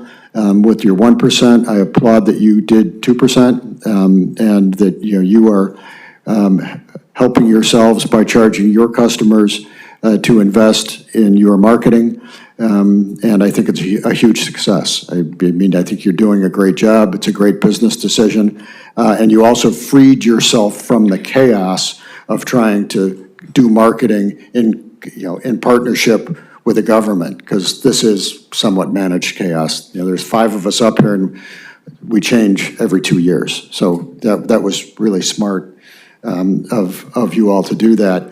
But that was a private sector decision that you all made. And Mark, your product is awesome. I put my son up there at Thanksgiving, and it's lovely. I know what you have done and what Carrie wants to do is exactly what needs to happen in this community. And I know we need more of it. And those were private sector decisions that you made. We now have to make public sector decisions. Our product is not keeping pace with your product. It's deteriorating. I mean, across the board, the hotel product is improving. I think it improved a lot in the last 5 years. It is a long way to go, but you are ahead of us. And our infrastructure, and Hans and I are just laser focused on this. In many ways, it's just decrepit. And I don't think it's the product that's worthy of your customers. And I think we need to turn this ship, and it's going to cost a lot of money to turn the ship. So I understand all the impacts on you of raising the TOT. At this point, I'm inclined to move forward with that. We will not have to decide that until June. And we will, in the meantime, understand paid parking as part of that. We will understand, I mean, the other path for this, we don't, Proposition 13 just shut down so many avenues for local governments to raise money. And I don't think there's any coincidence that the lodging tax came into existence about the same time that Proposition 13 came into existence, because that basically took away all of our property tax control, other than what, some remnant that we still get. So cities had to look for new things, and TOT was a low fruit because it was one of the few doors that Sacramento left open. The only way to open some different doors is ultimately to become a charter city, because that could open some other revenue sources for us. But that's also a path that goes through the voter. And let's not forget the TOT path has to go through the voter as well. And that's kind of what's going on in my mind. I'm actually a fan of getting on with the charter so that we can open more doors. I want to be less dependent on the tourism sector here, and not more dependent. But to get there is a more arduous journey. I'll leave it at that, but that's kind of where I'm at today, and I don't think we're making a decision. We're not passing a resolution, and I'm going to continue to do research. Mark, I'm happy to sit down with you, and I started doing this with Hillsburg and St. Helena already, trying to see kind of exactly this set of numbers that Hans put together for those cities, because I think it's just more data points that help us understand really what has happening, recognizing that this is all historical, and I can't predict what the future will look like. We all lived through 2008, 9, 10, 11, 12, and 2020, so we all know those things can happen again. The one thing I will close on is I completely agree with Hans. I believe that we really, really, really need to focus all future revenue on our deferred maintenance problem, and really be very serious about that. And we have to get a lot of things in writing so that transcends city councils and the chaos that happens because we have an election every 2 years. Thanks. Thanks. Alessandra? Thank you. I am in agreement with what I'm hearing from my fellow council members. I would be in favor of a ballot measure, have it be for the general fund, not for specific use. And on the November 2026 ballot, it just feels that the time has come and that it's long overdue. Jeff and I were on the previous council, and I feel that we fulfilled our agreement to give the hotel owners 2 more years, which they had asked for when it came before the council previously. We've been at the 10% since 1998, and as we saw in the presentation, that's literally almost 30 years. And we saw how surrounding communities in the Monterey Peninsula have higher rates, as do similar coastal communities. So I would be in favor of a 10% to 12%, which is the 2% increase. That would bring in 1.8 million or so, because we really do need it as a city revenue. And as we've heard, just think of how much better our roads, our streets, sidewalks, CIP projects would be to have that additional 1 million per year that we could spend as a city. And ultimately, this will be the decision of our 3,000 voters in town. All right. Sounds pretty clear, but I have some questions. Carrie, can you come up? Please. Can you tell us the difference in TOT that you'll be paying the city once your hotel is completed, your new one? Roughly, in orders of magnitude. Around $900,000. Which is 6x what it is now? It's probably a lot. Okay, yeah, it's somewhere in that magnitude. Yeah. And thank you, that's all I needed. So that's the point. You can make a is- statement if you want. Yeah, that's the point, is this major renovation is driving the room rates, and it's driving more TOT. So that. Does a 2% increase, which really puts it at 14.7% for us, which is roughly 15%. So that's like the high end of any Yep. other city, if you add in all the components that we have. That's right. Does that 2%, as a business person, change your perspective on anything? Oh, certainly. I mean, it's, you know, I find it interesting because we're all hotel owners, so it's hard for you not to sit behind the desk or greet the guests, be on the phone, whoever, everybody's asking about price. So it's a completely different scenario than sitting up here and just looking at a TOT increase. I think what we're offended about is we're paying our fair share, 1/3.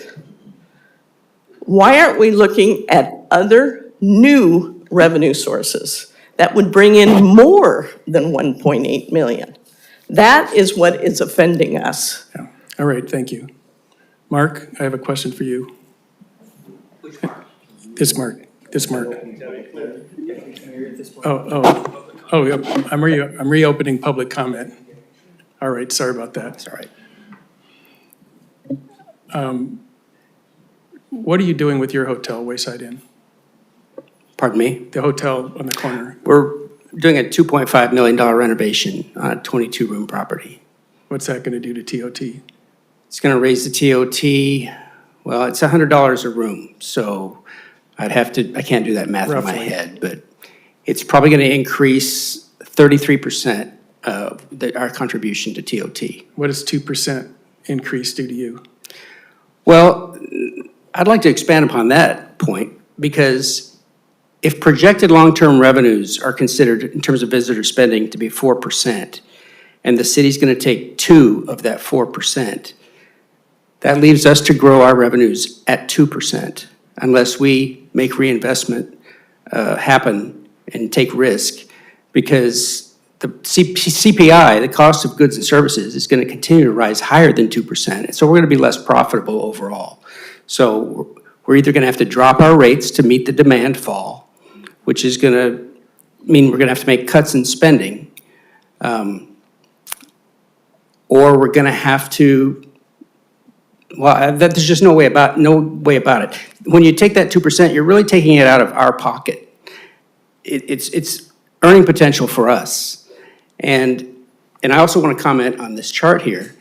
You know, the reason you look at the 2024-25 TOT revenue compared to Carmel, and that it did better, well, the rate went up 3 points. You know, our rate did not go up. That's why it's higher. You know, it's It's 50% higher than our TOT. And then the last thing I wanted to mention was, the luxury market is more impacted by tax increases. That was the study. It was at University of Massachusetts, actually. And it showed that the luxury market is more impacted by increases in TOT, meaning it has a bigger incremental increase in cost, and it causes visitors to perhaps make other choices. So, I'm sorry, I'm taking too much time. Do you have another question? This is important. So the idea that we haven't raised TOT in a long time and we should just raise it because it's been a while, with that mentality, you'd be at 100% someday. There's no reason the tax rate should necessarily be increased, especially since we've increased the TOT 125% of the CPI. We've taken it upon ourselves to self-assess, market the destination responsibly, and we have increased revenues for the city, whereas it had been flat for the prior 10 years with the CPI. If we had continued on that course with the CPI, TOT revenues for Carmel today would be $7 million, but they're almost $10 million. So that's another reason we feel like we've done our job. We've made sacrifices. We've volunteered our time to improve these numbers. And to get hit with a tax increase that comes right out of our pocket, it's hard for us to swallow. Now, we want to explore the city's issues. Like I said, we're in this together. But we feel like there's been a little bit of a rush to judgment, that it's almost an entitlement to raise the TOT, and we feel that perspective is wrong. Yeah, thank you. But we are here tonight discussing it. Thank you. Okay. Another point I'll make is I'm seeing this type of investment all over town. There are some significant hotel renovations going on, and that costs a lot of money. And I thank the owners for doing that. Cypress Inn is making major improvements, and they're going to make a lot more. Verde did. There's just, every time that happens, we're talking 2 to 3 to 4 to 5 times X, of which dwarfs in the long run raising 1.8 million with the risk that it could be 1.6 or 1.5 if the revenue goes down. As a business person, I always go for growth. I always go for reinvestment. I always go for improvement. I'm not on the team to look at tax options. I mean, Bob and Hans have a big advantage there, but I see all kinds of things around town. We were talking about charging for sidewalk improvements for the businesses. Let them share a little bit in this. I think if we spread it around, I'm not for this, certainly without a lot more discussion, but we've got 4 votes here tonight. So if you're looking for 4 votes to say that you think this could pass, I certainly see that this could pass. That's what you were looking for, direction. Yes, sir. We're looking for direction as to whether to proceed forward with working to get on a November ballot. As Councilmember Delves pointed out, there's time between now and when you would have to adopt that resolution for the ballot language, where more research can be done. You can ask more questions. We can learn more. But tonight's request from you for you is, should we proceed towards a November ballot? Would you prefer a motion? That'd be great. Thank you. So I would make a motion that we proceed at this point with exploration and ask staff to come back at the April council meeting with language for the resolution and sort of a template, language for the resolution and possible ballot language.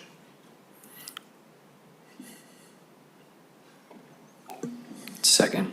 And I'd like to speak to my motion. Go ahead. I'm serious about what I said earlier. There's a lot of time between now and the time that the council takes a final action to put this on the ballot.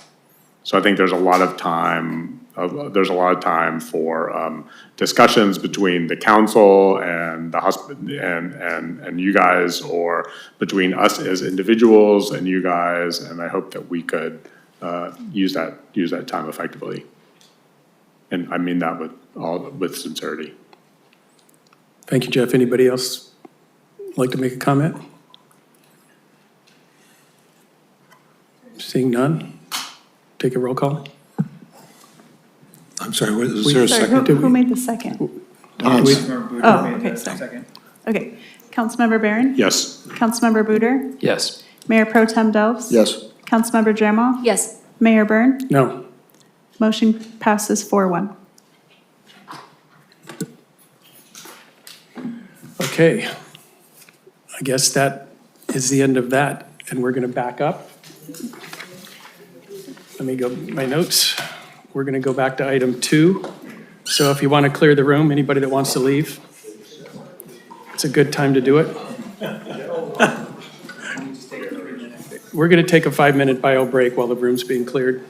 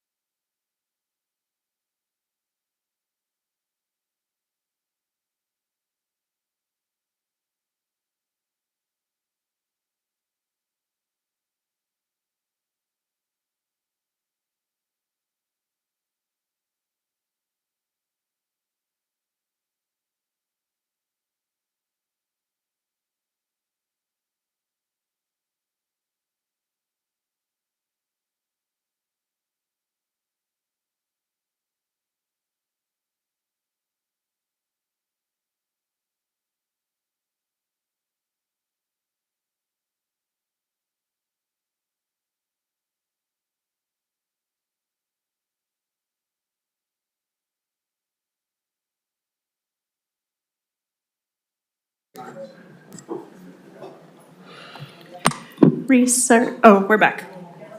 Okay. We're back at 8:30, and we're going to continue on with our strategic priorities list. Brandon's going to run the meeting for the most part. Thank you, Mayor. I'd like to poll the council. I heard some side conversations during the break. There was some conversations about setting a curfew for your council of 9:30. Let's get through what we can this evening until 9:30 on the priorities list, and then set it for the next possible meeting, recognizing that the priorities list, isn't something that has necessarily a deadline on it. So I guess I'll look to the council before we get going so we can kind of work towards that. Councilmember Drama was saying she prefers that. Delves is yes, Bayer's a yes, Booter's a yes. Doesn't matter, I guess. Sorry, sir. We'll start from the right every time. It's the story of my life. I'll start there next time, sir. Okay, so we finished 2.2. Nova, could you scroll us up just a little bit, please? Actually, I was wondering, can I get clarification on 2.2.3, or maybe you guys? As a priority level? Yeah, did we get a number on that? This was where the council, you guys combined the two items. Did you decide that this was a level 1, 2, or 3? This was combined with 2.2.5. I took it as a 2, Nova, just based on the way that the conversation was going. Yeah, I gave it a 2. Okay, anybody? Okay, good, we're going with 2. All right, on to fun stuff. 3.1, public safety. So once again, we'll take the blue items all at once. So members of the public, if you'd like to comment on 3.1.1 through 3.1.3, with the mayor's approval, I'll go ahead and open public comment. Any public comments on the public safety section, 3.1? Nova, anybody's hands up online? There's no hands raised on Zoom. Okay, so There's one now. All right, wonderful. Shirley Moon, go ahead.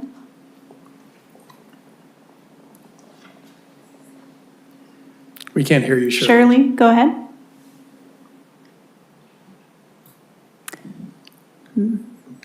We can't hear you, Shirley.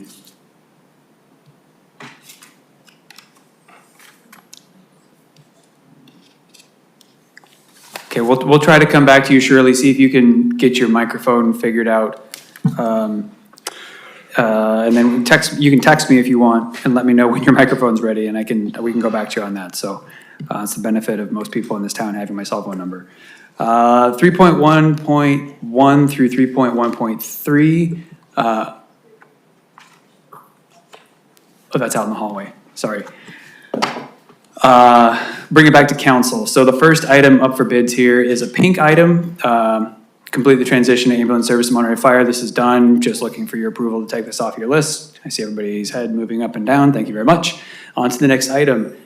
I'll take it off as long as you can guarantee us that the mutual aid situation with AMR is starting today or retroactive? I can't guarantee that. That's what's going on right now is we're working on the language. Contract? The contract is not done yet. Like I mentioned last night, that there's some language between the county of So Monterey should and we leave this AMR. on until that's done? The transition to ambulance I mean, services that's a big is deal. done. That's a lot of money. The transition to ambulance services to Monterey Fire is done. The contract language with AMR is what we're working on right now. I agree with Dale. I think it should be reworded and left up there. Okay. I mean, that is a part of what we asked. That's a lot of money. Yeah, that's several $100,000 minimum. Great. And that was a commitment given to us as a council the night that we approved that transaction.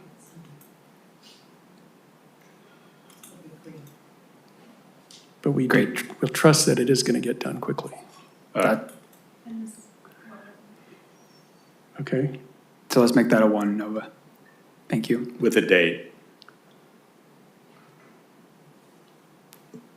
Today is February 3rd, March 1st.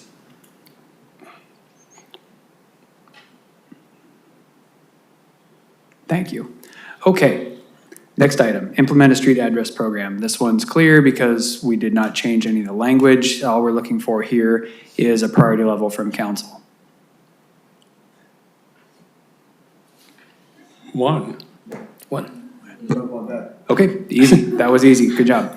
3.1.2, create a plan to improve the resiliency of the city's power grid and present it to city council. This is green, so it's a new item that we added, looking for input on the title of the item and a priority level. What level of effort is it? What's that? What level of effort is this? Who does it? This is gonna be a combination of efforts between the administrative office, so myself and Marissa and our team and the Public Works Department. Obviously, we're gonna have to interface with agencies like PG&E. Well, you don't have any idea of what's involved. Yeah. I don't Those until. are just words, right? Yeah, until we start working on the plan. I don't really know. We've never done anything like this before. And then I've got a question. Are we specifically referring to Dolores and Second, and do we want to include that in the title, or? That would be part of the overall plan to improve the resiliency. We can include whatever the council likes in the title, though. I would just urge us to leave it broad enough that it's, because it is kind of still a learning process. I think we have learned that that main line's a great one to underground, but we might also learn something else as we talk to them about how our grid works. And I mean, I agree with you that we don't want to make this some massive, fishing expedition, Do but we just start at 3 just so you can start sticking your toe in the water to see where we're at? I'd make it at least a 2. 2, okay. I would appreciate being a 2, sir. Okay, It's okay. something we've got 2. some momentum on. I think 2 is good. All right, you got 2s. Awesome. 3.1.3, complete the city's Rule 20A project at Del Mar parking lot. This was another ad from our recent meeting. Just looking for either new language, put it on a future items list, or give me the priority level, any combination of those things. I've got a comment on that. How are we going to complete it when it's entirely up to PG&E and it could be years from now? Like, Well, it's not, I mean, well, it didn't sound like it was something that's coming quickly. well, I think to me, it's, the city is the project manager and PG is the implementation device. And it's up to us to, sort of start the ball down the hill. That's correct. What we would need to do is we would need to work on They'll sit there forever. doing plans, engineering, all that, and we submit that to PG&E. So there's a level of staff involvement as essentially think of it like a CIP project. Well, what work do we actually do? I mean, isn't PG&E gonna do all the plans and engineering? I mean, that's what. No, my understanding is that we have to engage, like our costs are covered under, like we have a reimbursement essentially, like for this project, but we have to manage and get the plans and drawings and then we submit them to PG&E. You'd hire Wallace Group to do it, probably. a question for you, Brandon. You in your sample had this as deferred as a future item. Can you just speak to, were you just looking for stuff to cut, or? I was looking for things that if we didn't get to them in the next year, we're not going to blow up, catch on fire, appreciably change how the city functions. This is one, the 20A project, undergrounds power lines, which is wonderful, but the area that's being undergrounded is really about a scenic impact. That was the 20A. It's not like a super high risk area. It's not a power line in Mission Trails Nature Preserve. It's down at Del Mar. And it's not gonna happen fast, no matter what It's not gonna you happen say, fast. No matter what we do. Yeah, this was one that I did in my sample, put as a future project. I would punt. Yeah, I mean, I agree just because I think everything that, at least I learned, Jeff and I, when we were on the ad hoc committees, it really seemed like it was going to be balls in PG&E's court and we have to be on their timeline. So I don't see it as considering everything else we've got going on. Also, the Carmel Cares project is gonna get started pretty soon, hopefully, if we can ever get the encroachment permit. But I think it's approved. But we're gonna learn a lot from seeing that happen, and we'll have some data points. I don't know, I just have this feeling that if we just wait and wait and wait, we're gonna knock on PG&E's door, and PG&E's gonna say, okay, there's a 2-year line, go get in line.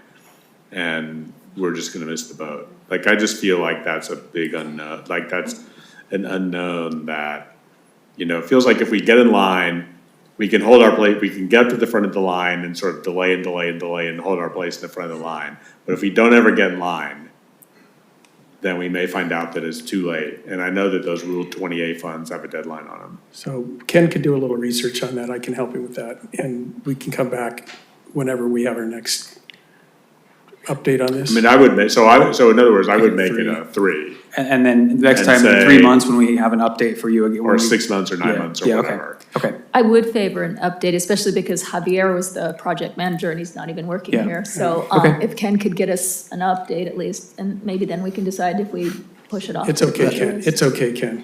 Not a lot of time, please. Understood. PG&E, talk about a time suck. As a three, I recognize, I mean, the numbers are gonna mean something to me and all of us on this. As a three, that means when we have a little window, we can make a phone call, we'll do that, but this is not gonna be something we're focused on. Okay, thank you. Three, everybody agree, I three? think I saw everybody Okay, give me a three on there. Good. Okay, wonderful. So we're on to 3.2, city buildings and property. Notice please that this blue line, this priority line is highlighted yellow, which means that we added and property to this line because this included conversations about Rio Park. That was the intention of this line all along, was to be and city property, but it was just written as city buildings. So we're looking for public comment on these 4 items, 3.2.1 through 3.2.3.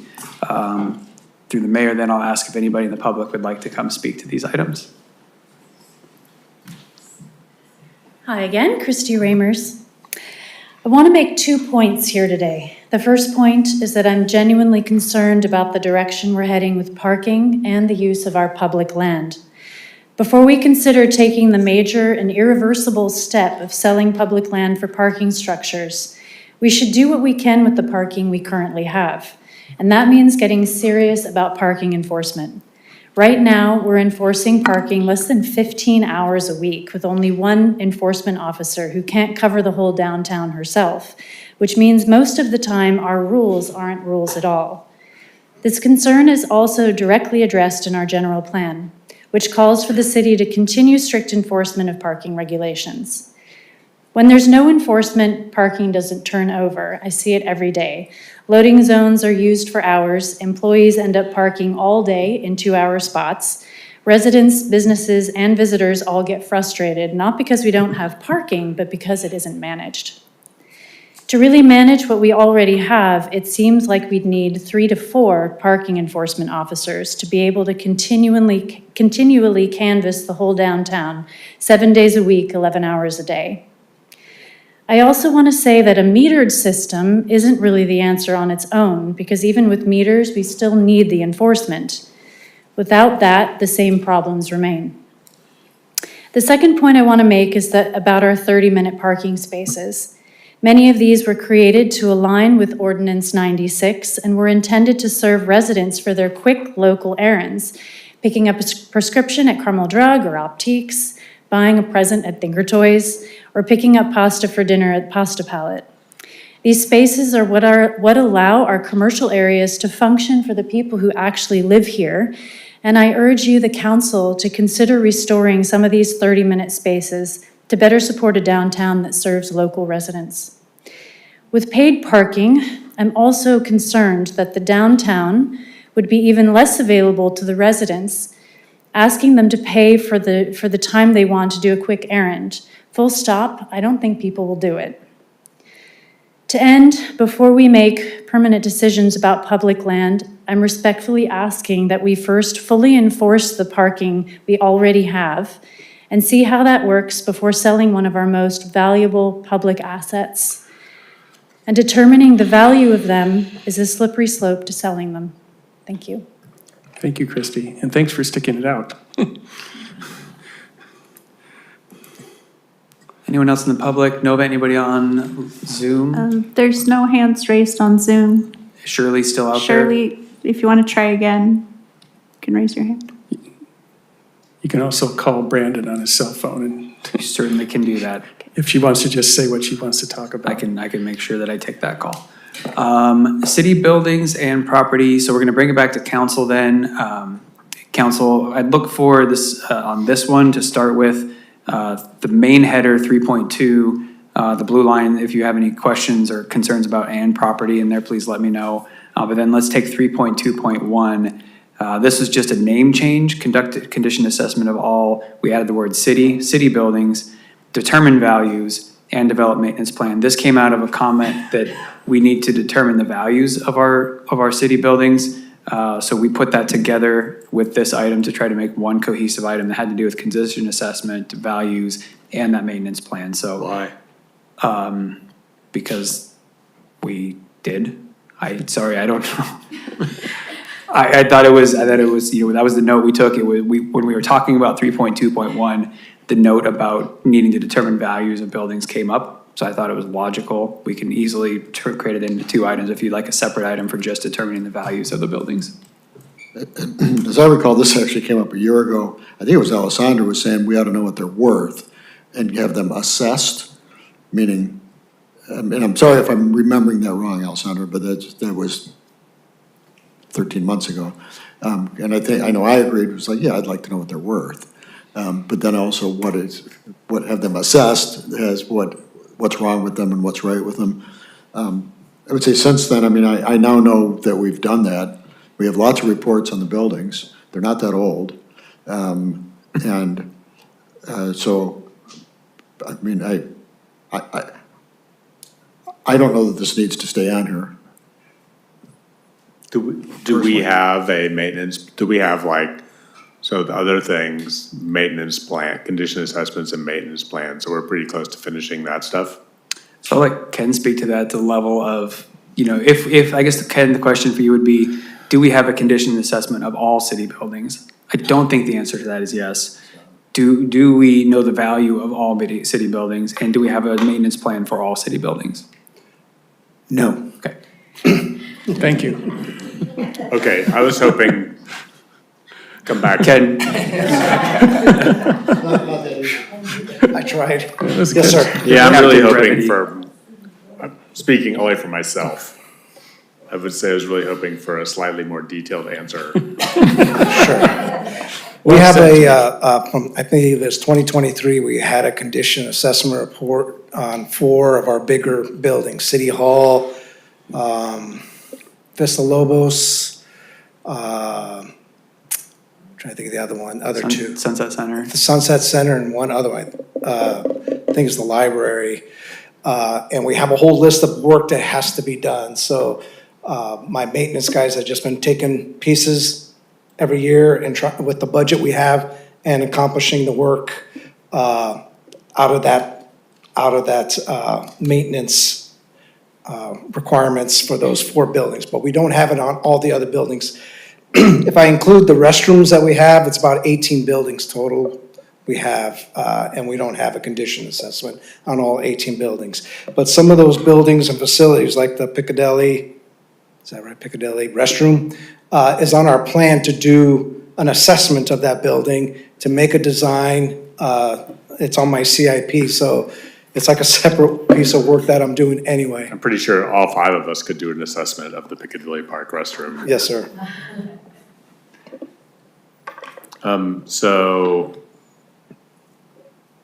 So you have assessments on the big buildings and mostly not the little buildings, which would be easier to do. Yes, sir. We don't have values, but we do have some maintenance plans that you kind of chip away at. Yes, we do. Like, for example, just this past year, the Public Works and Police Department work that we were doing, the repairs and modernization for those buildings were based on our assessment, and it was a plan of things that we were tackling. Like, do we have a maintenance plan for, let's say, the outbuildings at Sunset Center? To use buildings that constantly come up as being in need of maintenance? Do we have like a written list of like, every 5 years, check the window seals or whatever it is? No, we don't. We must have some, because we're spending significant money to fix the windows, put a new roof on them. We put projects on the CIP, but as far as a detailed maintenance plan on a revolving schedule, we don't have that for those outbuildings. Correct. And you think you could get this done by September of 2026 if it was a 1 priority? I'm not gonna put a 1 by it. No. So that's somewhat of a theoretical question, but. Not realistically, no. Shouldn't that be part of your deferred maintenance study?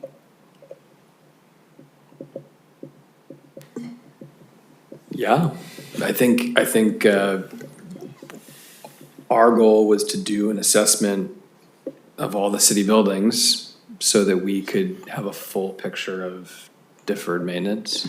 And with, you know, with not having, so a condition assessment, like a proper condition assessment, and Ken can speak to this better than I can, but a full condition assessment is a process. Like you hire someone to do that. It Right. takes time to do that. So with the financial stewardship work group, we're using information that's available to us right now, getting feedback from Ken and his department, to get our best estimate of what the deferred maintenance costs are. But that exercise hasn't been done off of formal condition assessments. So this is really just giving you a budget to hire somebody to go out and do it.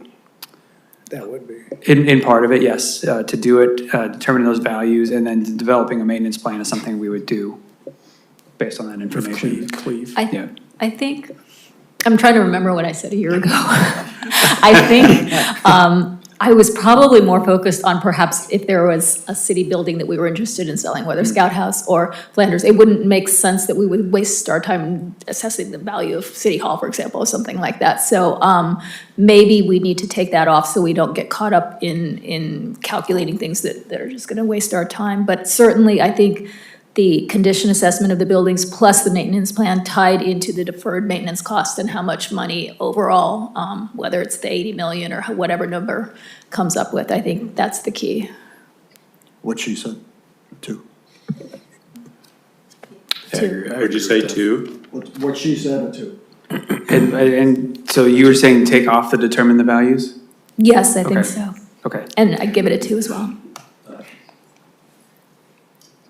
I'll vote 2. I would put a 2 on it too, and I would put a date on it like of December of 2027. Okay. And I would give you 2 years to do all that work. Thank you. Appreciate it. Prioritize. the Don't high- wait until November of 2027. Understood. Pursuant to a conversation we had. Yes, understood.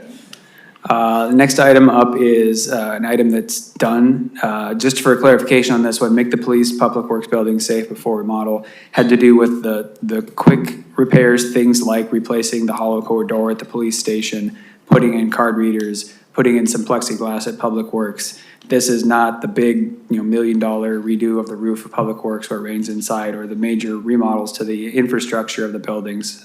So this item is done.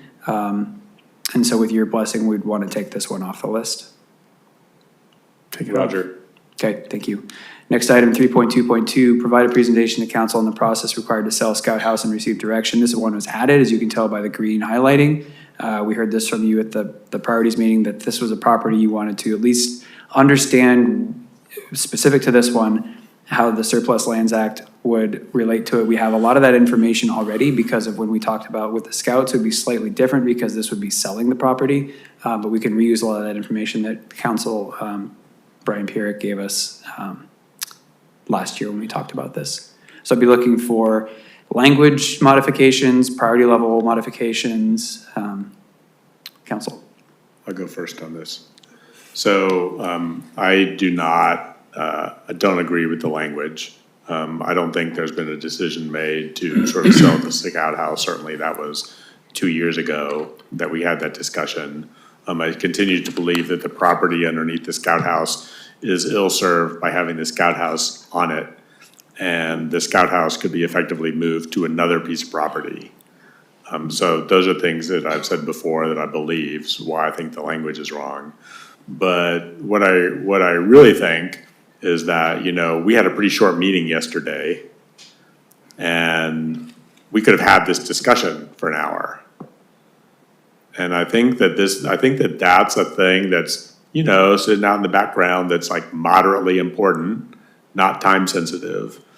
And I think it would be really useful to have a couple of these things, that were sort of queued up, ready to go for a council meeting, so that when Dale and Bob have an agenda setting meeting and they discover that, the Monday meeting is only an hour and a half long, they can say, oh, well, we have this Scout House thing that's kind of queued up, and with a couple of days of work or 1 day of work, it could be slotted into the agenda.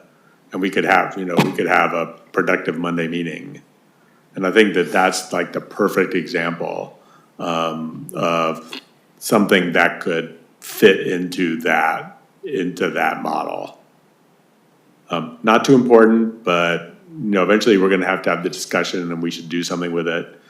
And, you know, we can be sort of opportunistic about, you know, what we've talked about before, which is the limited amount of council time that we have. So I would like to see you, so I would put a 2 on it. I would change the word at me, if it were my thing, I would change the wording and say, talk about the Scout House or whatever it is, and have you either present the same staff report you did a couple of years ago and just dust it off and figure out what to go, or something like that.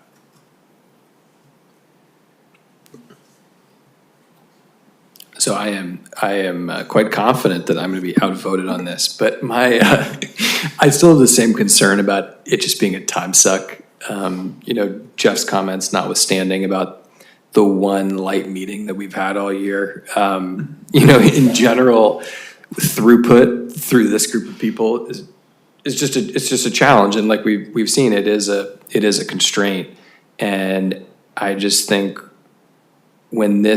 if this came before us, we would just have people come out of the woodwork to talk about it, and it would be in the pine cone. And I just worry if it's sort of a distraction. I think it's a worthy thing I always want to have discussions, but this is one where if we're looking for something to put off for a year, I would consider this one. I know that's probably not a common thought. Sounds like a 3. No, mine would be to put it off for a year. To the future I'm a project parking list. lot. Future project list. TBD. I've got a question, Brandon, on this. When we were, or actually Hans may also know this too, when we were putting together the housing element, and I've had people ask me this many times, why was Scout House not included? Because we thought that it was just going to be a political disaster. It was just going to be too the juice wasn't going to be worth the squeeze. And that being said, I think that housing's a good option for that site. You know, so, but anyway, that's the answer. Okay, what does everybody think? Put it off? I can wait a year. I can. And we had some people write us and say, please do that, so it's not gonna be. Councilmember Dramoff? I would see moving it down to a 3 as far as priorities. But yeah, you're right, it will be contentious, and there will be people that get activated by this issue, for lack of.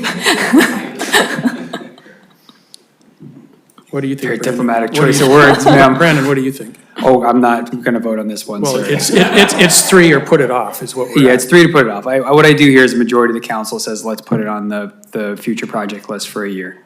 If we, yeah, that's what I hear, is let's put it on the future project Is list. that a 3? That would be a move it down to the future projects list. It will not be on Okay, your. so move it Yeah, off here. That's Okay, right. All right, No, wrong one. yeah, up. There you go. And then I don't know what number we had there, Nova, that I had taken from, I think it was a 3 though, thank you. Okay, so the next item is provide again, this is brand new language, so no authorship pride here. Provide council with a draft agreement between the city and Friends of Mission Trails Nature Preserve for a Rio Park project. You did receive a presentation at your workshop about this. No. No? It was very quick. Sorry, presentation's the wrong word, I apologize. Yeah, so I'll take There was over. there's a public comment. Bob and I, you know, they came to us with the presentation. Bob and I had a meeting with Laura Bowling, who is not here. She was here. She didn't make it this long into the meeting. They're like halfway ready to go. We told them to cool their jets until we got it onto the priority list. So it's made it onto the priority list. And I think it's ripe for them to come talk to the council and tell us what their vision of the park is. So I don't see the first step as being, I don't see the first step as being particularly staff involved. Like the first step is sort of driven by the Friends, and they'll come to us with a proposal, and then at that meeting, we could decide we could decide what, we could have a discussion about the future of the property and what we wanted to do. So I don't think it's particularly staff intensive at the very beginning, at least. I agree. I agree. Yeah. I'd like to see their finances and how much they really think it's, I think they were a little bit low on what they thought it was going to cost, but I'd love to hear about it. So council, then would you, I'm sorry, Councilmember Dramoff, did you want to comment? I actually did have something I wanted to mention. It's something that Brandon and I discussed in our weekly meeting, is I feel some of this has just sort of been a public relations blitz, and we haven't really thought through items such as safety and security. I mean, just three things that come to the top of my mind is you're now opening up an area by a river that's kind of isolated with trees, and you could potentially start getting a homeless problem. Second of all, I still worry about the safety and security of young kids walking on their own unaccompanied in an area that's wooded near a river that, you know, you're not gonna have necessarily an adult keeping an eye on them. And third is, well, actually 3 and 4, is our police department gonna have access to patrol that area, or is that county sheriff? Like, how are we gonna arrange a patrol just to keep the area safe, and especially nighttime patrol if there could potentially be homeless? And then furthermore, if this expands over Dolores, above the tennis courts and all the way to the river school, that is really not safe for young kids to be walking. And so how are we gonna arrange for their safety? So there's a lot more that needs to be thought through before we just go, yay, this is a great project. And these are concerns that I want answers to before I think we should be moving forward on it. I think that's the reason to let them come and talk to us so that we can tease those out. If this is, that's really all we were asking for, is to get it on. And we were just trying to be respectful about, there's a process to get something on the agenda. So then, council, would you, I'm asking all of you now, and please, all of you answer my question. Will you then suggest that we change this language to something more like,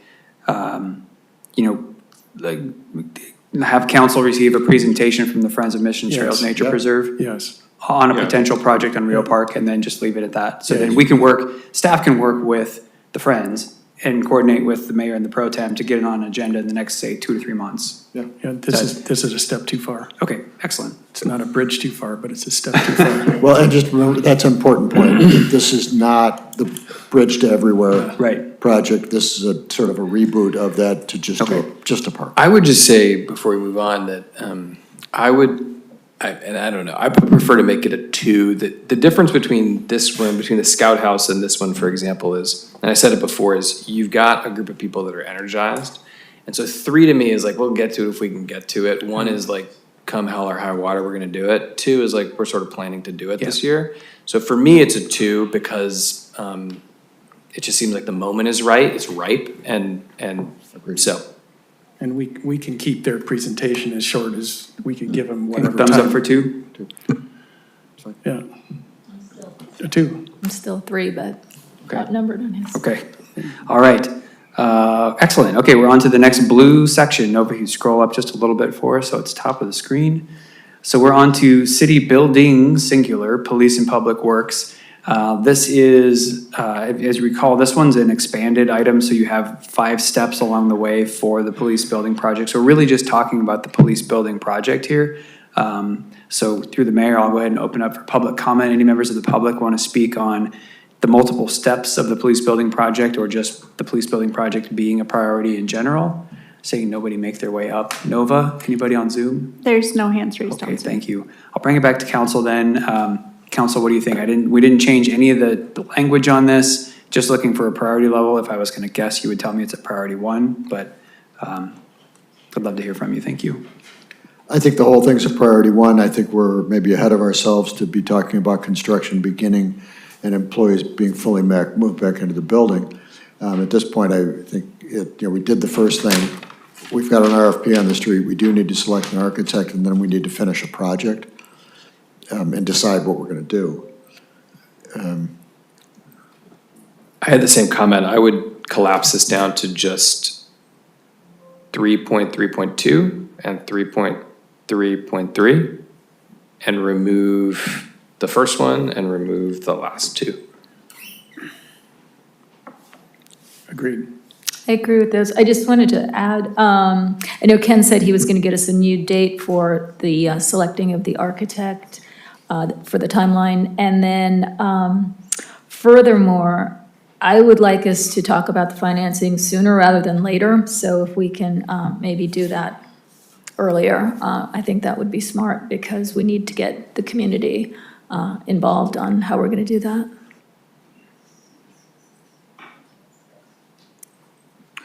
Nova, are we combining? I don't think council said to combine, select the architect. Maybe I missed that. No, I think 3.2, 3.3 stay, and then we get rid of 3.1 and 3.4 and 3.5. Is that what I heard from council? Yes. Okay, thank you. We're through And those. priority level 1. So I have a question. Where did the Harrison Library project end up on this whole thing? So the Harrison, it's a great question. So we had a priority item on here that was removed once we got the agreement in place with the CPLF and all that, the MOU, we got the architect for the library design. At this point, we're essentially treating that like a CIP project. So it's not on your strategic priorities list. I did talk to the CPLF and explain that to them. They were perfectly fine with that example. They are now? In a lot of ways, they thought that was actually better because with all due respect to 5 elected officials, when it's on this list, it's your list and. So it takes it out of play. It takes it out of play. It's on mine and Ken's list of projects that we're actively working on. But they're happy? They were. I spoke to Okay. Alex and Marcy both, Okay, yes. thank you for doing that. Yeah. What about the things in the contract that call for council involvement? We will come back to you for those. Those are programmatic and they're in the agreement with us and CPLF. So when we get to, and on top of that, things that require, planning commission review, there'll be design things that have to go to planning commission, HRB. And they jump automatically to 1? Yes, sir. Yeah, we took that as, this is our top priority project. That's why I'm attending the working group meeting still. Okay.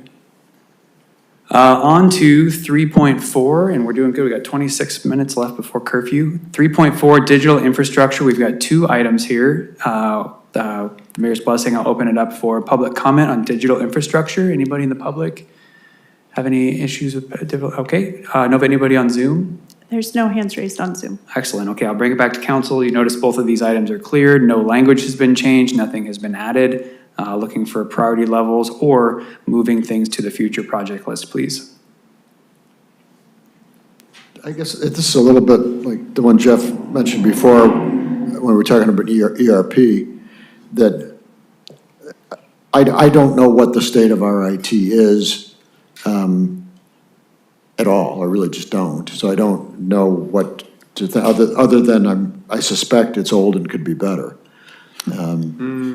I actually, That's a suspicion. To be fair to Joel, our IT manager, he does a really good job. Yeah. And, he spoke to that a little bit at that meeting. He's very proactive, especially in the cybersecurity realm. It's something that keeps him up at night.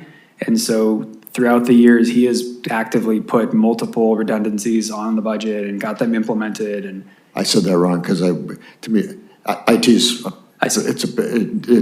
it means different things to different people. I guess I'll just stick with the point without the qualifier. What do we need to do? Yeah, the audit, the audit would be the thing. I take the point that this probably does dovetail with the ERP conversation because a lot of the things in that ERP bucket fall under IT infrastructure. And that was more behind my comment about the quality. It's the end user part more than the infrastructure part. It was a consulting contract, right? That's right. We have some money in the budget for that. That's right. So how far is that? How far? How far along is the audit process? So Joel is in the midst of doing a survey that he created with his intern team that is out with all the department heads, getting an understanding of what the technology needs are in all the departments. So that's the first level of the audit. And then our insurance carrier has a program where we can use someone through them to do a cyber security audit. So we have all these things sort of started, which is why the date on here is from Joel. of May of 2026. So what I'm thinking about is, we have someone come and audit Jamie. And Jamie, still there, doesn't really have any control over who that is. Sheldon comes and does whatever it is Sheldon does. And I really need, from my chair, I really need that to be true of that audit too. Okay. So I need the audit to be overseen by the 5 of us, not by you.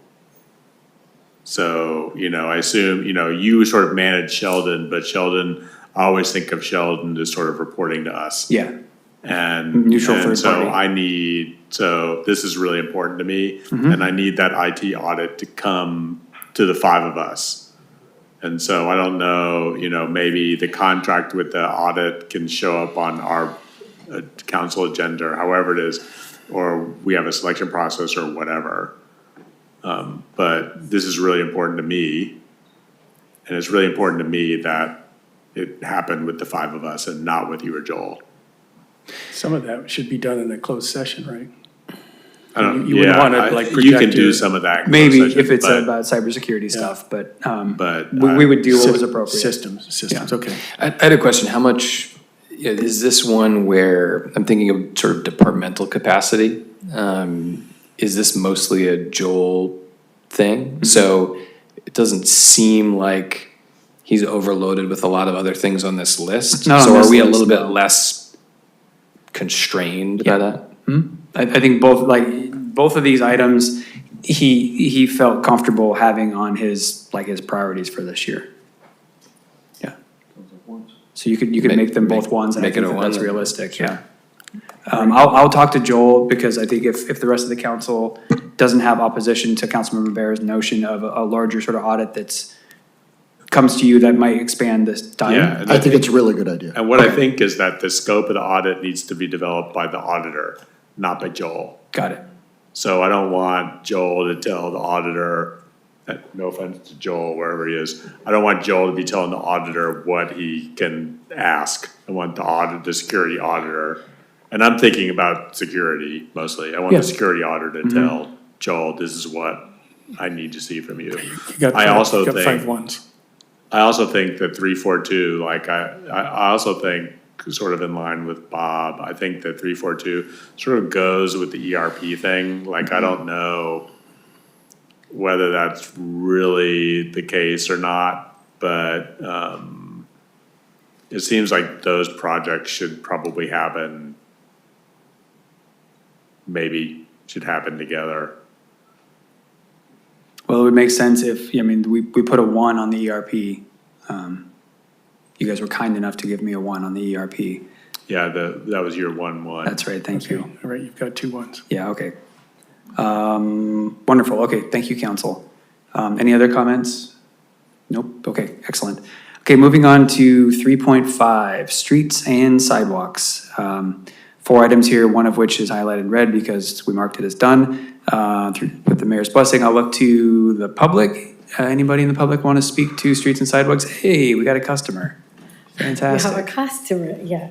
I just have a simple comment. When we talk about financial health, we had parking, something that says options for paid parking. When we are in street and sidewalks, we have significant increased parking enforcement. We also have in the housing element, reduced parking requirements. What about if you just think about putting parking all together in one section? Back to your comment, Jeff, earlier about parking management or whatever. But instead of having it all spread out as different priorities, different sections, why don't you consolidate it and look at it as a possibility of source of income, something to bring order to the city, and other alternatives, and more parking management? Because right now you have it spread in 5 sections. So that's my recommendation to you. I think Bob's point was we lose focus. Say that again? We lose focus and just talk without accomplishing anything as soon as you say parking in general. Yeah. I think we've seen that. Well, or if you just say you want to put it in your financial health as a source of income, which is one of the things that you were considering. Right now, you're considering, you have one item that says, look at options, all the different sources of income, and you have now separated TOT and parking. So make that parking overall. So maybe it's the shuttle use, maybe it's parking locations, maybe it's facilities, infrastructure of the city has for parking, and you can put it all together. Because right now, why do you have it here in street and sidewalks as parking enforcement? And then you have also parking on the top. That's my thought. And it's also in the housing element. I don't think you lose focus, but I think you put a focus on it. I'm awake, you see? Thank you. Any other public comments? Oh, anybody online? There's no hands raised on Zoom. Thank you. Okay, so bring it back to council. We'll start with 3.5.1, council. Just looking for your okay to take this off of the list. And as we mentioned at the priorities meeting, tree wells is not meant to mean putting trees in tree wells. It was just the tripping hazards associated with them. This is not done. We have assessed the condition of all the sidewalks and the tree wells. It's ongoing at this point. And created a maintenance I plan. think we did the low-hanging fruit, but like there's 35 tree stumps that need to be taken out now, and it's just gonna keep going forever. Yeah, so this item initially, when council put it on, was to just assess the condition of all the sidewalks. And the tree wells and create that maintenance plan to get current on the repairs. So that was the survey done by Precision Concrete. Okay, the survey was done, but this is gonna continue forever. We have complete repairs to get current on all sidewalks and ADA improvements, which is ongoing. That's the next item on there. I'm saying even assessed condition, I sent 3 pictures to Rob today. It's just, it never ends. So Okay. I think it's important that that's a priority. Every time we miss something, it's somebody trips and falls. I don't know, Ken, how would it help you? As in the first. Yeah, do you want us to keep a priority on this I item? think Or do you think it's covered and you're happy? Is it sort of like CIP? I think the assessment was very helpful, and it helps me lay out a plan of attack. We already have the 1,400 areas that are getting hit right now. In fact, I think they're gonna be done this week with all those areas. That's their goal. But then it goes back to us with the budget you guys give us every year, what we're gonna tackle. But I'm just on the saying, maintenance. assessing it, like, So the assessment part is, I think is solid, because the items you're talking about are on that assessment. I think now we should work on doing the work and completing the repairs on the sidewalks and any ADA work. So I think that's what the goal was, why we wanted to remove that first item and just relabel it, now implement all the assessment. okay, it's just a moving target. It's always a moving The things target. I found today weren't on your list. but- Right. Okay, I can take it. Any other council thoughts on this one? I've got a question for Ken while you're up Sure. here. The work that's being done, the shaping or. Yes, correct. Whatever the exact definition of it, but will it blend in more? Because right now it's like very obvious in a different color. Yes, you can like- always tell, yeah, I know Yeah. exactly what you mean. Over time, it does blend well Okay, after a while. that's my whereas- one concern, yeah. Yeah, Thanks. yeah, just, good question, thank you. Dog boots. Okay, take it off. Okay, all right, thank you. On to 3.5.1, complete repairs to get current on all sidewalk and ADA improvements. This is sort of the next step in what we just talked about. We didn't change any of this language, just looking for a priority level from you, council. 2. Thank you. 2, I've got 2 2s, so I have three 2s. all right. All right, we're on, okay, excellent. 3.5.2, complete modeling work of street condition to optimize use of CIP funds for maintenance and replacement. I know that is a mouthful. This is one that you added. I tried my best to write some language for this. This was an item that the council put on there. The gist of it is, we need to figure out when we should be doing maintenance and repairs to our roads to make sure they don't go off of that cliff, and how do we best do that? This was a conversation about bringing somebody back in, like the Street Saver folks that came and presented to us to help us optimize how we address our roads. So I'm looking for feedback on the language and a priority level. So you cut this, is that because you're just looking for something to cut, or do you feel like it's gonna be a substantial time commitment? I think for the same reason as before, it's important. I cut it because it's something that if we don't get it done in the next fiscal year, it's not a huge change to our operations and not a huge impact to the city. I think that, this one, probably if I was gonna pick the ones that I cut, would be probably one of the first ones I would bring back, because there is a nexus to the budgetary work that we're doing. So even if I did move it in my suggestion to the future projects list, I would absolutely bring it back next year. One of the questions I had was, is there sort of a slimmed down version of this that's less time intensive, at least for this year? Like Possibly. something like create an intentional road maintenance plan. I know that you guys have obviously you're going through looking at Street Saver and you're saying, all right, we've got this amount of money, we're gonna do the best we can with it, but just to take a different approach to it, like we've talked about, and say, hey, we have these streets that, that could be candidates for preventative maintenance, and maybe just map that out over the next 5 to 7 years, which is kind of the cadence of those things. Yeah, so we do already have a street maintenance plan that it comes out of that Street Saver program that we have. But if I'm hearing what you're saying, Councilmember, we could make the item to revisit the plan and see if there's opportunities to optimize it or take a different approach. Honestly, it might just be more of a budget discussion item. Really, it's about money. Because we do have an approach. The problem is we don't have enough money allocated to do what we know we need to do. And so maybe it's just something that comes up in the budget when we decide what are the minimum standards that we're willing to accept, basically. Like, do we want to make it a priority to actually do the preventative maintenance to extend the life of every applicable road over a 5 to 7 year window like we're supposed to, or not? We found out it was more than 10x if we wait too long. But That's a big my memory of the problem is a little different. My impression is we already do that stuff. Like we already do. So we already do. I mean, basically at one end we have what we did in the San Antonio intersection. We just rip up the whole intersection and rip up the whole street and start over. And so everything we do, everything the city does in terms of road work that's short of what we did on San Antonio is preventive maintenance, right? Like. Not everything. The AC overlays. Yeah. We had this discussion with Street Saver, and I Yeah, think so at least my- 3 of us wanted to do My impression was a that. longer-term forecast. Was that the discussion was about what to do with roads that have fallen over the edge. Like, there are roads, like, especially up in the northeast quadrant of town, that are in just terrible shape. Like, they're just ghastly.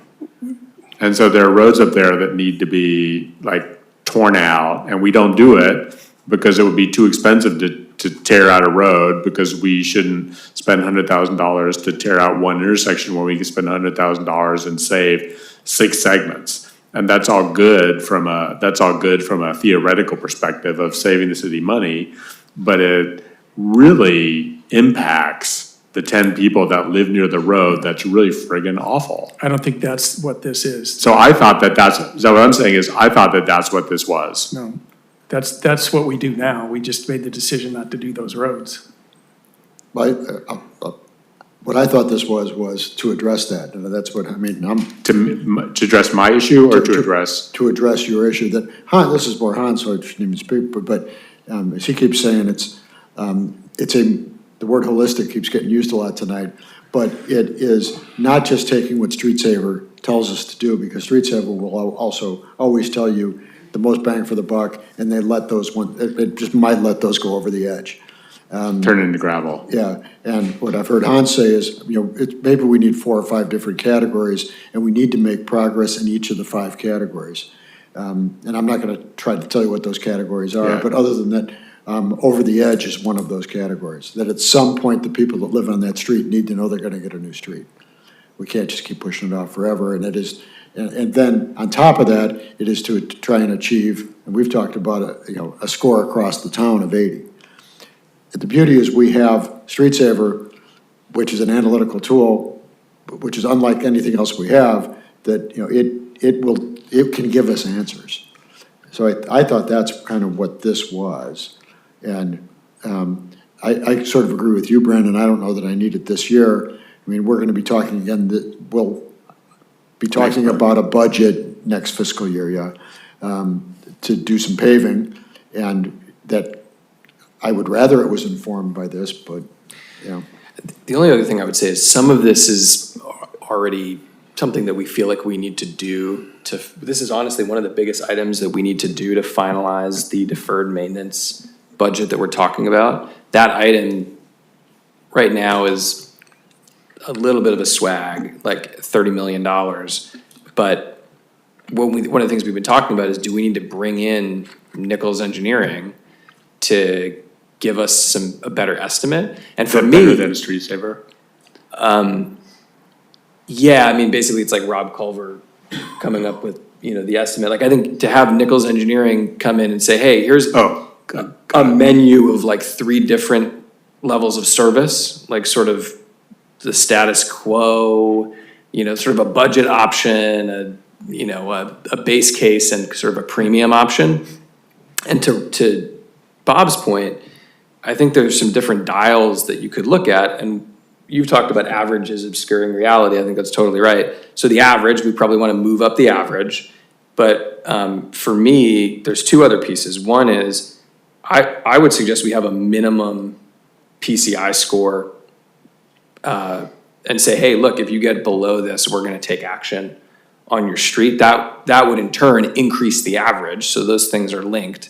And then lastly, making sure that we're doing the preventative maintenance at the intervals that are prescribed. It's sort of like, if your house needs to be repainted every X number of years or your roof needs to be replaced, it's the same thing. We're basically stretching this stuff longer than we need to. So for me, what I would love to see, and I think it dovetails into the work we're doing, like we need this data point to finalize this, is we could have that discussion among the 5 of us about what do we think an appropriate level, what are the right criteria for roads, and then have somebody who really is gonna be able to give us a solid number, give us a menu of options, and then we can decide based on what's available in the budget, sort of where do we want to land. So that was my vision for this. So maybe what I'm hearing is that this doesn't need to be on this list. It should be part of the budget conversation this year. Is that, I see 3 yeses? Sure. 4, that's fine. 3.5, okay. All right, Nova, let's take that one off of there, and then Ken will make sure that as we're developing the streets and stuff. Last one on this one, and I think we're gonna meet our 9:30 curfew.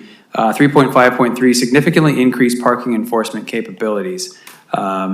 This is one that we added. It was added at the chief's recommendation because it's something that he and Marissa have been working on actively and have a good plan for. I don't often do this, but I would make a pitch for this to be a number 1 because it's something we have actively working on and I think is pretty critical to the downtown area. So any comments on the language or the priority level from council? No, I think we should do this. I think of all the things we can talk about with parking, we won't regret doing this one. And we'll learn a lot. I would like to know the financial impact because previously our enforcement activities were losing money, significant money. Okay. I mean, not millions, but hundreds of thousands. 150,000 maybe. I'd definitely put it a 1.